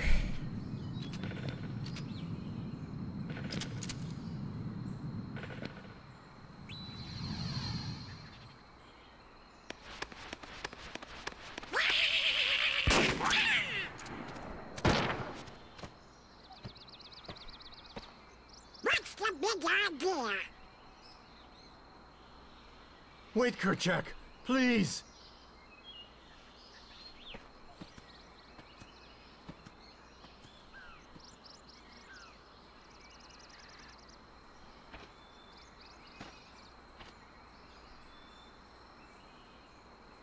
You don't understand. I was only trying to.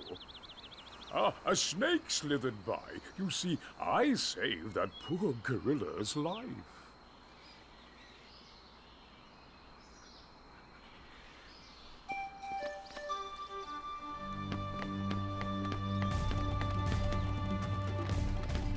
Well, now what? Do we go up?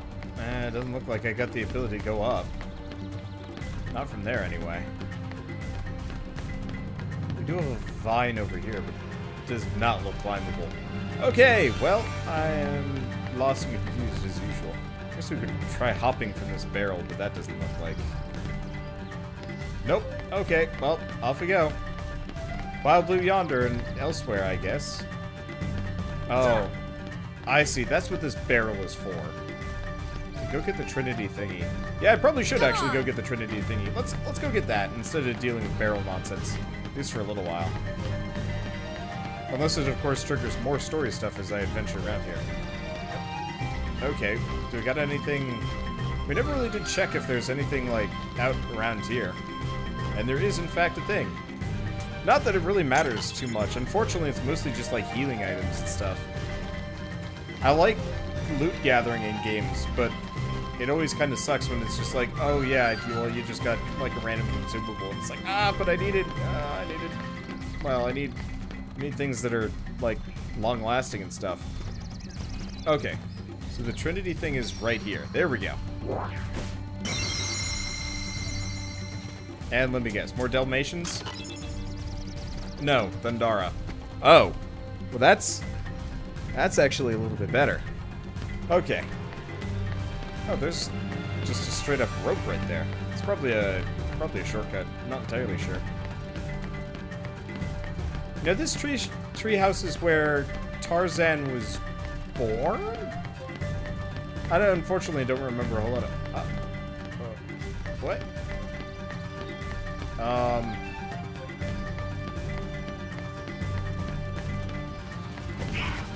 Oh! See ya!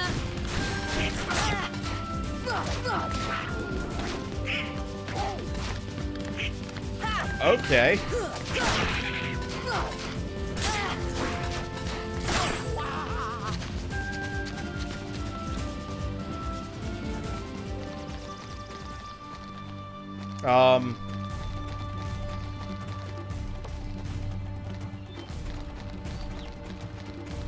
Wow, that was funky. Let's see. I guess he's just gone. Is the barrel back, or am I gonna have to reload the area? Because I think we're supposed to... Oh. Well, that's my own damn fault. Okay, well, let's just bop up here. I'm gonna just try and reset the area, see if we can fix it out. Let's see. Oh, there was a ship part as opposed to anything else. Okay, that makes sense. Okay, so let's get back. Yeah, no way in hell I got proper Thundara. No, instead I got a new gun for my ship, which is actually probably more attractive, because honestly I don't do a whole lot of spell combat anyway. So this way kind of works better.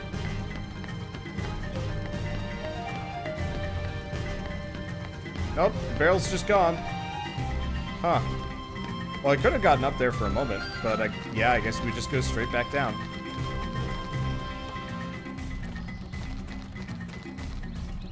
Okay. I guess let's just get out of here. Unfortunately, things are... Can I ledge grab here? Did I... No, I didn't leap across. I guess I must have ledge grabbed. What would make it bloom? Well, not attacks. How about fire? How about... Nope. Okay, so we're probably supposed to puzzle through this originally. And I never bothered. Okay, hitting it won't make it bloom.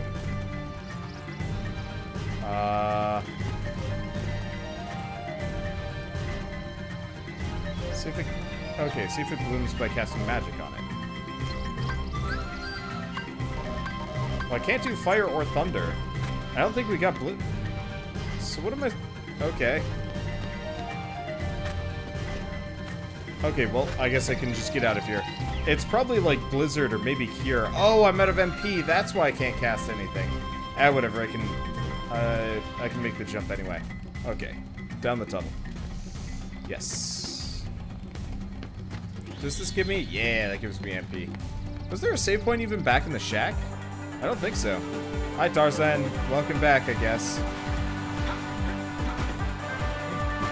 I don't remember. Weren't there, like, multiple routes or something that you could take here that would actually have treasure down them? I don't remember. Probably should have actually saved at the save point, just in case I had to go back up.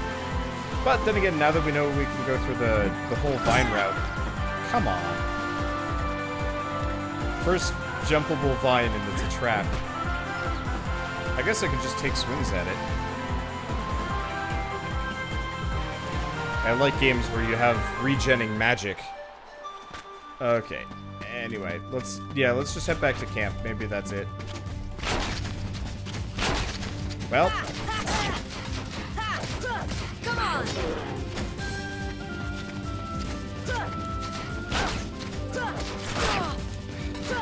The animation canceling into a dodge is not easy in this game. Okay, we should probably just do... Can I do thunder? There we go. Hey, got it. And we learned scan. Yeah. Oh, okay, that was scary for a moment. How could you do such a thing? Now, Miss Porter, as I told you, I was not aiming at the gorilla. You are not to go near the gorillas again. Oh, because of one mishap. Come now. Huh?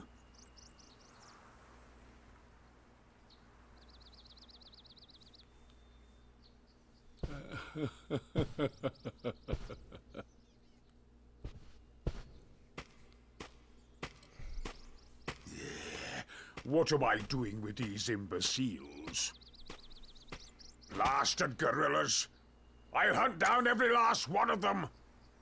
I'll track them down somehow. I'll stake my life on it. Hmm?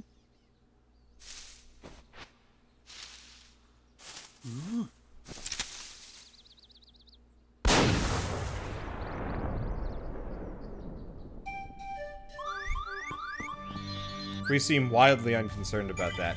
I should probably figure out grinding at some point. later. Unfortunately, we haven't had a whole lot of... Oh, there we go. We haven't had a whole lot of Heartless to fight. And so now we've got some Heartless to fight.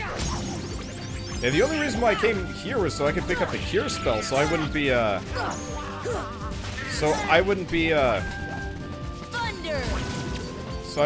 like, limited repeatedly. Unfortunately, I'm gonna have to probably grind on these monkeys. That's kind of actually not a bad idea. I think they start spawning after this point. See ya. There we go. Okay, protect G from the female gorilla. What? Really? It's like you saved the gorilla. Here's a piece to your spaceship. What?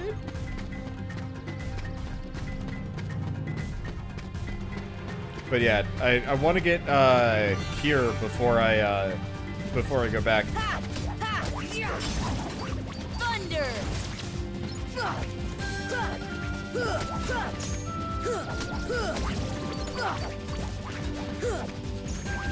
Okay. I really want to get that sliding slash or whatever it is. Come on. Getting my hands on that would probably be kind of helpful. Anyway, yeah, it looks like these guys are going to be just spawning every time I come through here. And since we're in a 3-star world, I probably should actually... Oh, and there we get another one. Hey, we're getting gummy parts for, like, actual guns and stuff, which is nice. I mean, I could explore. Oh, no, this is back to camp. Okay, well, this is fine. And, yep, looks like they just randomly, spawn, which is great. Because we're right next to the save... We're right next to the save point, so I can pretty much just farm these guys without a whole lot of fear. I do wish there was a way to turn off the,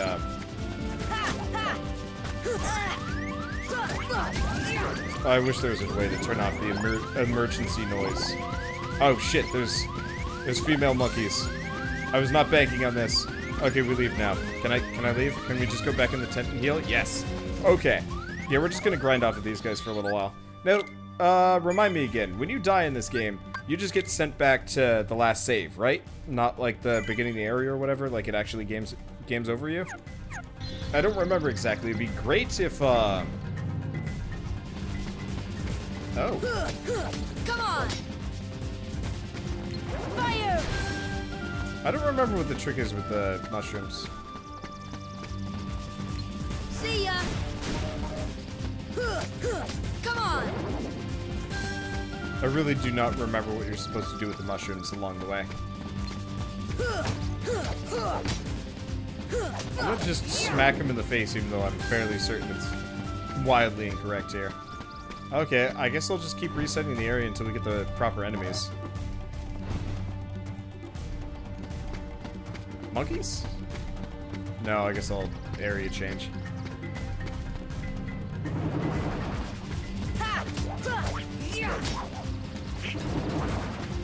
Oh, I was wondering where the remaining ones were. Thunder. That thunder spell is like, has the least amount of impact ever. It's just like thunder and it's just like...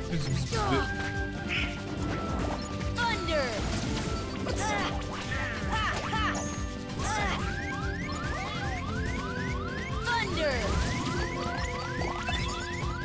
Okay, I'm just gonna grab healing orbs for a moment.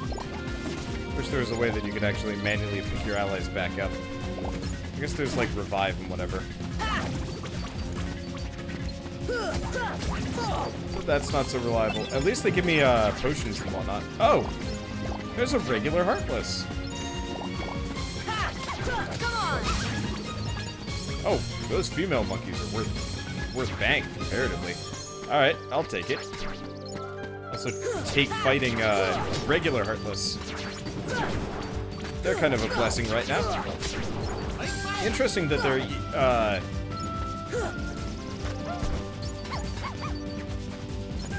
Here. Oh, that's interesting. Oh, we got a Protera chain.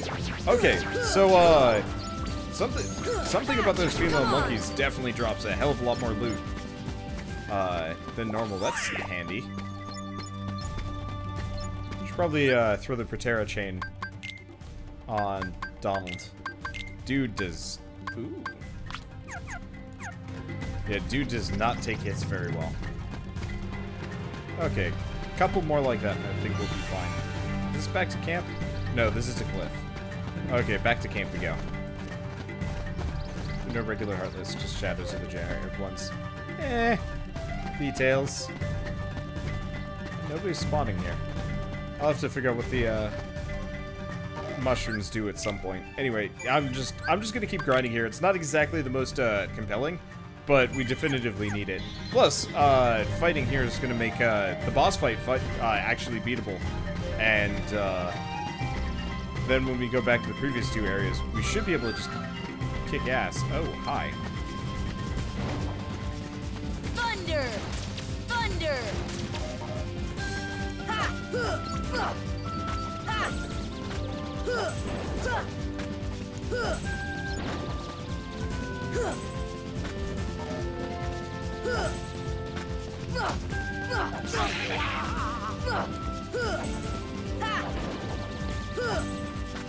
I don't know how to fight this guy.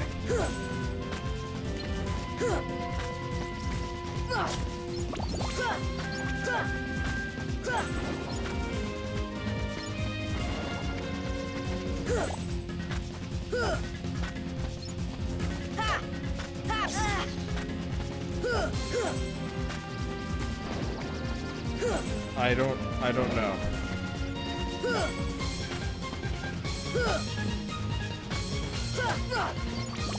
I'm hitting him occasionally.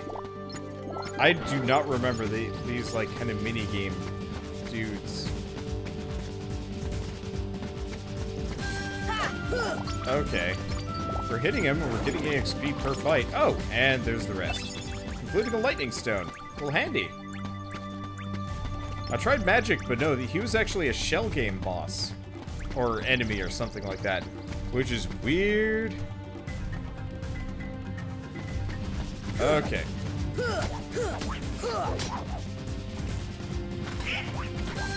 Thunder!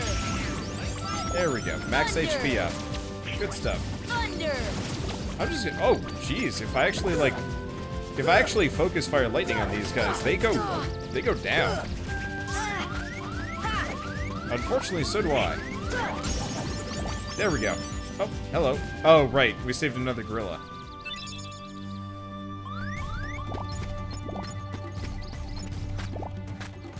Let's see.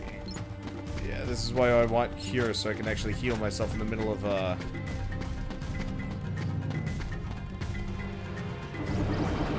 Okay, I'm just gonna leave. I don't want to waste any of my... Oh yeah, my teammates are almost dead. Let's get out of here.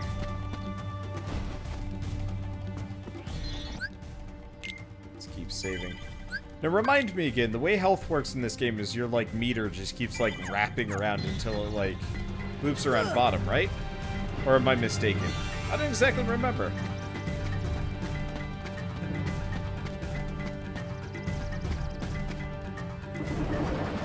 Let's keep going. Yep. There we go. At least the monkeys go down relatively quick. Might actually be a good idea if we're going to be grinding. I'm not using the dodge roll as much as I thought I was going to. If I could figure out how to get that, If I could figure out how to get that, that sliding slash working, it might actually work better for me. Hard to tell. I'm also noticing Donald is not particularly, spellcasty, despite the fact... I mean, he casts spells occasionally. But, like, we might actually just be better off, setting it so he casts everything. And just accepting that he's going to be mostly useless as a healer. Oh, the shell game guys are new enemies. Okay, I was wondering about that. Because they felt really weird.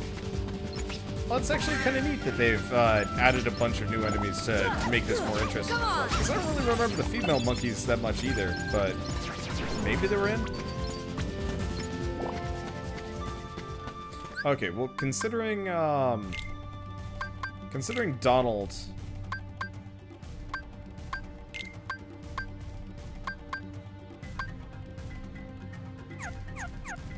There we go.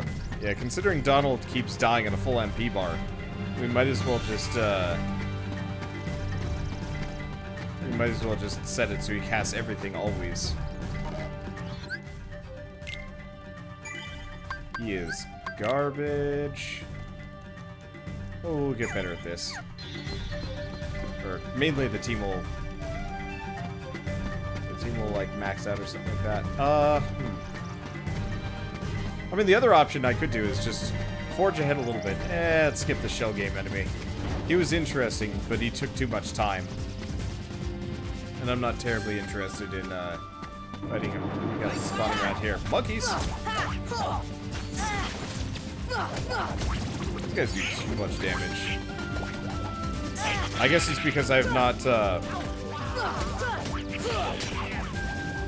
it's because I haven't, like, put any points into defense, or, like, any upgrades. Well, it looks like Donald is, at least using some of his mana here. Yeah, hopefully we can get to the point where I can just kill one monkey per combo. Okay. So how do we get out of here? Is this even the right direction? It probably is.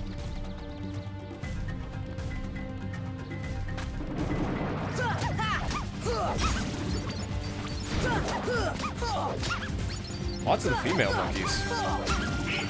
If I can find another save point slightly further in, that wouldn't be a bad move either. I'm trying to load this. Ah! Ah!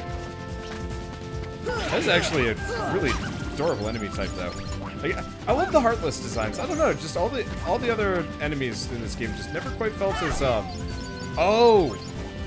That's me dropping my money. Come on.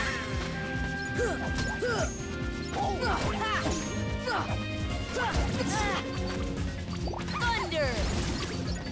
Thunder. I was wondering why the female monkeys always drop so much. And it's because if I get if I slip on a banana, there goes all my cash. Not all of it, but like an amount of it. Okay, well let's go back. Let's go back again. I went to the jungle first instead of Wonderland. Yeah, well, we could have also done, I guess they're not, like...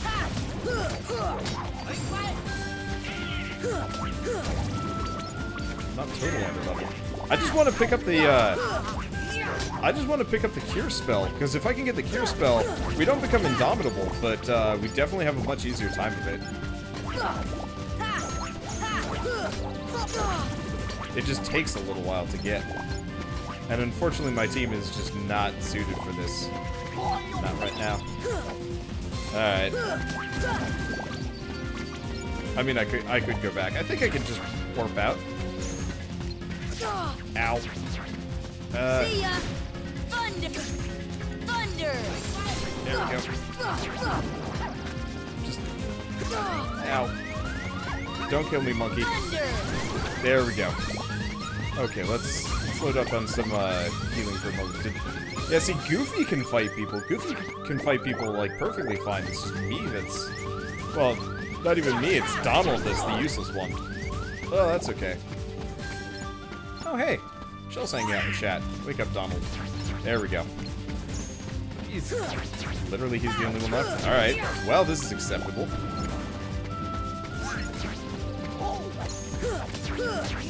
There we go. And there's the... Well, there was a female monkey. What is she doing? Ah! No! My money! Actually, it really does not set me back that much. I was afraid I'd drop more than I do. I think we end up with a pretty sizable net gain, actually.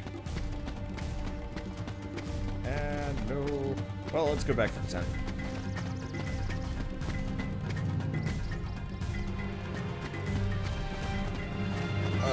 Okay. I guess the other thing I could do is like I said, I could actually just hop on the gummy ship and warp out of here, and we could go back to, we could go back to, Neverland and stuff like that. I don't know, what do you guys think? Do we keep hanging out here? Do we forge ahead? I mean, I could go a little bit further. We could use some of our items, now that I'm thinking about it, to progress. Okay, let's see if I can, I'm gonna have to fight these guys again. But, let's see if we can get through this area. Let's see if I can get Cure really quick. I don't remember where you get it from.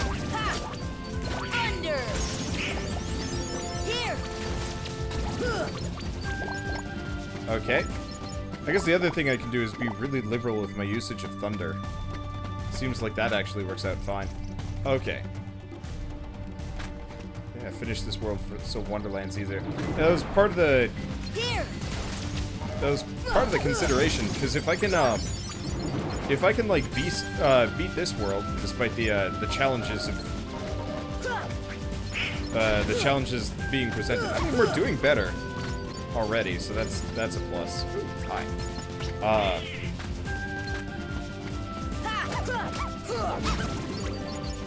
Beat this world and then like not come back, but like head back to the other areas. We should be able to kick a lot of ass. Okay, let's do it. Let's. How do we get out of here? I actually don't remember this part. Do we like go up this vine or something?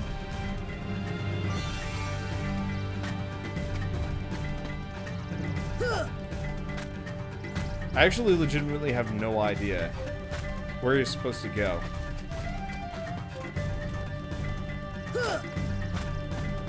It's not like an invisible wall or something. Where do I go? I was just assuming we go this direction because... Huh. There's no map. Like, I was thinking we go over that, but...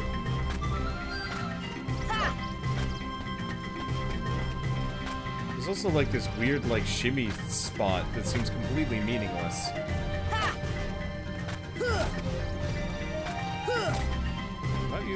I'm not supposed to use fire. This world's a bit boring. You're not wrong. Do we try... Thunder! Oh. Oh! Oh!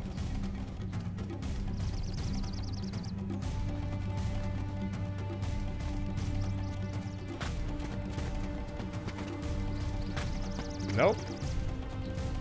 Well, I can randomly climb that. Okay, I guess we'll just go back through the hippo area? I just don't remember there being anything else. Because I remember you're supposed to go for the cliffs. I thought. I did not expect that I'd be, like, this turned around playing this game. I was like, I should remember my way through this game. The answer is nope. Well, I mean, worst comes to worst. Worst comes to worst, we just keep farming for experience-ish. I should probably use a healing potion. Or leave.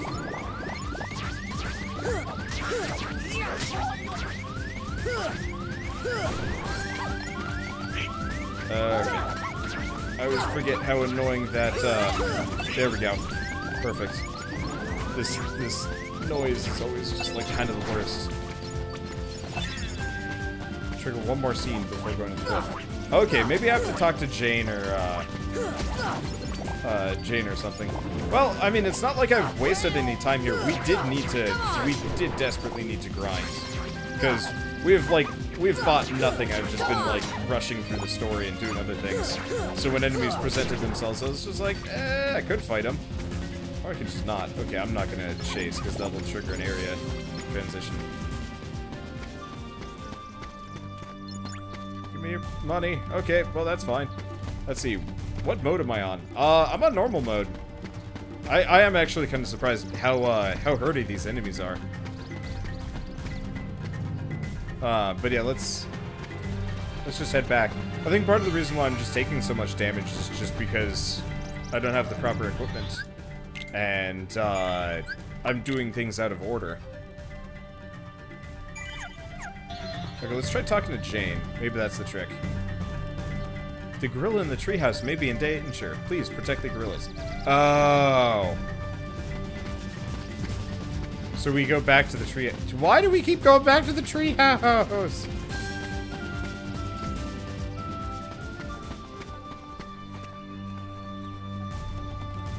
Actually, you know what? Screw it. If I know the secret easy path through here, I'd be remiss not to take it.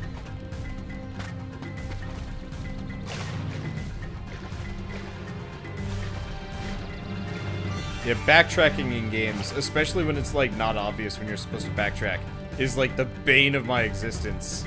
Cause I have no idea. Okay, let's see. Would I like a list of all the skills and where you can get them? Yes, please. Cloud, do you have Discord? If you do, send it to me there. Otherwise, get on Discord so you can send it to me. Anyway, yeah, this makes it easier. I don't have to swing on vines. Yeah, they probably put that there for the people that couldn't, oh yeah, we got some enemies now. So this is probably pretty close to where I pick up, this is probably pretty close to where I pick up Cure. Thunder! Thunder!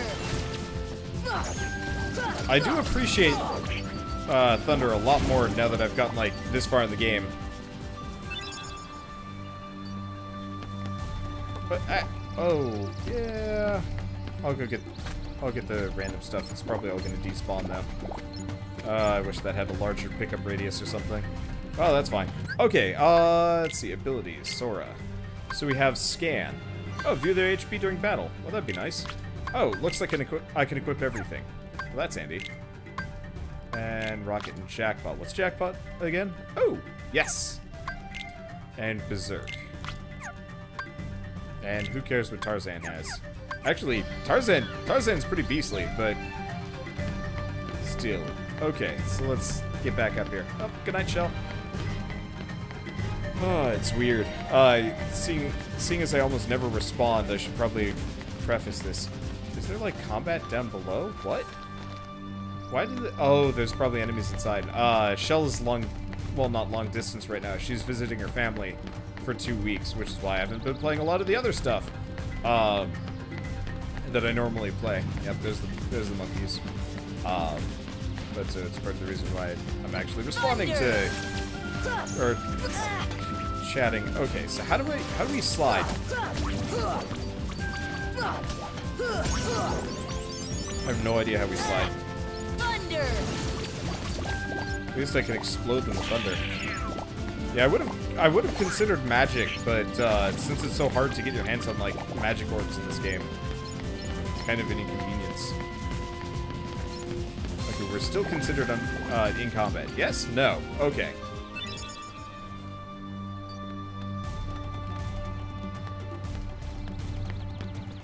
Okay, so now we got to get up there, but the barrel was respawned. What? Oh, come on, Goofy. Come on. I think that was Goofy, right?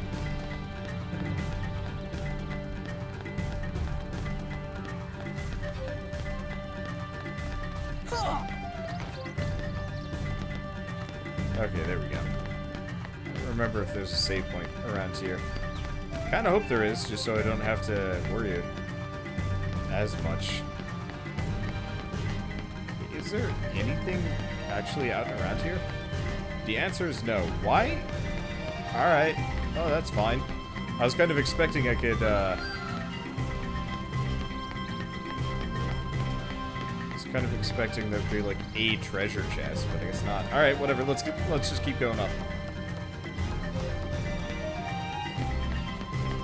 Okay. Oh, goody. Balance beams. My favorite. Actually, this isn't nearly so bad. Yeah, no. Huh. Okay.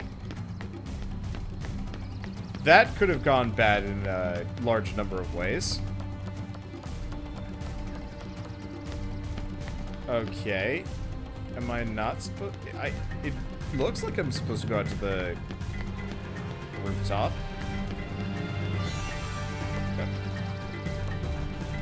Okay. What? What? But where? I'm so confused. Am I not supposed to be going here?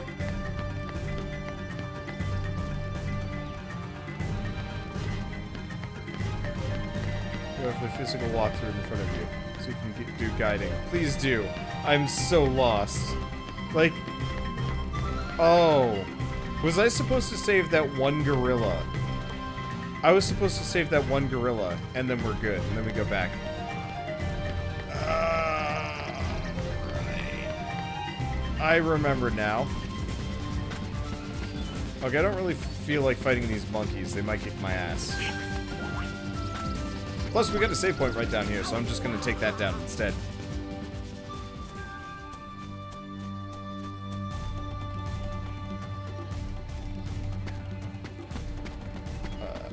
Let's see. There we go. Thank you. I guess I'm making some progression. Oh shoot! Am I up to level 11 already? Nice. Okay, well that'll help. How do I do that sliding dash move that I picked up? Well, now for this familiar view. I wonder if I could actually just, like, AFK my way through this. Talk to Jane and declare infected cheetah again. Son of a bitch. Yeah, so all I had to do was go all the way back up here just to save that one gorilla. That was not clear. Yeah, okay, I'm just gonna... He took the hit for me. Good guy, Tarzan. What was that? I have no idea. Yeah, if you don't mind taking a little bit of damage, you can just, you can easily just soak the hits in the face. Oh, hello. Thunder! Thunder! Well, at least we're doing a little bit better. Is there a way to get passive MP regen in this game? Oh, that would be handy. Wait. Come on! Is that for real?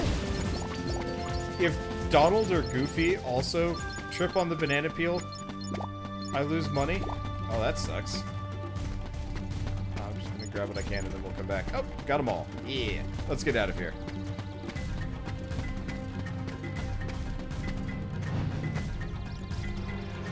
Okay, and I'm gonna save, just because I don't trust this game.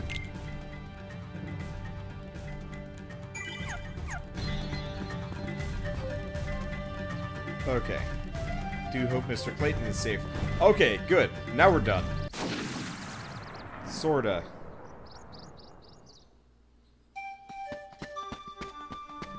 That was an involved and awkward process, let me tell you.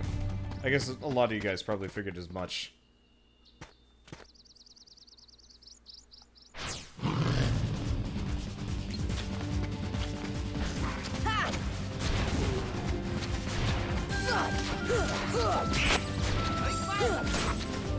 Oh. Come on! Oh, right, I've got scan. Oh, and it's gone. Fire! Ow. It is significantly less, surprising when it's coming through the reeds and you kind of know exactly what's going to go. Let's try Thunder. That did a fair amount of damage. Okay. It's gone? Nope. It ain't done yet. Sucker's aggressive. There we go. And we learned Slapshot. Whatever Slapshot does.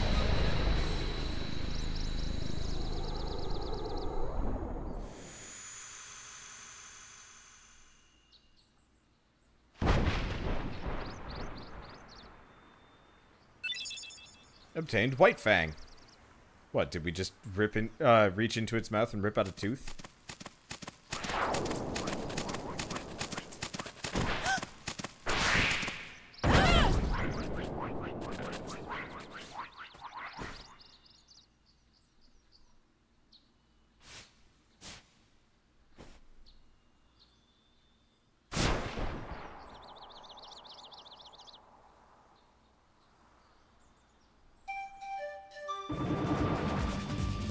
Hey, we're up to full health already.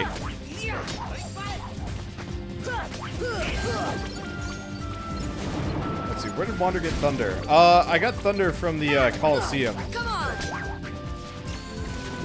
As kind of like a bonus prize for stopping by. I love bonus prizes.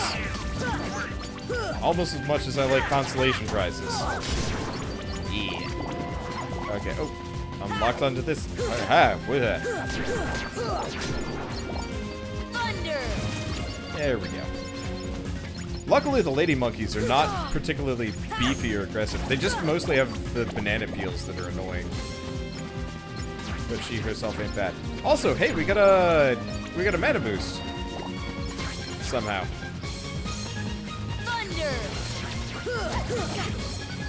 A seriously large one. Unless I wasn't paying attention, I always had that. Oh, you know what? That's probably when we got the, that's when we got Slapshot and stuff. I should probably actually look at what Slapshot does. Let's see, I already went to Olympus. Very temporarily. Okay, what's Slapshot do? Rapidly strike enemies ahead of you. Occasionally deals critical damage. Okay. I'm gonna... Let's go that. Are these under, like, Huh. Yeah, I really have no idea how to trigger any of these, like, special moves.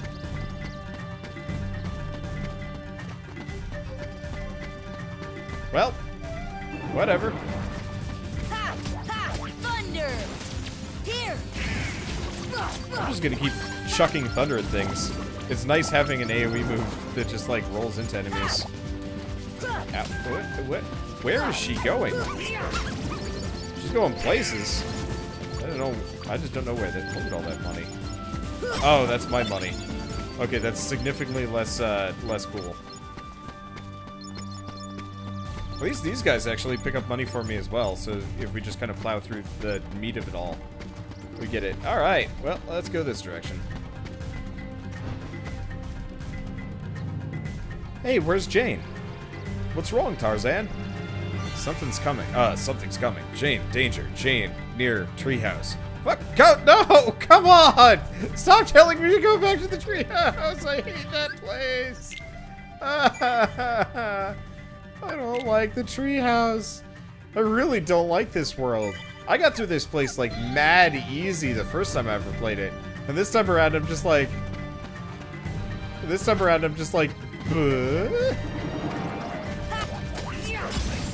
Well, whatever, we'll be fine.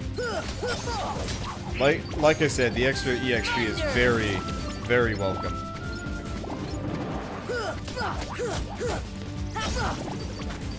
Also looks like we're doing a little bit better at like rapid fire murdering them. Yeah, okay, so my allies are susceptible to dropping all the money on the ground too. Not actually a big deal, but it is frustrating. I can't tell him to dodge.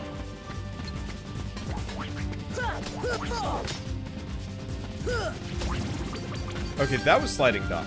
I have no idea how to trigger any of those. Get out of my way, Goofy.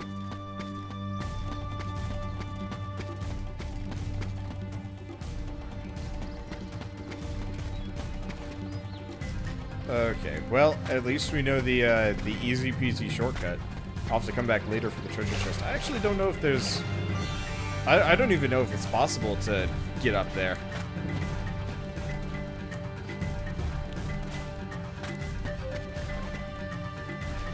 It's so much easier. Okay. There we go. The ivy looks climbable. Yes, I just wanted to engage on climbing. Whatever. Tarzan!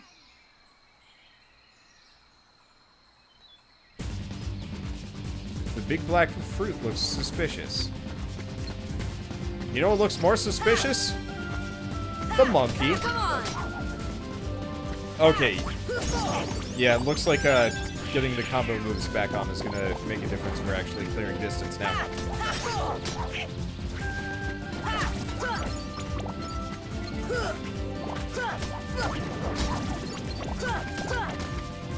Thunder! There we go.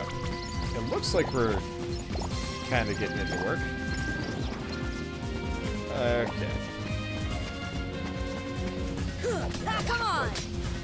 Trying to think of other games that are like similar to Kingdom Hearts in terms of like style, like bizarro crossover games. There aren't many of them. Oh shoot! Is this a? This might be an infinite fight until I deal with the bolt.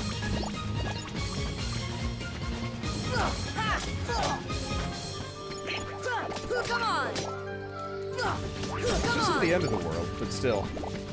Should probably actually deal with it instead of just getting monkey smacked constantly. Might have to do, like, fire on it? Oh, you know what? I probably am supposed to do fire on it. Fire! Fire! See ya! Thunder! It doesn't, is not doing an anything. Oh, that's his problem. Okay, well, at least we got a level up. Like, the benefits to all of this is we do get infinite EXP, assuming that we don't get totally murdered here.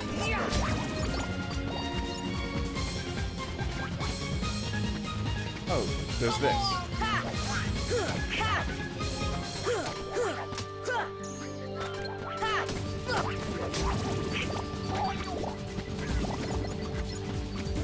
Okay. I don't think I'm supposed to... I don't think I'm supposed to just hit the thing. I think I have to do fire. Come on. A lot easier with the extra moves, though. Alright, we get Power Shard. Okay, just attack the fruit? It just did not look like it was taking damage for anything. Also, it is kind of nice just having infinite experience rolling at me. Oh, there we go. Yeah, I guess it works.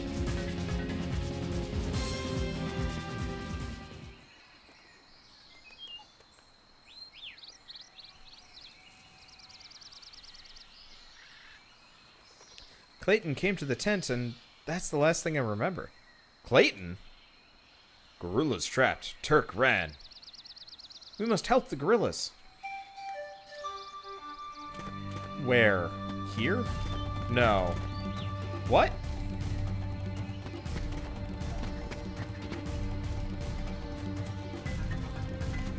I assume we just go back, like, down here to the camp again.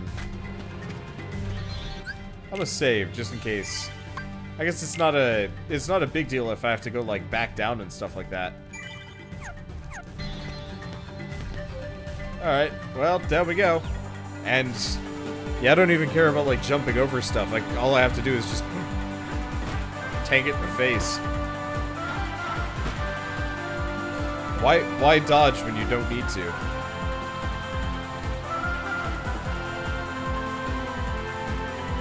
I do have to admit, the amount of detail and, like, random stuff that they've just... yeah, he always gets hit by that. It's great. They must have pre-programmed exactly what Tarzan does along the way here. Which is, suffice to say, not exactly the most, confidence-inspiring.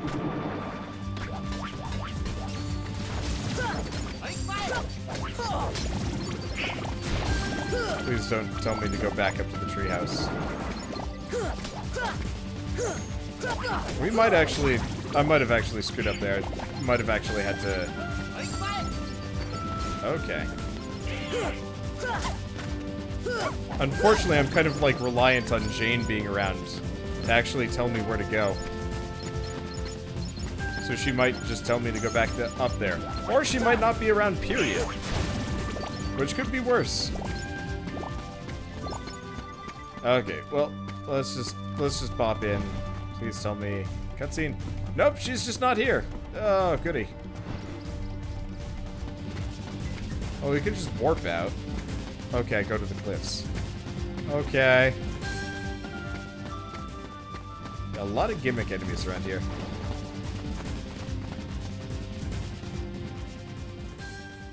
Oh yeah, you're right.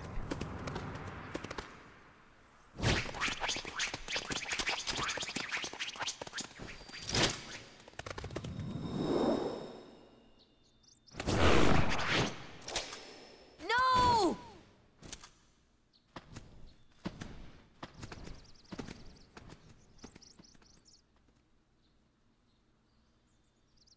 Clayton? Not Clayton. Not Clayton.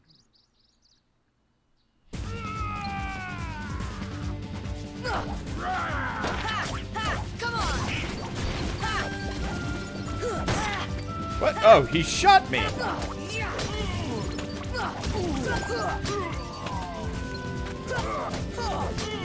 Right in the butt. Not acceptable.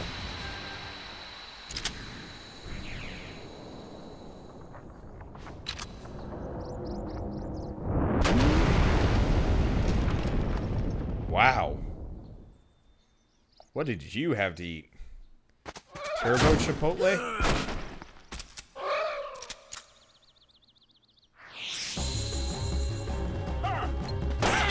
Ow.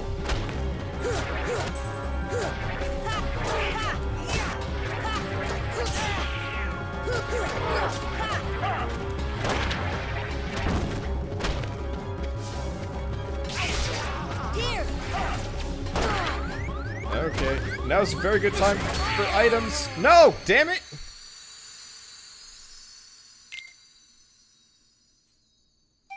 Well, where's that drop me? Save point? Wait. Did I lose progress for that? Or did we actually, Come on! does that not actually set me back EXP-wise? Because if it doesn't set me back EXP-wise, then I'm 100% down, for, like, just gunning it for things.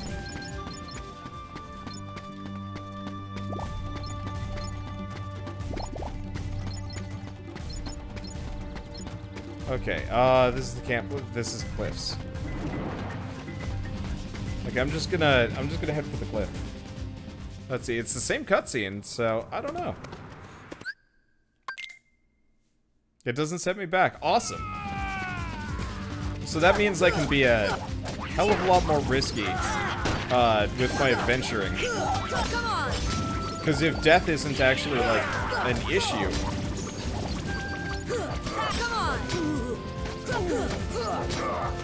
then I'm not going to worry about it as much.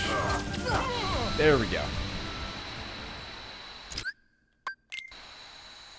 Unfortunately, now we have to fight this with an extremely weak team.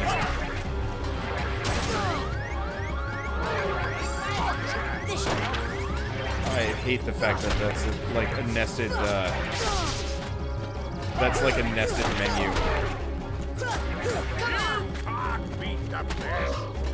Thunder! Fire!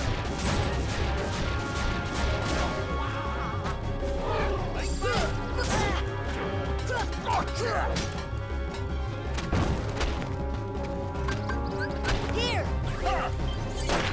I need to pick up some more healing items. Or maybe I just don't have them equipped. I'm not entirely sure. Come on! Thunder! Fire!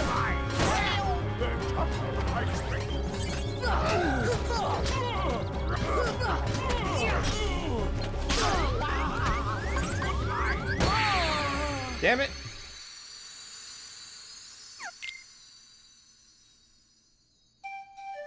I think, unfortunately, one of the problems is we go into that fight and Donald is, like, totally useless and goes down immediately. Which, admittedly, is kind of his, like, normal state. Like, make fun of Goofy all you want, but Donald is the useless one in this game. Jeez, Donald is already out of juice. I guess what we could do is head back to the tent and just, like a darn scan on. Yeah, that's a good point. We probably don't need the rush move nearly as much. Hey, we can actually kill those guys with combo now.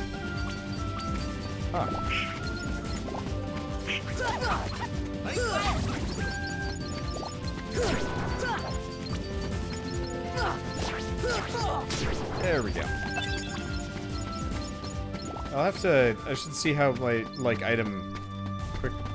anything works. I have no idea. Alright. Well, I'm just ahead for the tent. Hopefully these guys won't get hit too much in between. It'd be nice if, It'd be nice if it didn't set me, or not set me back. It'd be nice if it actually threw us into the boss fight with full health. Not because of me, because I'm not too worried about it, but because Donald is useless. Damn it, Donald. Yeah, he only gets 3 shots before he's dead? Holy crap. Alright, let's turn on scan. Let's get rid of sliding dash in favor of scan, just so we can see the boss HP. Just so I know where I'm, just so I know what I'm up to. Okay, skip cutscene.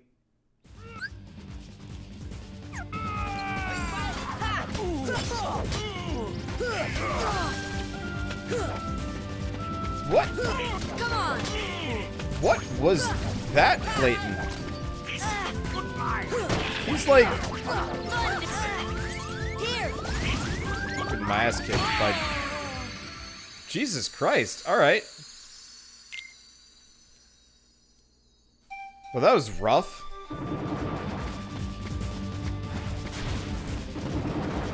Okay, gotta get through here before... Yeah, Clayton was just flying. I have no idea why. Well, that was awful.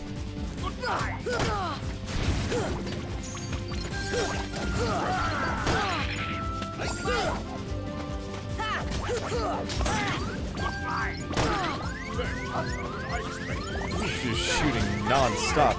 Oh no! It reset my,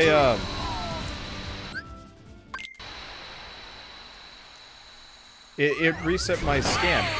Ah!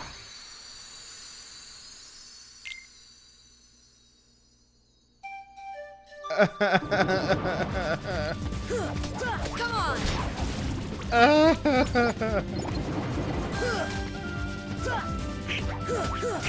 Come on.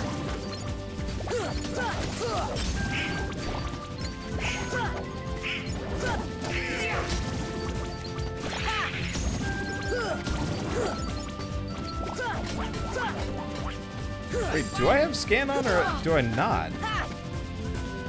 That actually is not immediately obvious. Because I don't have my charge right now. What? I guess I'll grab a little bit of HP. I'm very confused. Come on. You can use Donald as a healer. Donald is a garbage healer. I set Donald up for healing. He doesn't heal. All he does is nothing. He really does not bother healing until it's like way late in the process, or just too late.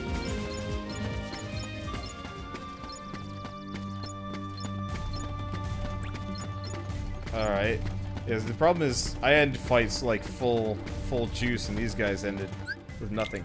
Okay, what are my abilities right now? Okay, so I do have sliding dash and... Okay, let's try taking off Slapshot in favor of scan.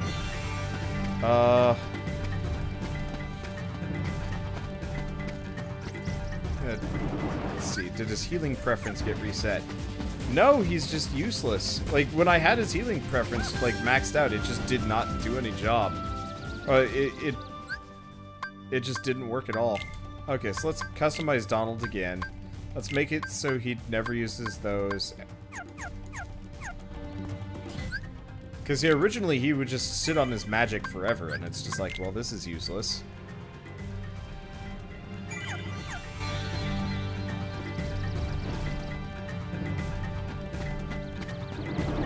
Party doesn't have cure, so Donald can't heal. No! Donald has healed me in the past. Oh! Or does Donald use healing? Donald probably has been using healing items. I forgot about that. They have the chance of doing that. Alright, whatever. I don't know why it always starts... Come on. Okay, we probably could have used Slapshot. Come on.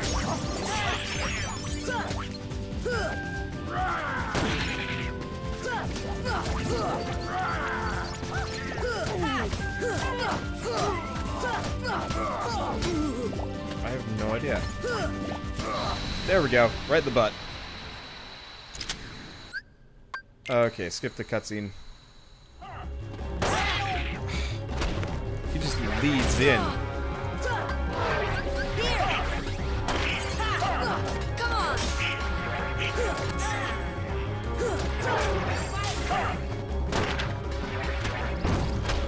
Fire. I forgot he does that. This should help. I feel like I'm playing Dark Souls right now. It's Fire. been a painful day. Ow. I swear we fought this guy earlier and my teammates were less garbage at it.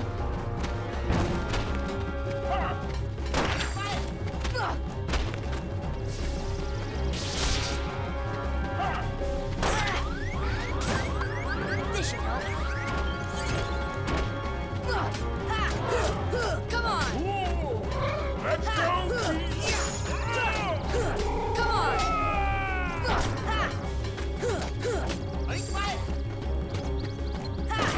Come on. Okay, I'm gonna focus on Clayton.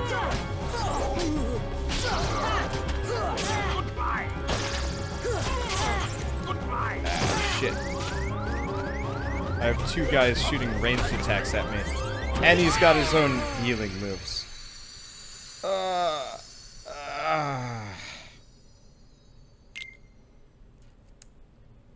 Yeah, I mean, we could just leave. Screw it. I give up. Let's go finish off Neverland. I was not expecting the difficulty to be like that notable. One does not know how items work. Oh, you know what? Actually, that's one thing I could do. I mean, I understand how items work. I understand that I get 3 slots for potions and stuff like that. But yeah, I think I might just turn it on. We've got a fair amount of potions and whatnot. I'm just gonna turn it on so so my teammates actually will heal themselves. Because I have a bunch of potions saved up, because I almost never, ever use them. Unfortunately, Donald is still garbage, no matter what I do. Which is not exactly the easiest to work with.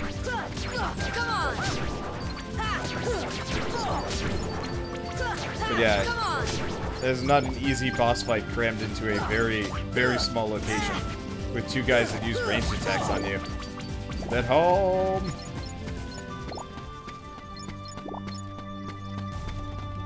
Okay. So let's save, let's try again. Because unfortunately, we got like, I'm not gonna say one more try at this. But let's do customize Donald.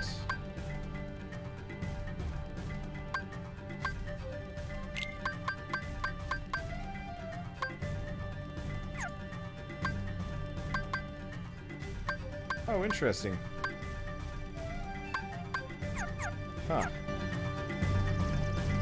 Yeah, actually, the other thing we could do, now that I'm thinking about it, is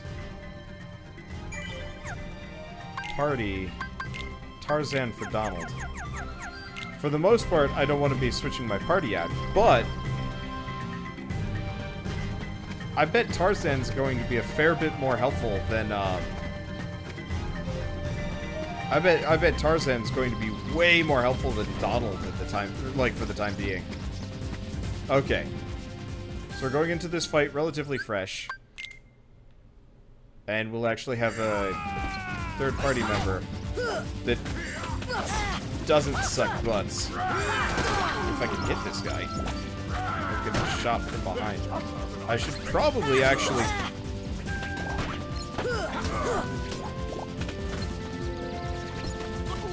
What? What? What? What? What was that? Did I go? I went into first person for some reason.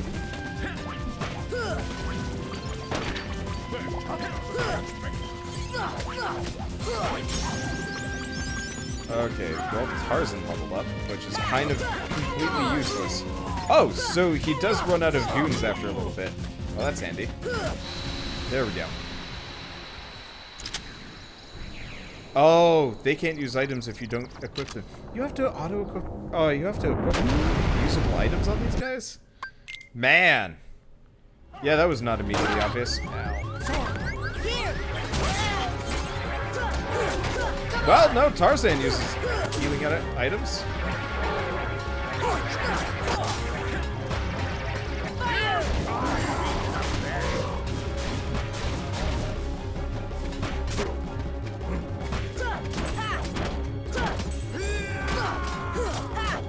Okay, yeah, this is going so much faster with a full complement of non-garbage party members.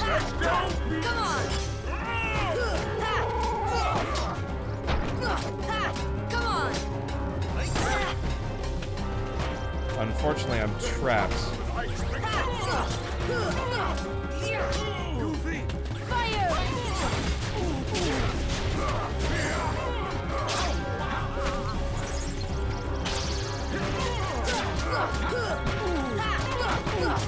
Yeah, if we can take out Clayton, who has some mad hops, mind you. If we can take out Clayton, this goes down easy.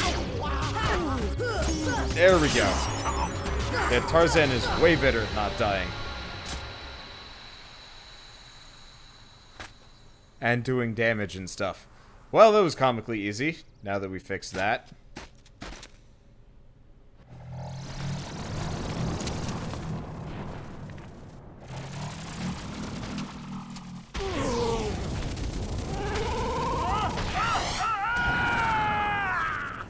Oh, it just falls on him.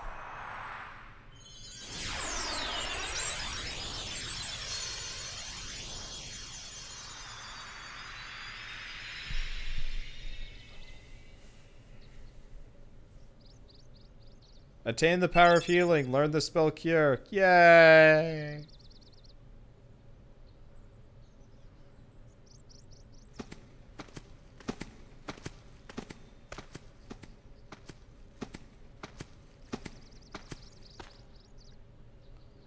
Huh?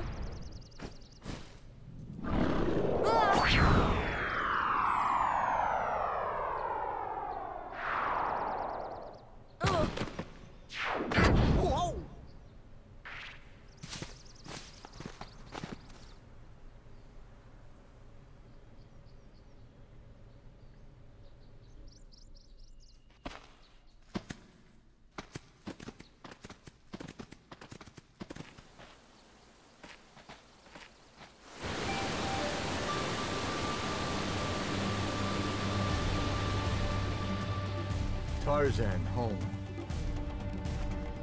Alright. So that was, kind of a pain. I assume we go this direction. Unfortunately, I've noticed Sora has this bad habit of... No, okay, well, that was not obvious. Sora has this bad habit of, like, pointing himself in weird directions when I'm trying to, like, navigate a new area. Okay, do I like latch on? Part of my other problem is my teammates kind of get in the way.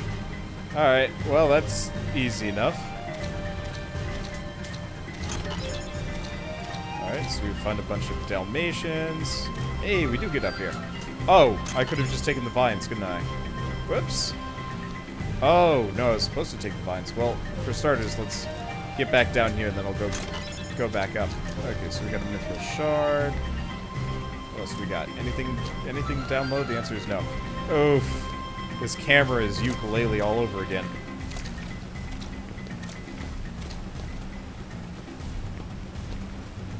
There we go. Kingdom Hearts 3's platforming is as good as 1. Hope it's better. Okay, right. We go up here. I was gonna start like leaping, and then I was just like, wait a second, this is probably a bad move. Alright. Can I? Huh. Ooh, platforming.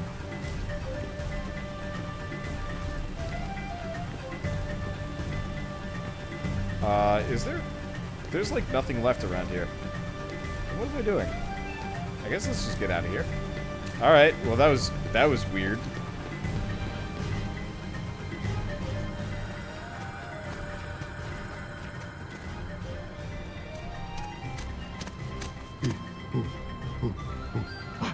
This is your home?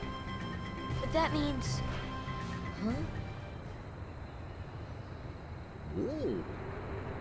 Oh. The waterfalls. They're echoing all the way here. Friends there. See friends. Oh, now I've got it. Means heart. Friends in our hearts. Heart. Oh, so that's what it meant. God damn it, Tarzan, Friends. you're useless. Same heart. Clayton. Lose heart. No heart. No see friends. No heart. No friends. Sorry about what I said. I'm sorry too. Yeah, all for one, huh?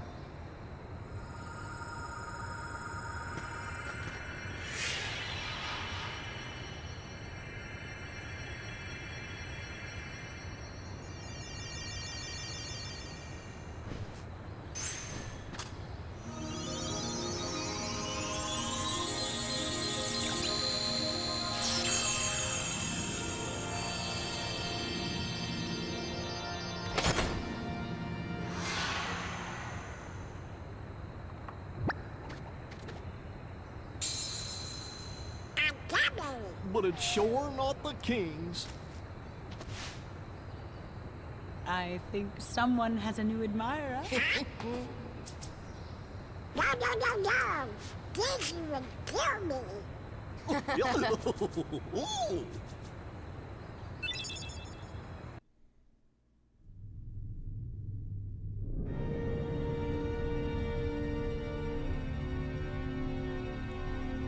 What drew the Heartless to that world? The hunter lured them there. It was his lust for power that was the bait. But it seems the bait was too tasty for his own good. Yeah, he got chopped instead. A weak-hearted fool like him stood no chance against the Heartless. But the boy is a problem. He found one of the keyholes. Fear not. It will take him ages to find the rest. Besides, he remains blissfully unaware of our other plan. Yes, the princesses. They are falling into our hands, one by one. Speaking of which...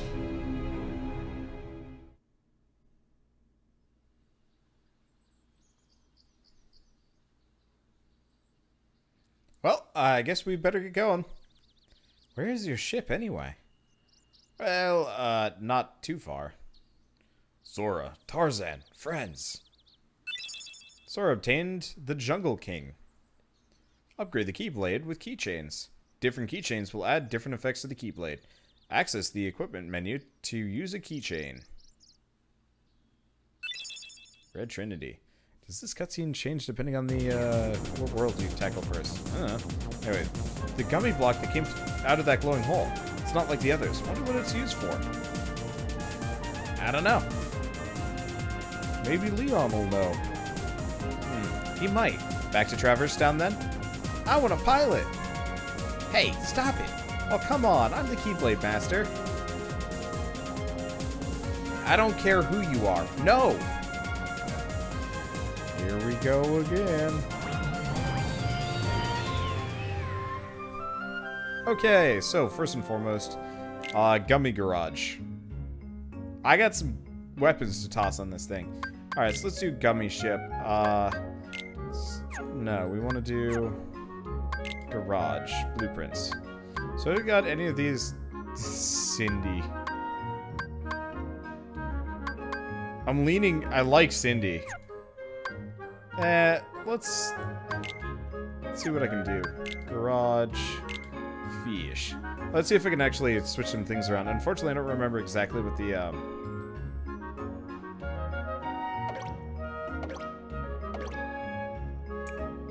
don't remember what the, all the parts do exactly.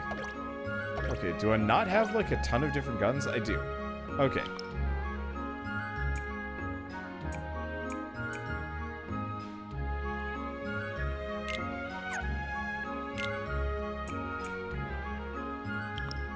Okay, what else do we got? Seriously, that was the only new gun we got? The Thundara G? We get a wheel. I can have a decorative wheel for whatever reason. I seriously thought we got, like, a lot more parts than this. We didn't? Really?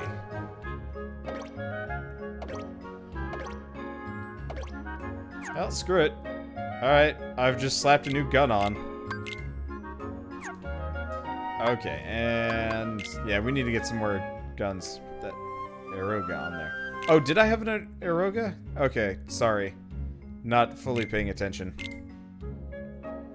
That's a new engine, right? Oh.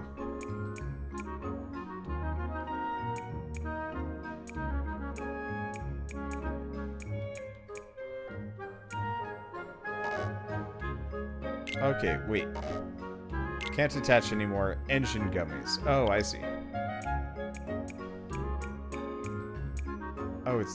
Oh, it's this one, the maneuverability. Oh.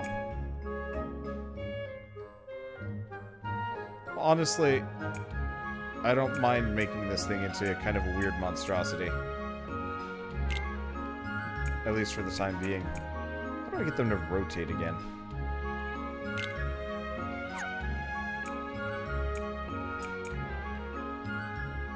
Ah, that's how I get them to rotate.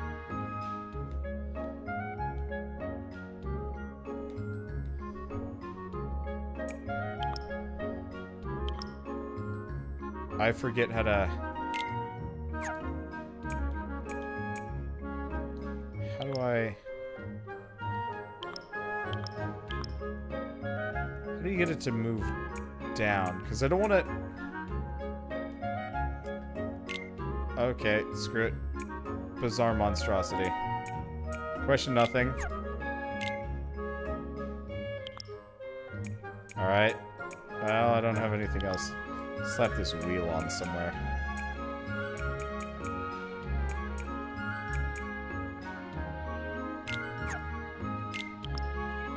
Yep, it's a monstrosity. This is really awkward. I forgot how, like, painful the gummy ship design was in Kingdom Hearts 1. It's not good. Well, that's okay. Alright. Let's get out of here. Yeah, at some point I'll make a proper one with proper parts. For now, though, don't care. Heading back to Wonderland. Ooh! Okay, this is gonna be much easier. Now that I've loaded on extra guns. Oh, I forgot it's doing this thing. There we go. Yeah, spread shot's gonna be handy. There we go. Okay, I'm just gonna hang out up here for a while. I love going slow with the gummy ship and picking up every part too. Like that is 100%. Like I like the idea of the gummy ship. It's just the design and the actual gameplay doesn't pick up until like Kingdom Hearts 2. Like they really, really did an absolutely wonderful job with the sequel to this game. For the most part, there really is like Can I not break that? No, I can. Why did I break it earlier? No idea. I'm gonna break you, and you have nothing for it. Alright, screw it. Instead, I'm just gonna... Oh. I guess I'm gonna take a little bit of damage. Oh no. Oh well. Oh, the rings will give you bonuses. Ah! Well, whatever. Is it like a boost or... Oh, okay. I do like the fact that there's actually a completely different gummy course for, like, literally every, There's a different gummy course for, like, every single arc. I guess there's still... There really aren't that many of them, so it's not that big a deal. But it's just kind of a neat detail. Because they could have gotten really lazy with, I guess we're doing okay. But yeah, they could have gotten really lazy with their design here. And they didn't, and it feels good. Score is new. I think Score is actually something from Kingdom Hearts 2, and they brought it back. With the 1.5 version. Because they definitely did some stuff to, like, switch it around. Oh, right. Wait, the wheel is rolling? Really? The wheel is rolling. I didn't even realize it, but it is actually rolling there. That's adorable.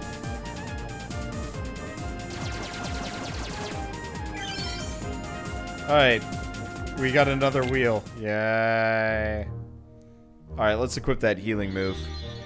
And let's get rid of Scan, because I don't need it. Abilities. So let's get rid of Scan for Slapshot. Charge. Oh.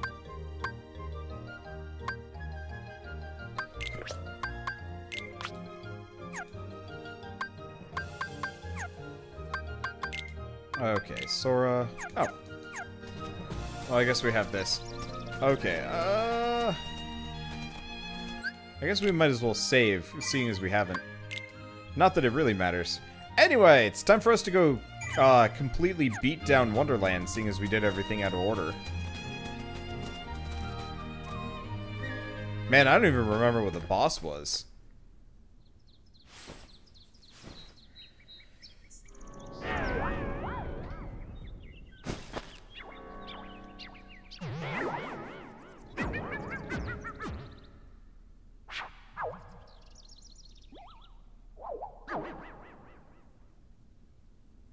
Who are you? Who indeed? Poor Alice, soon to lose her head, and she's not guilty of a thing. Hey, if you know who the culprit is, tell us. The Cheshire Cat has all the answers, but doesn't always tell. The answer, the culprit, the cat, all lie in darkness. Wait! They've already left the forest. I won't tell which exit. There are 4 pieces of evidence in all. 3 are a cinch to find. The 4th is tricky. Big reward if you find them all. Should we trust him? To trust or not to trust? I trust you'll decide. Alright. Well, for starters, that's the other thing I forgot to do. Sora, Kingdom Key for Jungle King. Long reach seldom deals critical blows. I am fine with that. Okay. Yeah, boosted damage, longer reach, everything is... I like everything about that, especially because we should be able to just one-shot, like, pretty much every basic enemy right now. It's gonna be super helpful.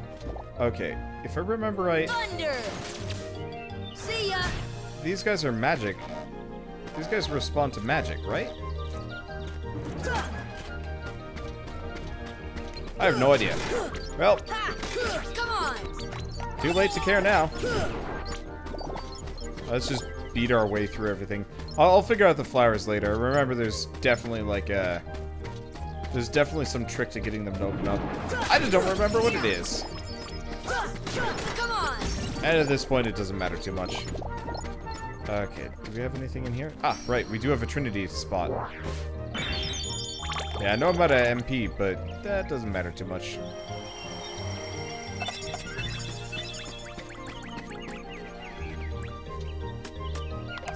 Okay, so that's footprints. bit goofy. Those...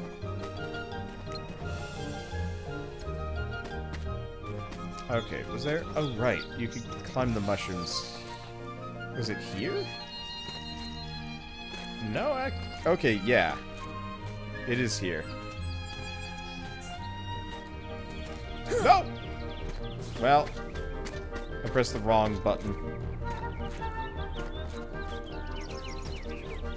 If I could actually change the control scheme. Okay. I think I can make that. I think we have to take one of the weird ways around.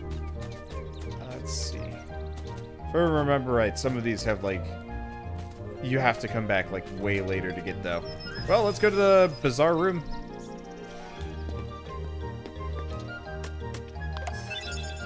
Okay, so we got the stench. Oh, I guess he died in 2 hits. Okay. Hardly an issue. I will admit the going through everything backwards has the nice little bonus of now I kick ass, so I don't have to worry about as much. Okay, can we talk to this guy? Can we just like jam our key in his face? No? Okay. I guess we go back now. Okay. Oh, I forgot how annoying the... Nope, we don't want to do that.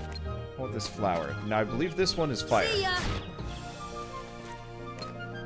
Fire!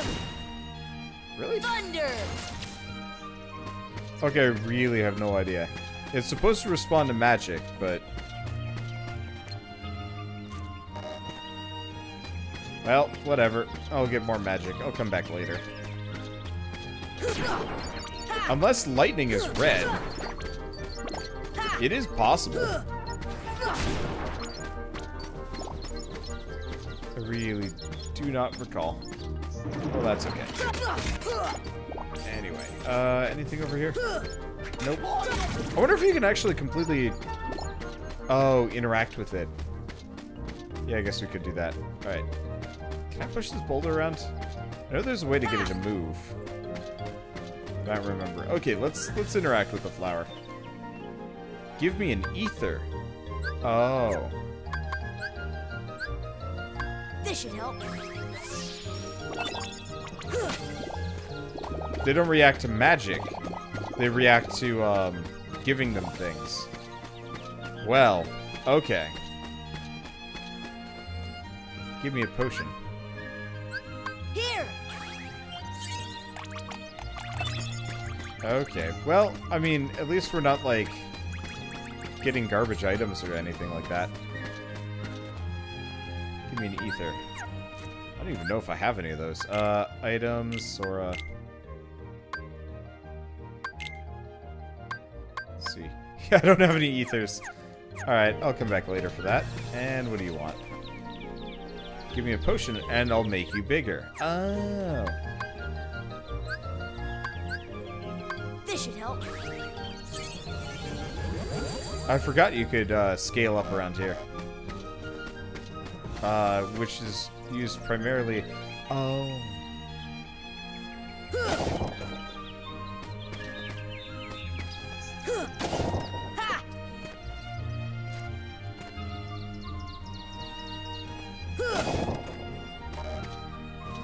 Okay.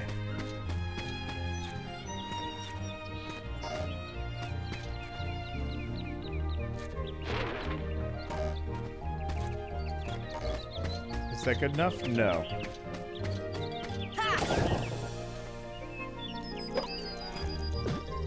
Okay. Oh, that's how we do it.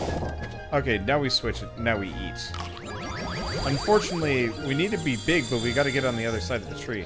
But I think we have ways of getting through now. Okay, we also have some more lily pads. So let's platform.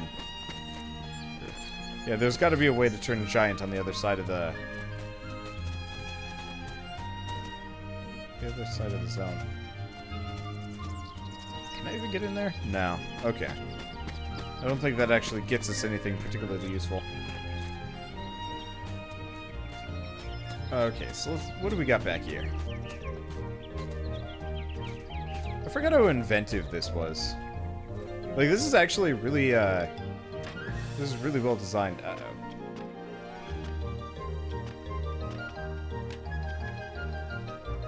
Oh, shoot. Was I just supposed to gun it for that? I have no idea. Oh, that was inconvenience.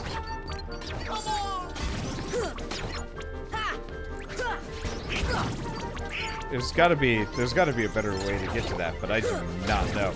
Oh, unless, do we have to be big? We gotta be big to open that.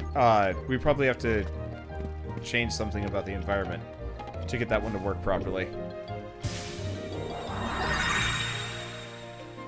Okay, so where's the faucet? Oh, jeez.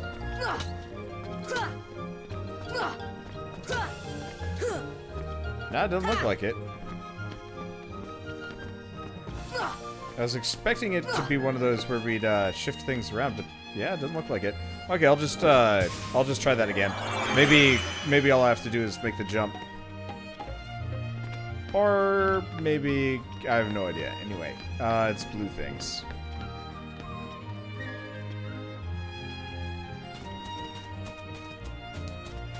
Well, at least it's easy enough. I do remember some of those, like, big round, I was about to call them hollows. The big round dudes show up at some point. I wonder when they arrive. I thought it was at the end of this level, but it might actually be later on. They might just spot. What was that?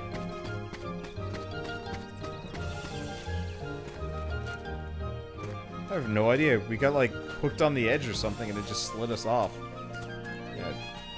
Old school hit detection. Not exactly the greatest.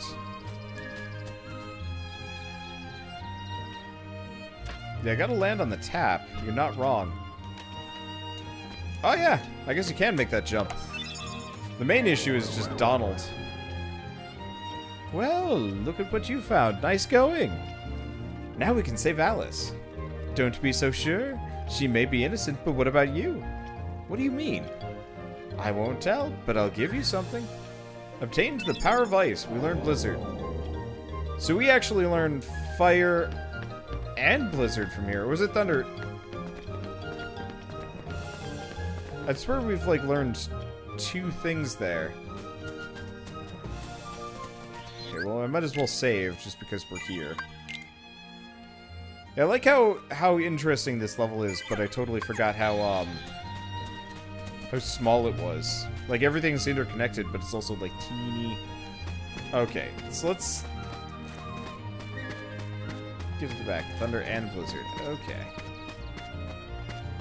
No, I can actually just platform right up these. Oh!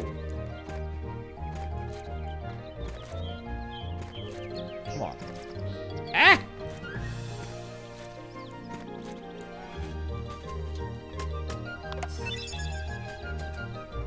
We got the antenna.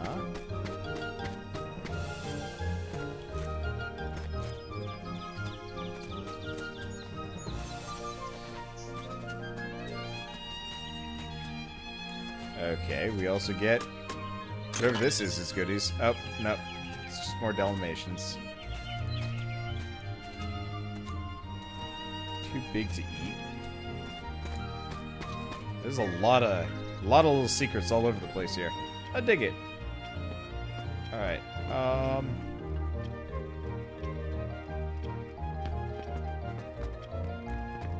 what is the point of this one? I know there's, like, some way to get up to where the teddy bear is. I guess if the bed was still here? Yeah, if the bed was still here, we could land on it. There's the face. I think there's something up with the teddy bear. Maybe. I don't remember. Okay.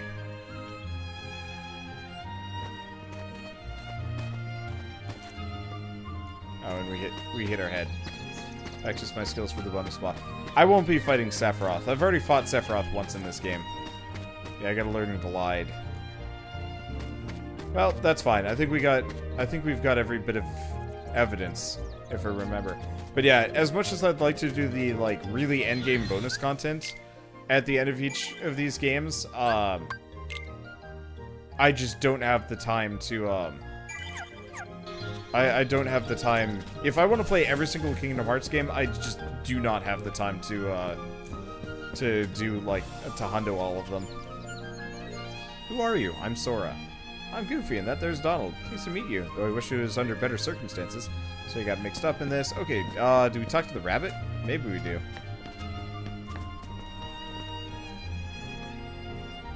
Let's see. Okay, who do we talk to? This guy?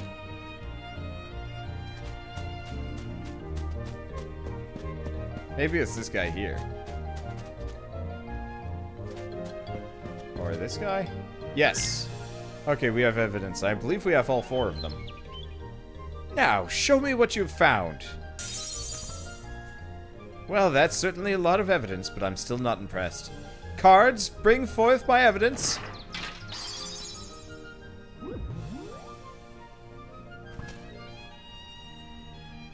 Checking all 5 would only be a waste of time.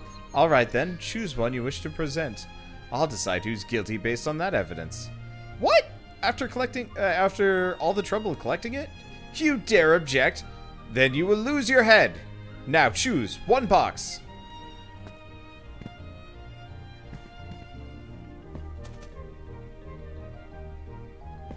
Man, this is garbage. I'm going with this one.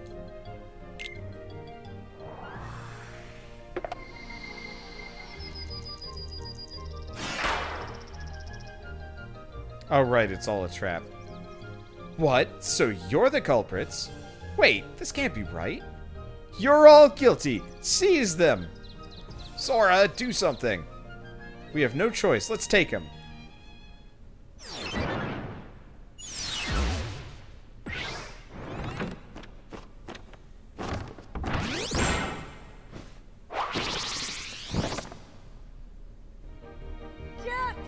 Cards. If they touch the tower, off with your head.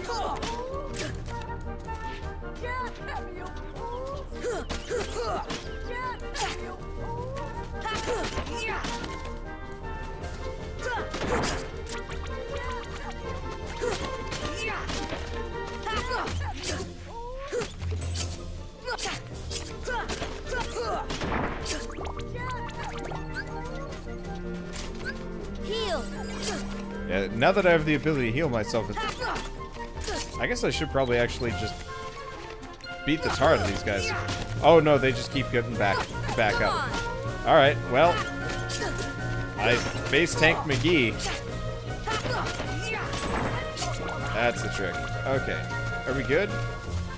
Are we done? I missed something here. Do we free her or...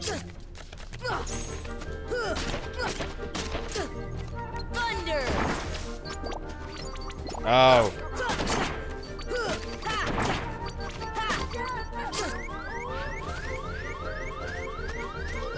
Heal.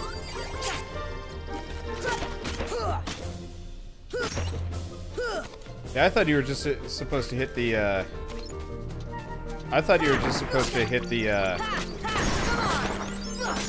I don't even remember what I was thinking of. I thought you were just supposed to hit the wheels and then you were done. Guess I'm wrong.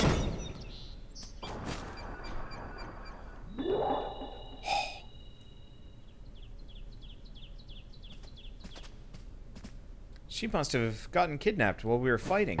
You fools! Find the one who's behind this. I don't care how.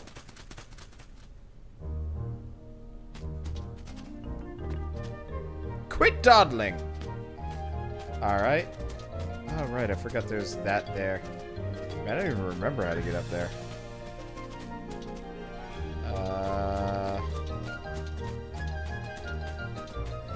Can I even? I think I have to come back later. Okay, well, I'm gonna just save. Kill her. If only. It'd be hilarious if you could just immediately commit regicide and stuff like that. But yes, the queen is quite annoying. Okay. Oh. Okay. Have you seen Alice? Alice, no. Shadows, yes. Where do they go?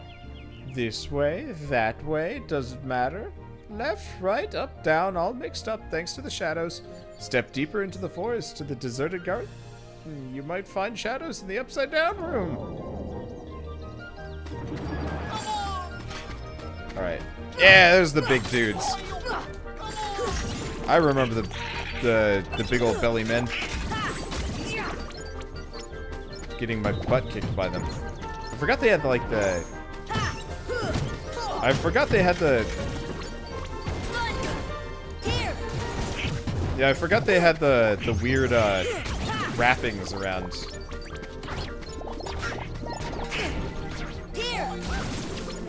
There we go. Oh, or not. We might as well take out the casters first. This is so much easier. There we go. This is so much easier with the upgraded Keyblade and whatnot. I think this is actually one that I used very consistently for like a while in the game. I guess the lack of crits kind of sucks, but whatever.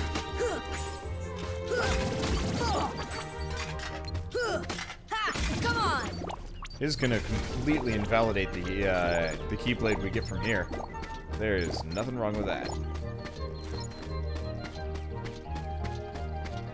Okay.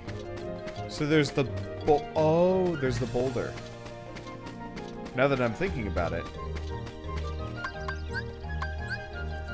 Here.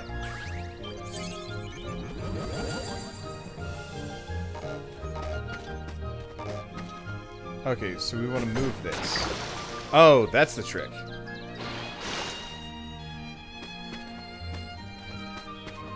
Let's see. I guess with that, let's hit this and take the fruit. I don't think there's anything else particularly useful from this. Let's see. Yeah, for people wondering how much I've played of this before, I've actually, I 100%ed both Kingdom Hearts 1 and 2 back when I played for the very first time. So, yeah, the reason why I'm going through this fairly smoothly, and I'm not going to say I'm an expert. It's been like well over half a decade since I played through all of them. But I do remember a fair amount. And I'm not bad at it either. It's just the problem is, it's been so long I've forgotten the exact level layouts and stuff like that, so it's kind of inconvenient. Okay, whatever. Let's see, what's in the Queen's Castle? Oh, we're here.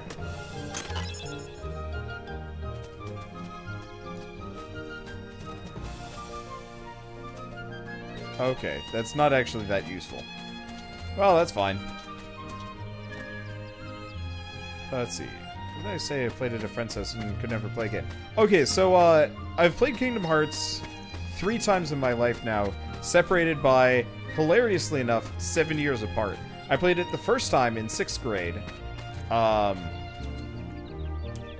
Okay, that was weird. Anyway, we want to check out what these do. Nope, they don't do anything. Okay, what do you do? Give me a high potion. Oh, I got one of those. This should help. But yeah, so I played it in 6th grade for a moment. It was just the jungle level, because I didn't know how to play and I didn't know what we were doing. And my friend didn't know how to play, period. And then I moved away and never saw him again. And then later on, another friend gave me the games for my PS2, but I moved to college and didn't have my PS2, so I was like, alright, screw it. I'm just gonna emulate it and play it there. Okay, the Bazaar Room holds all the answers. That was not... Oh, the boulder moves! That's how you get it out of there. I was like, how do you get big on this side? That's the answer. But yeah, so I played it, emulated on the train while I was going through. And I 100%ed them because I was bored and grinding was easier because I could just turn on EX speed cheats to max it out quicker. Instead of, you know, grinding all the way up to 100 and just being bored. Anyway. Tea Party Garden. Oh, the Arch of Flowers is the one you use the spells on. Okay. But yeah, despite the fact that I've 100%ed this game, that was a long process and a lot of it's easy to forget. And then combo that with, how do we get up to, like, any of these? I guess we really do need Glide to get any of them to work.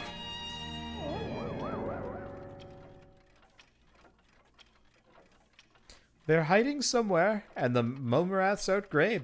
Want to find the shadows? Try turning on the light. Okay, so now we're on the rooftop. Or I guess not the rooftop. The underside of the ceiling. Oh, I forgot how weird and bad ramp combat is. I'm shooting Sephiroth. I don't know about you guys, but like grinding all the way up so you can beat Sephiroth is just not worth the effort.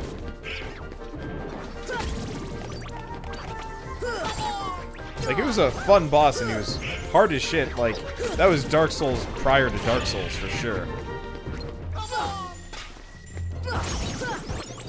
Oh, sweet, treasure magnet. Okay, that is something we need to pick up along the way. I really liked the ability system in this game. They did that really well. Okay. So what do we got around here? We've got a bunch of like weird doors and stuff like that. I don't remember if there's anything touch. Oh. Hey! It's too dim. Make it brighter. What next? One more lamp that you need to light.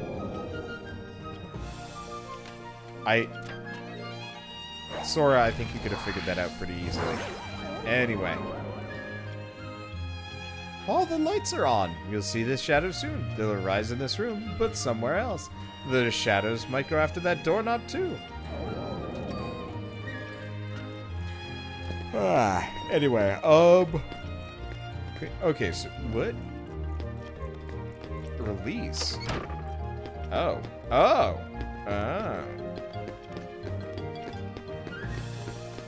Okay, unfortunately I don't remember how to come in here again.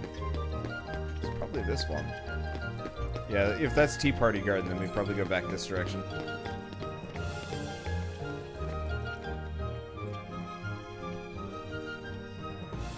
Here's your friend for Sephiroth. Yeah, I pretty much killed him with parries and counterattacks.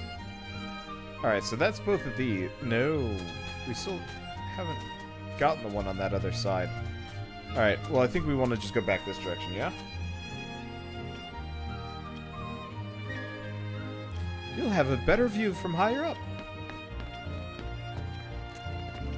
Now they're telling me where to go. I don't know if it makes life easier, but still. Okay, well, let's drink. I am way zonked. Okay, is it anything with the... Oh, no, it's not higher up. It's the other higher up. We wanna go through the doorway that drops us probably there. At least that's the assumption. There's also the... Yeah, they're not going for the doorknob yet.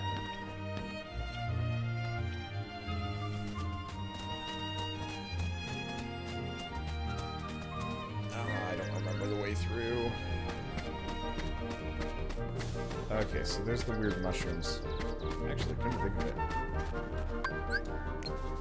Deep freeze! That messed him up.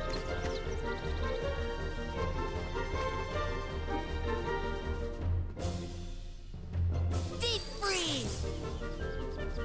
I don't understand the mushroom emotions. I don't understand mushrooms.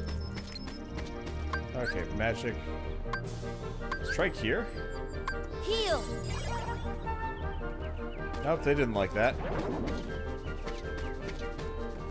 I don't know. Whatever. Try talking to the cat first. I thought the cat said, get higher up. Oh, right. Thunder! There we go.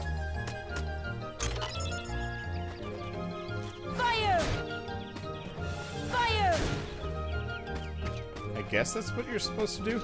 Okay, I think... No. This is the Queen's Castle entrance. Unfortunately... Oh, it's a dead end every single time. Forgot about that bit.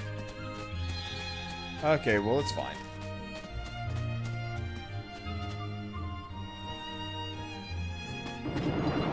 Okay. I'm just gonna let those guys fight. I could repeat this fight forever, but honestly, I just kind of want to go to New Worlds. I like this area, but it kind of gets stale rather quick. So this one, hello.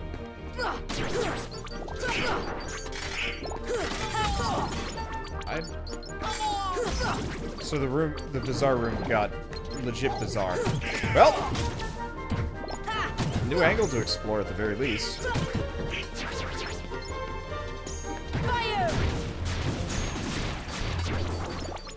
Well, I love the spellcasting system in this game. Honestly, I'm actually really surprised that the Final Fantasy 15 didn't like even attempt to kind of go this direction with how the gameplay went. Because, like, as weird as it probably sounds, I think I actually really prefer. I think I actually really prefer how like Kingdom Hearts works. To so that's more Bizarre Room stuff. Let's see, what do we got over here? I think I prefer Kingdom Hearts combat to Final Fantasy 15. And like they're kind of similar, but Kingdom Hearts just felt like so much more more mobile.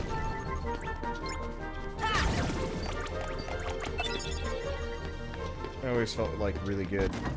Okay, oh, hi. Okay, where? Oh, we're here. Let's just keep going through the bizarre, let's just go back in here-ish. Oh, turn. I really have no idea what any of these things do. We're just filling the room out, I guess, in like weird ways. Oh, I could go in here. That's the trick. Meteor G. Ooh. Is that a new gun for the ship? I think it might be. Right. Thunder. Wow, Thunder does bad things to this to these guys. Come on. Okay, there we go. MP Haste. I don't remember what all of them. I also got a Thunder RG. Yep, so we're gonna be able to load our ship up with a bunch of new guns, which is good because we've kind of been. I mean, we haven't like been needing them that badly, but still. Actually, let's do customize for a moment. Or no, abilities. Donald. MP Haste. So boosts MP recovery rate in battle. That's useful. And treasure magnet. That'll make life easier. Just trying to remember other, like, routes through the Bizarre Room. Because we took the pot. I do not recall. Then again, I'm tired and, like, my head's tired, my everything is tired, so I'm just like, we'll figure it out. Or we won't. It'll be okay, I guess. I'm just enjoying hitting things. This is I mean, it's kind of a basic just face tank brawl until we get some of the, better stuff. But I don't mind face tank brawling for at least a little while. Jeez, do we want to go back the way we came? So I don't think you can make it up onto there. You just talk to the cat on the table. It's higher after all. Alright, screw it. We'll try it. Worst comes to worst, I just have to run up and get to him.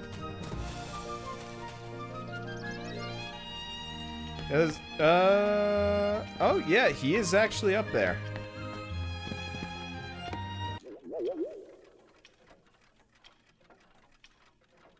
The shadows should be here soon.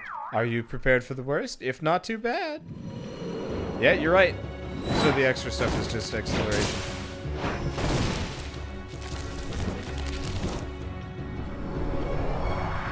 I love the design on these guys. They're weird as shit, but they're really cool.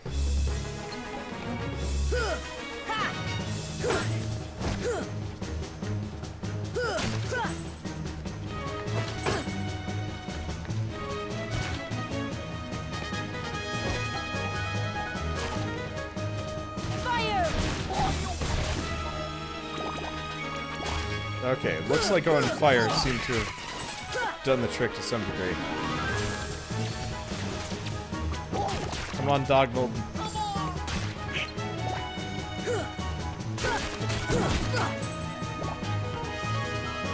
Okay, let's see.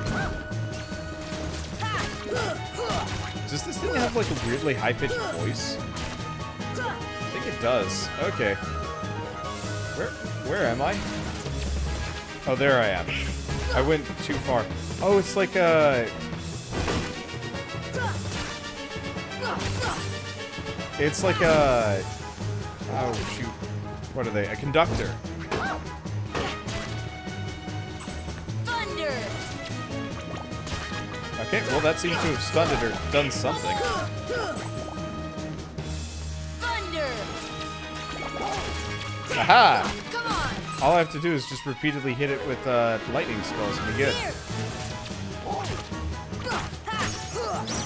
Oh, that was easy.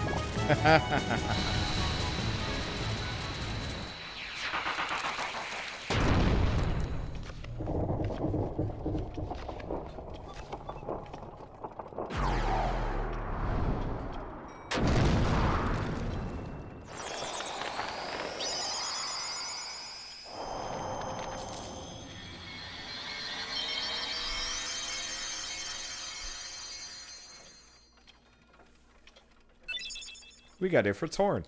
Oh, right, I forgot I got some stuff that I could probably equip. What a racket. How's a doorknob to get any sleep?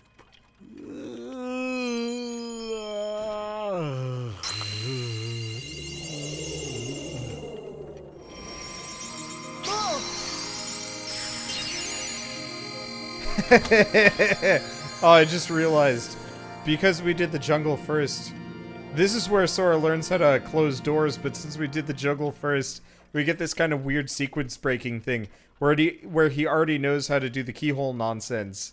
And then he comes back here and he's like, what? What was that?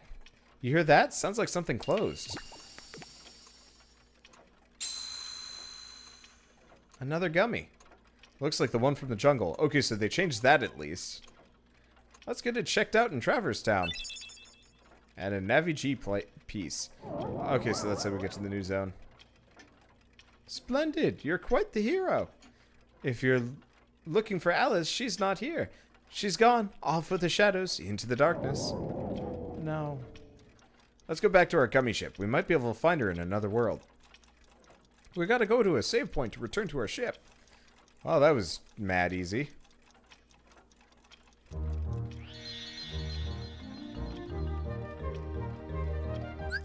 Okay, so we want to do equipment. Seeing as we got some new things. Okay, so we have Whitehorn. Reduces fire damage by that. Raises max AP and defense.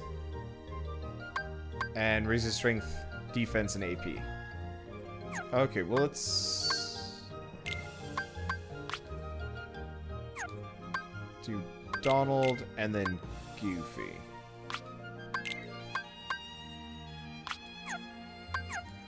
Okay, and then abilities. So because of that, we can equip all of his. Nothing for him, and we should be able to counterattack. Strike back after parrying for... Oh! Ooh, that'd be useful. I'll have to wait until I get a little bit more AP, though. I don't want to take the rest off. Okay, where am I? Oh, are we in the intro? We're in the starting spot. Alright. Well, that makes sense.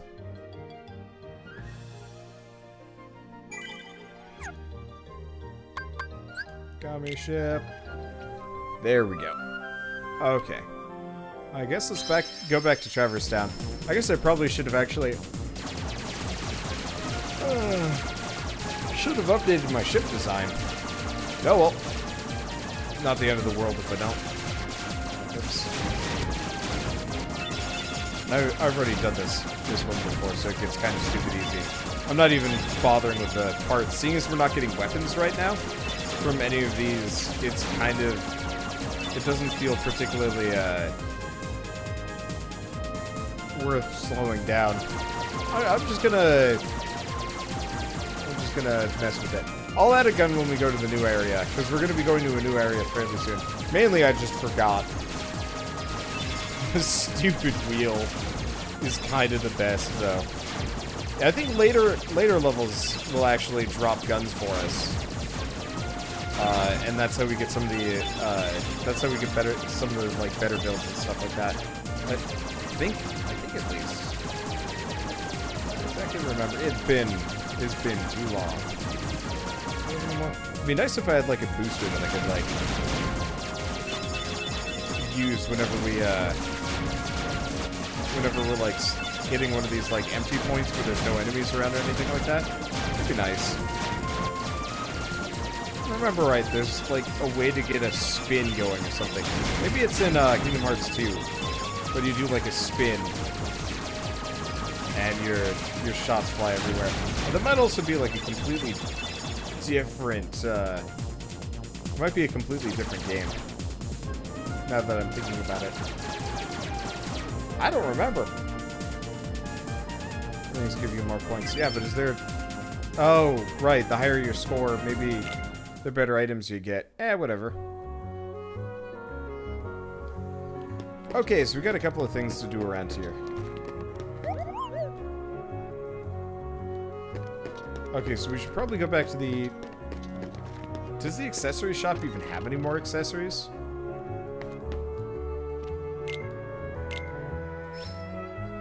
No, looks like ability stud might be new. Whatever. Okay, I don't know how I missed out on this treasure chest the first time I came through here. Well, whatever. Let's see. Save point, but don't care. Can't do the Trinity thing.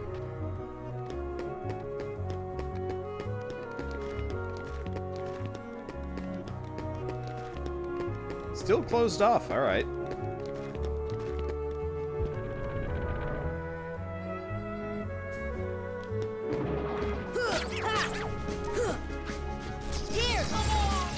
Actually, why am I using thunder against clearly electric-themed enemies? Yeah, one thing I always really liked about Traverse Town is the monsters would scale up based on how far you are in the game. That always felt like really good to me, because it's just like, yeah, coming back here doesn't just feel like a drag. I always hate RPGs where it's like, you have returned to an early game area. Surprise is full of really weak monsters that are completely non-threatening to you. I always hated that part.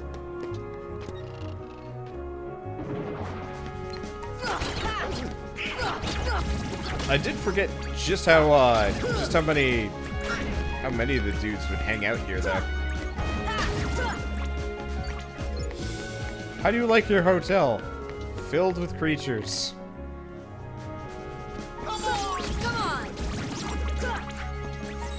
Okay, so we open up the shop with the Trinity. Okay. So, oh, what? Bald Mountain. What? So where's Leon and company?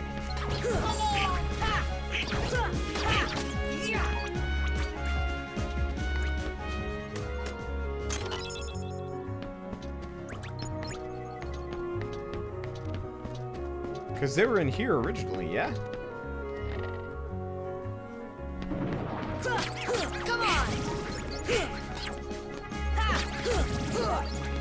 Yeah, I guess we gotta go back out. They're somewhere else. Oh, are they in the, are they in that, like, weird other side district or something? Man, I really don't recall. Oh, and there's the wind dudes. Are these might be the healer ones, now that I'm thinking about it. Yeah, they're dropping nothing but Healy bits. They've gotta be, healer ghosts. I was actually really disappointed with Dream Drop Distance that, most of the, what were they called? The Dream Eaters. None of the Dream Eaters, I mean, some of them looked really cool, but I was actually really disappointed that I couldn't get, like, a bunch of the basic, Heartless. Here! Thunder! Thunder! Thunder! As, like, members of my team. Jeez. This is just a butt bomber brigade, or belly bomber brigade. I don't know why I was thinking butt bombs.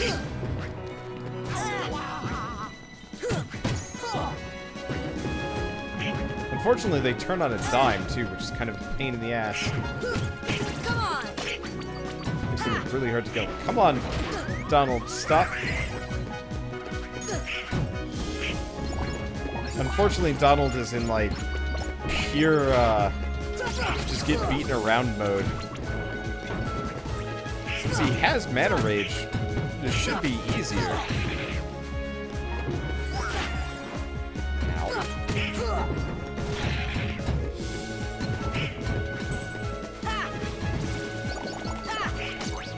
There we go.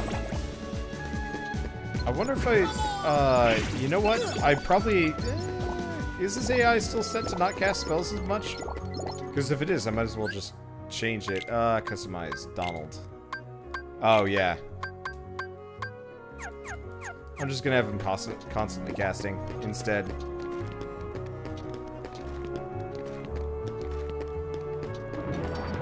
Okay. Yellow.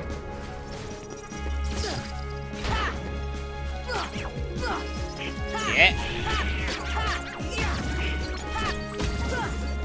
There we go. Oh shit, so they already killed the big guy. And we got another one back. How vulnerable is this guy to fire? The answer is not very. Come on.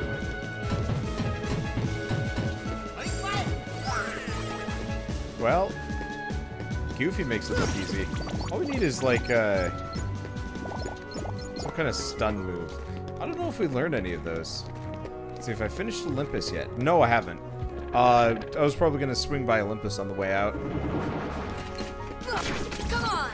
Oh, I totally forgot about that, like, the weird bat, like, flying dude. I don't even know how to describe them.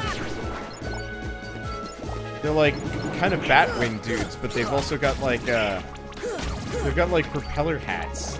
They look really stupid, honestly.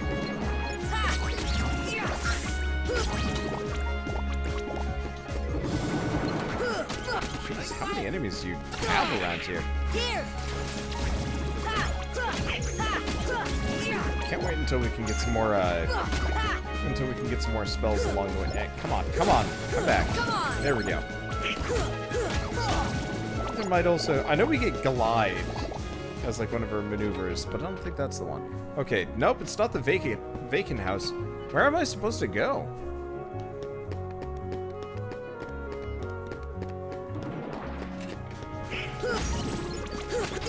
Anybody remember where I'm supposed to go as part of this to find Leon? Because that part's not immediately obvious. And we've already done the whole run around and be like, where is stuff?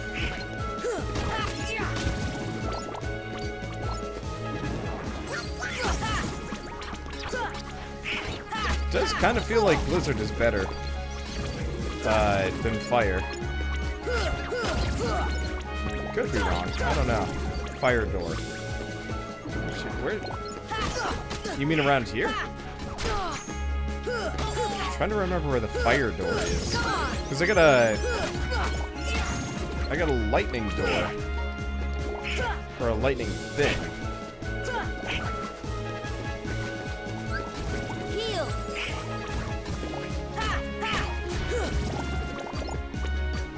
We want to unlock the shortcut before moving on. That was the plan. Fire!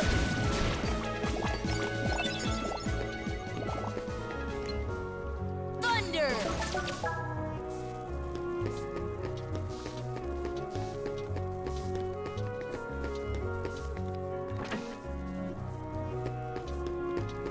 Okay, there's the shortcut. What's the lightning thing do though? I forget.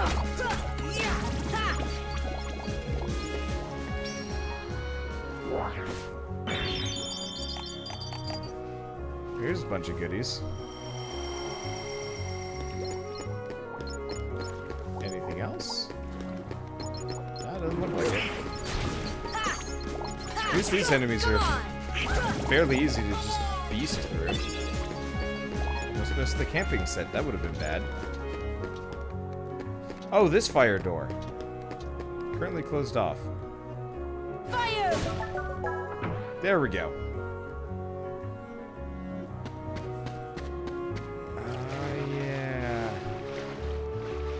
remember this place now only vaguely. Damn. There's so much to forget over the course of all this. This place has seen better days. Okay, so that's the empty room. I guess let's go into the empty room first. God damn it, Donald. Get out of the doorway so I can go in. You useless person.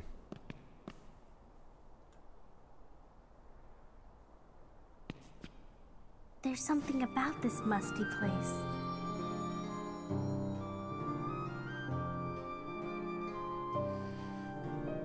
It reminds me of the secret place back home, where we used to scribble on the walls. Remember? Kairi? Sora?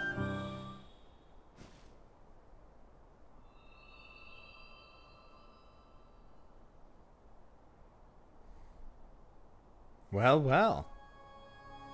You arrived sooner than I expected.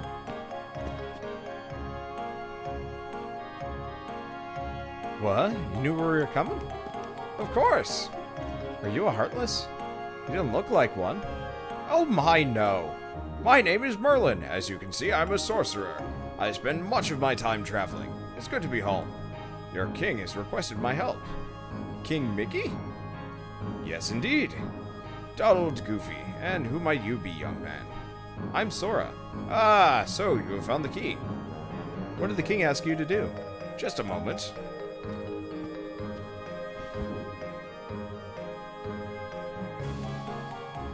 Presto!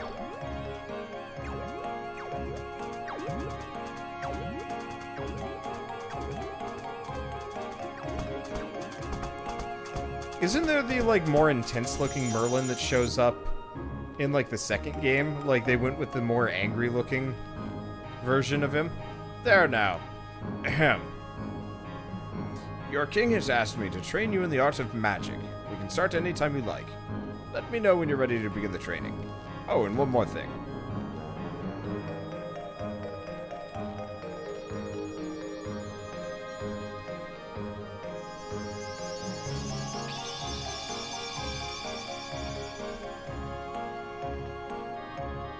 Hello, I am the Fairy Godmother. Your king asked me to help too. I will assist throughout your journey. I do not know how much I can be of help, but do stop by any time. Practice magic. Do we actually, like, practice magic? Like, does this give me anything, or... You can practice without... Okay.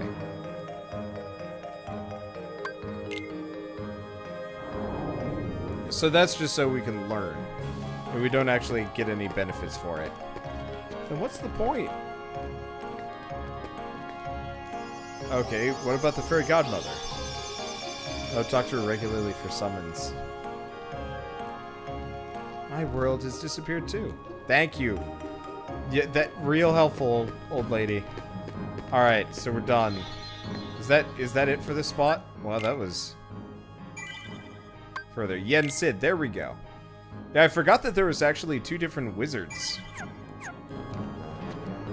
wonder where Yen Sid will show back up. Or show up properly. If I remember right, the Winnie the Pooh levels are not here at all. Okay, now there's a treasure chest over here. But I don't think it's reachable until we do more. Okay.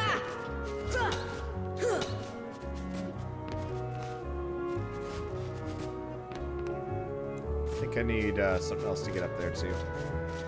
I don't remember, and I also don't care that much. The book on the bed I should check out. Yeah, I don't think I can go... Yeah, I don't think the book on the bed shows up till later.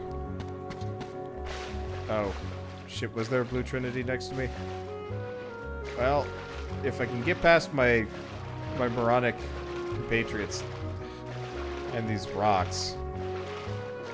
we'll come back later. We have to talk to the Fairy Godmother later at a certain point anyway. Well, 100 Acre Wood is there, just not yet. I have no memory of the 100 Acre Wood. Okay. Well, now where do we go? Oh. Yuffie.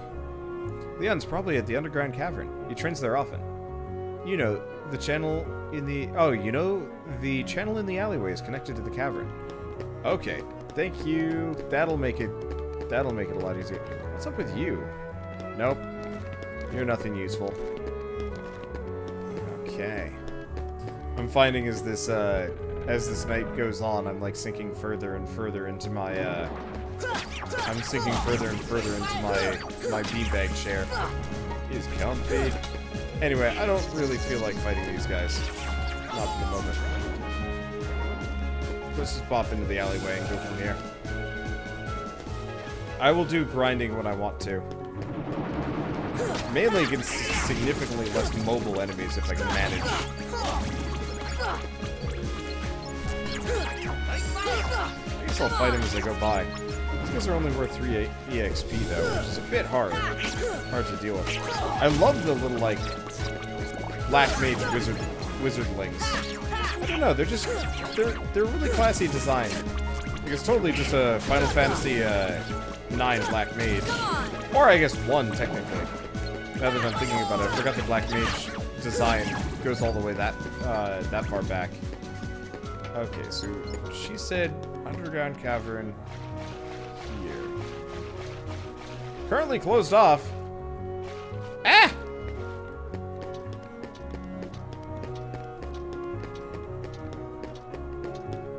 So how do we get to the underground cavern then?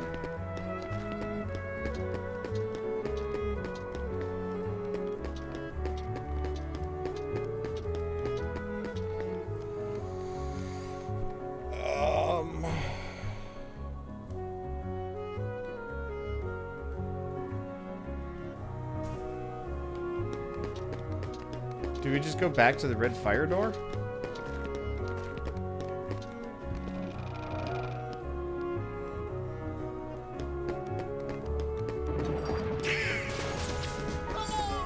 I don't remember it being the workshop. I spent a lot of this game wandering around being like, where do I go?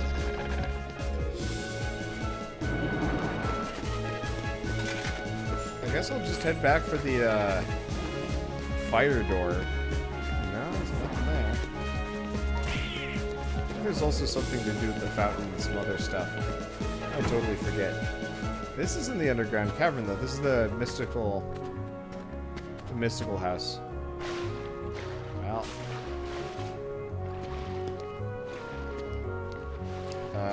I guess while we're here, we might as well grab that blue trinity. You'd think he would have fixed up the exterior, too. I fought the soldiers the first time there's a trinity in the water. Unfortunately, the trinity in the water is, it's a red trinity, which I can't open that up.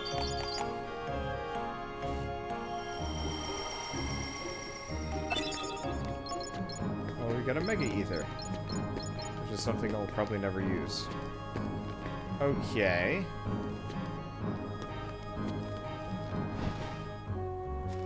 I can do red trinity? You sure?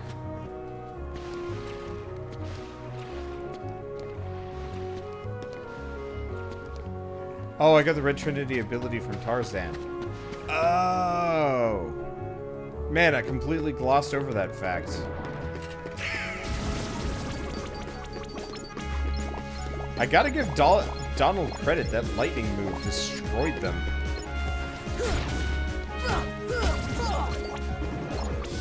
Okay, well, let's just keep rolling through here. I totally missed that fact. Well, I guess there we go. I'm a dum-dum. It is so nice being able to actually have something. Oh, oh, yeah, there's a chest behind the Mystic's house. I need Glide to get there, though. Okay. Oh, I guess I'm just gonna sprint for it. We don't have any moves anyway.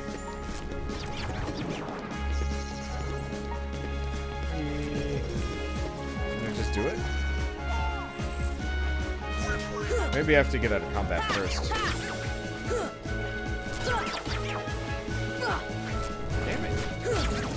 Hold on. There we go. That's the trick. There we go.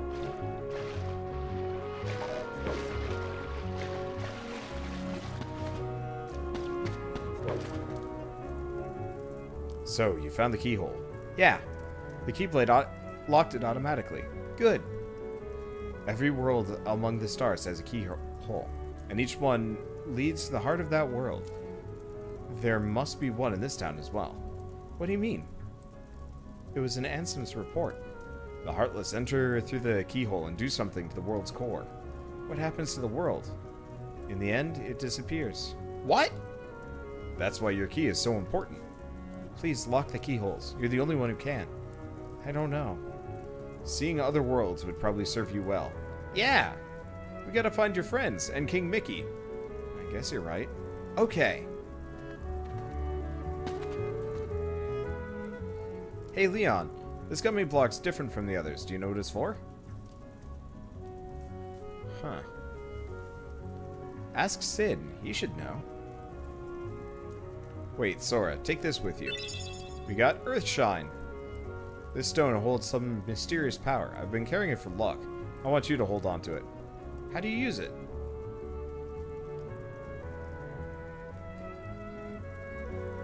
Thanks, Helpfulton. Okay, so where's this lead us? Ooh. Free treasure chest. Hell yeah. And what else do we have here? An elevator up into... Oh. There's no easy way to get back, is there?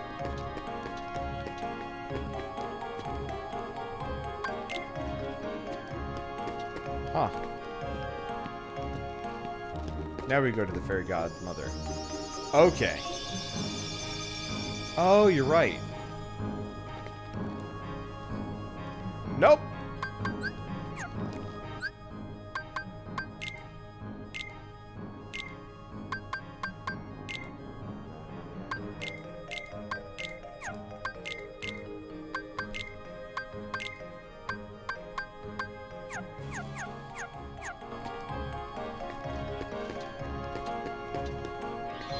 And the amount of weird rigmarole to get through here. Mind-boggling. Okay, well, back we go. Oof. They really could have chosen a better color for these stones instead of blue. I think we have to go talk to Sid first.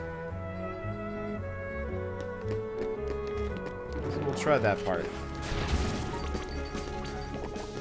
I assume Earthshine is a summon, maybe? Don't know who would be to be some. Whatever. Just okay. What do you got there? Hey. Well, if it ain't a gummy block. Yep. What's this one for? You're kidding me. You're flying a gummy ship and you don't know nothing about navigation gummies? Bunch of pinheads. Inner space ain't no playground. There's a lot we don't know. So what? We have to use the gummy ship to go to the other world. We don't have a choice. Whoa, easy. I didn't know. No hard feelings, alright? Well, I guess I could lend you all a hand then. Thanks. Basically, with navigation gummies, you can go to new places. You want one on your ship, right? I'll install it for you. But I got this thing I gotta go deliver first. What do you need to deliver? Just this book. It's real old. When the guy brought it in, it was practically falling apart. Too beat up to restore it to the way it was. But overall, I did a decent job putting it back together. Anyway, mind delivering it for me? It's in the old house past the 3rd district. Look for the big fire sign. What was that? Huh? The bell at the Gizmo shop is ringing. Go check it out if you want, but deliver that book for me first. When you're done, stop by the house in the 3rd district. I'll be there.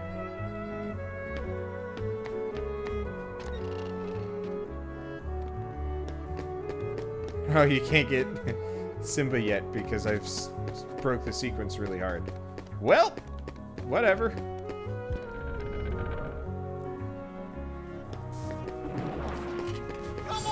Okay, so let's go deliver the book, then we'll go see him, then we'll go check into Gizmo house. Oops. And unfortunately, we don't get to go to the Lion King world until Kingdom Hearts 2. I don't think they actually had any of the transformation sequences in Kingdom Hearts 1. Yeah, I don't think we ever go to any of those. Okay, anyway, Merlin, there we go. Oh, that book. So, Cid asked you to bring this. Thank you. You wish to know what this kind of book is. I don't know myself. In fact, it's not mine. Somehow it found its way into my bag one day. It was such a curious book, I asked Cid to prepare it for me. Well, I guess I'll put it somewhere, here somewhere for now. This book holds a great secret. The missing pages will unlock it. I'll leave that book over there. Do look at it whenever you like. My best regards for Cid for preparing it for me. Oh, and about that stone for yours. You should ask the fairy godmother about that. Hey! Oh, the poor thing. He's turned into a summon gem. A summon gem? This little creature lived in a world that was consumed by darkness. When a world vanishes, so do its inhabitants. But this one had such a strong heart, he became a gem instead of vanishing with his world. Can he regain himself? Yes, but only his spirit. Now watch! Bippity boppity boo! And we get Simba. To use summon magic, you need 3 party members in battle. Each summon gem can only be used once per battle. Be careful, you cannot use summon magic while any party member is KO'd. Summon characters withdraw from battle once they run out of MP. You can also dismiss... Oh, okay, we can read about it with Jiminy. Whenever you call, he will help you. If you find any more of these, bring them to me. Don't worry, when their worlds are restored, they will return there. Sora, please save them. Don't worry, I will. Okay. I'm getting really zonked. I just want to finish this area off. So we can continue on. Okay. Freaking Merlin and his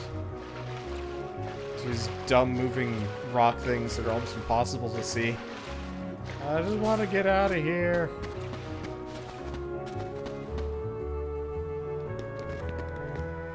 And cutscene.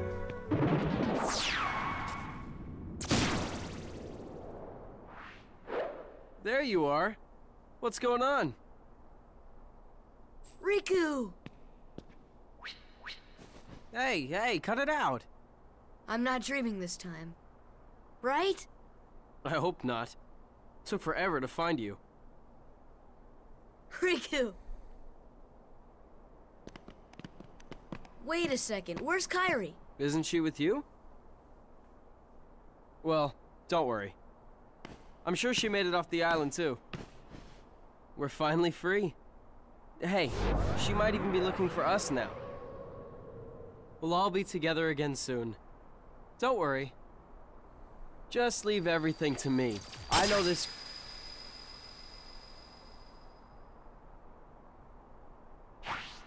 Leave it to who? Sora, what did you... I've been looking for you, and Kairi too, with their help. Who are they? We've visited so many places and worlds, looking for you. Really? Well, what do you know? I never would have guessed. Oh, and guess what? Sora's the Keyblade Master. Who was it? What's that mean? So, this is called a Keyblade? Huh? Hey, give it back! Catch. Whoa. Okay, so you're coming with us, right? We've got this awesome rocket. Wait till you see it.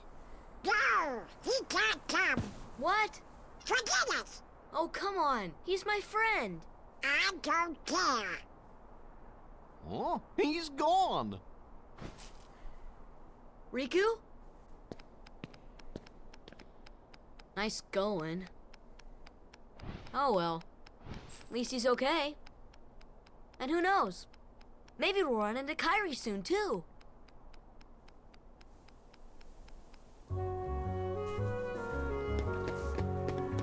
Alright, let's go see. Cid's up here in the abandoned house, yeah?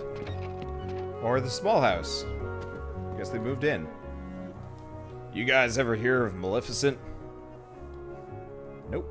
I hear she's in town. Who is she? A witch, man. She's a witch. She's the reason this town is full of Heartless. Don't take her lightly. She's been using Heartless for years. We lost our world thanks to her. One day, a swarm of Heartless took over our world. That was 9 years ago. I got out of that mess and came here with these guys. That's awful. Our ruler was a wise man named Ansem. He dedicated his life to studying the Heartless. His report should tell us how to get rid of the Heartless. Where's this report? We don't know. It got scattered when our world was destroyed. I'm sure Maleficent's got most of the pages. You see, it's just as I told you. While you toiled away trying to find your dear friend, he quite simply replaced you with some new companions. Evidently, now he values them far more than he does you.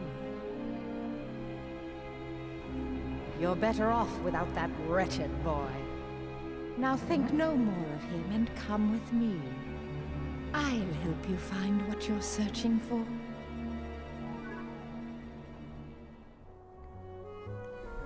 So, you delivered that book.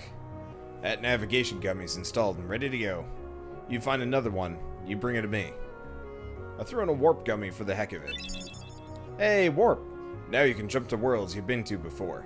Well, better get back to my real job. What's my real job? You'll see. See me at the 1st district. I've been thinking about the bell in the 2nd district. The one that rang a bit ago? The one above the gizmo shop. There's a legend about it, you know? It's all boarded up. No one can get in there. Heck, go check it out. Ring it 3 times. See if anything happens. Doop. And we got it. Lots of things to do. They really did get a lot of mileage out of Traverse Town. They did not bother with it much in any of the other games. Heck, I don't even remember stopping by Traverse Town much at all in Kingdom Hearts 2. But maybe that's just my, like, misplaced memories. In Dream Drop Distance, you kind of swing by a little bit, but that's about the extent of it.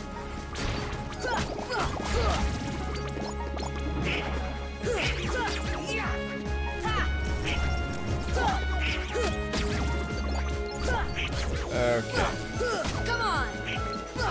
I forgot how annoying flying enemies were in this game.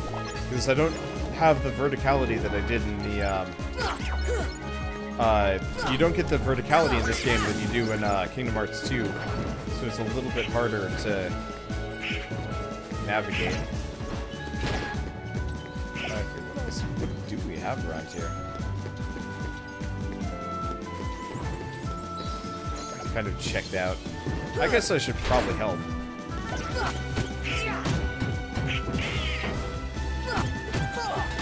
Oh, those guys are healing it. Come on. Come on.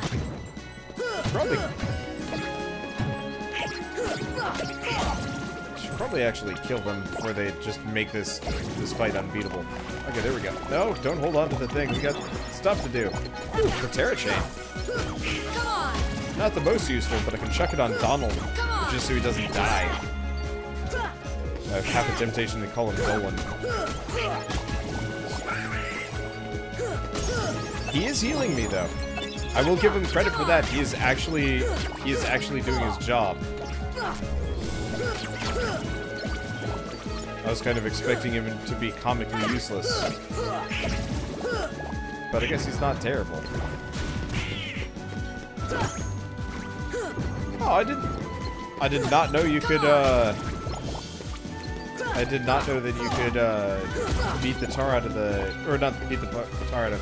I didn't know you could counterattack, or not counterattack. Come on. My brain is not here right now. I didn't know you could parry the belly bomb attack. There we go. Okay. Speaking of, I guess I should probably slot in counterattack. Oh, and I've just got enough AP for it. Handy.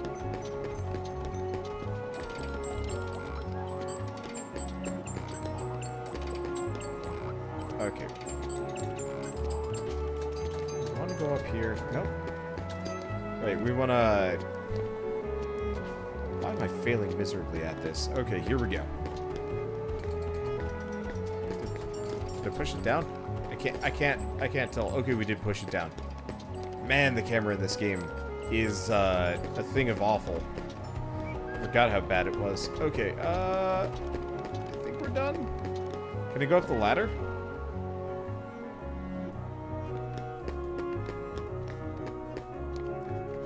Yeah, it looks like I can go up the ladder now. I don't even know why you press the levers. Come on. Oh. There's 3 bells, like the fountain.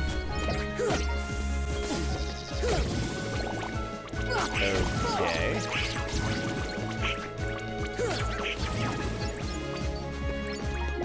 Remember. We've got this. Oh, this is a shortcut to, no, that's one of the bells. I don't remember. Is there anything that I can actually do with these? Doesn't look like I can do anything with this.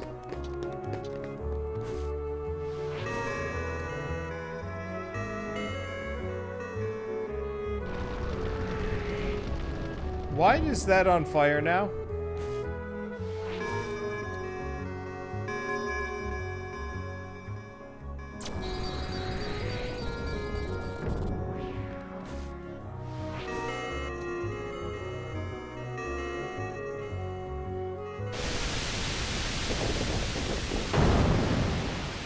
I don't even remember the significance of this.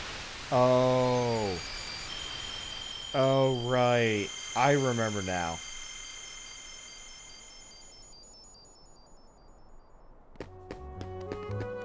Is there falling damage in this game? Guess we're gonna go find out.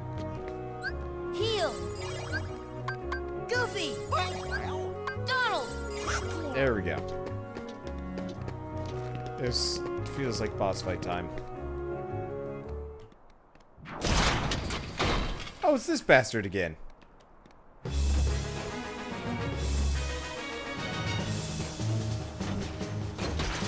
I've already fought you once before. But this time around, I've got dodge roll and stuff like that. Hey, we still have scans, so I know what his HP is. It makes my life easier.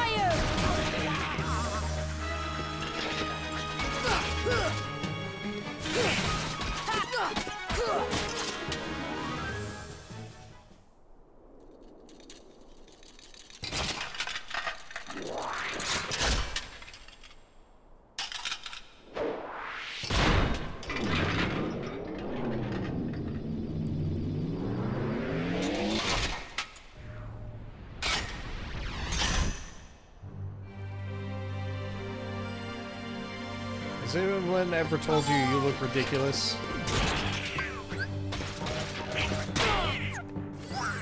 I don't remember what the limitations are there. Ow.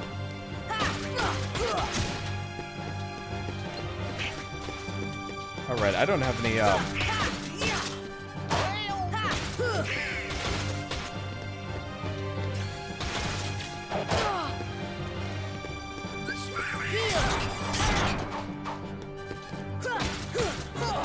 I don't have any mana right now. Oh, I lost him. I have still lost him. Yeah, that lightning does not seem like it helps nearly as much as it probably should. Okay. Thank you, Donald. Donald, you should probably heal yourself, dude. I'm just gonna... I like it how Donald's response to taking damage and whatnot. Okay, I guess he's doing an okay job. good the music in this game was.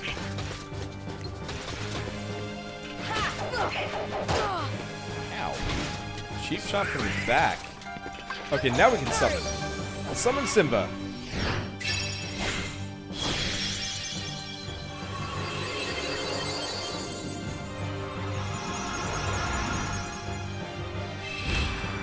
Oh, it's adult Simba. For whatever reason, I was thinking it was going to be young Simba, which is going to be really goofy. Ow. Anyway, yes, this is a terrible place to fight the boss.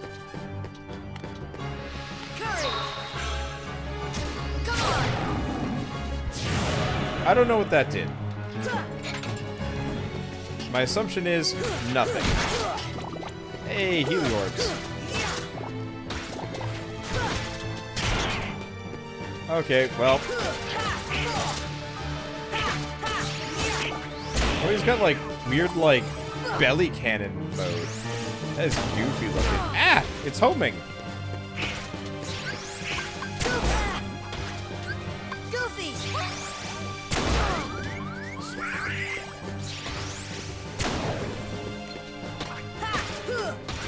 I guess I gotta just smack him out of this.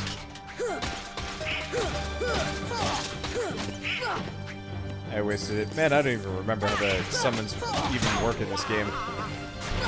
I prefer the games. I prefer the games where the summons are just literally a.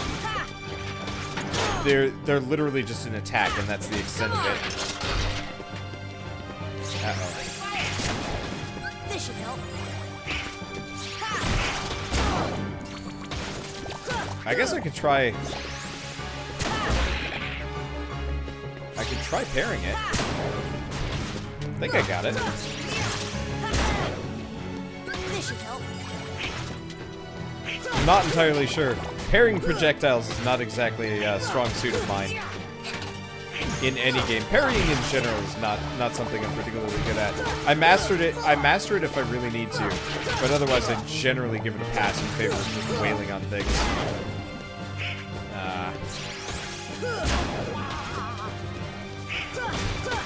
I guess I'm just gonna wail on him. Okay, well I got him there. And we learned Tech Boost and Tornado.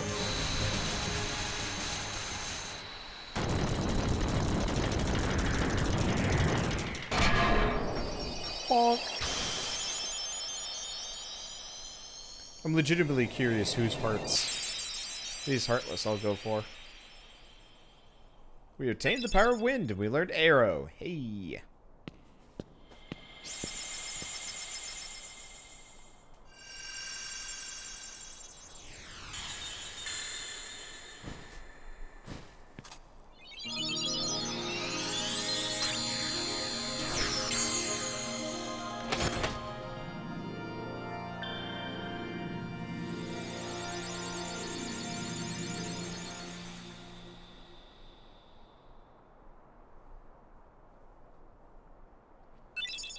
Okay, and we got another Navi-G piece. Alright, so next up we've got the Colosseum. And... oh, right. I was gonna go see Sid again, because I think we got one more part to throw on. Hey now, that was quick. Now you know I'm in the gummy block business. Working on your gummy ship sure was great. Come again and I'll give you a big discount. Comment G. Go ahead, take it. It's a special giveaway. Just realized there's like some weird locked safe looking thing over here. What's this? I have no idea. We got a postcard though. What? Hey, got another navigation gummy there, eh? I'll bet you want it installed. Yep. Yes, please. Looks like this is another one of those blocks that comes in sets. You gotta find the mate to this one. Okay, I'm here to shop. Buy. So, now we sell stuff. Can I buy guns? It's haste G. Okay, set, acceleration for a set period. Visible objects. Small size cannon. Laser. Colors. Oh, 5 blueprints.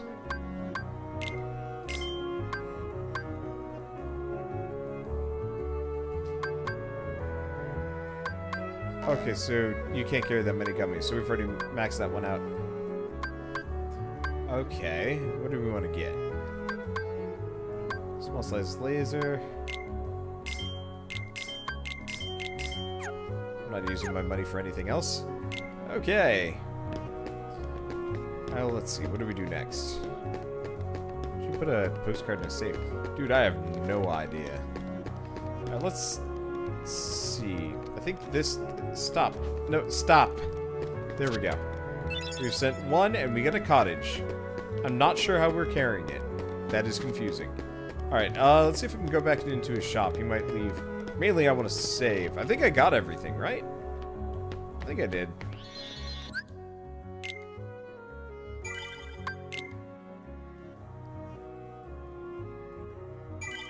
Alright.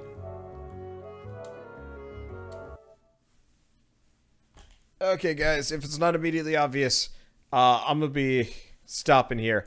I am dead tired. I've got a really bad headache, and I need to go to bed. So I'll see you guys tomorrow for more Kingdom Hearts nonsense. Obviously, I'll do other stuff too, but it'll probably be ending every night with a big, long Kingdom Hearts stream. Blah, there we go. Anyway, good night, everybody. See you tomorrow.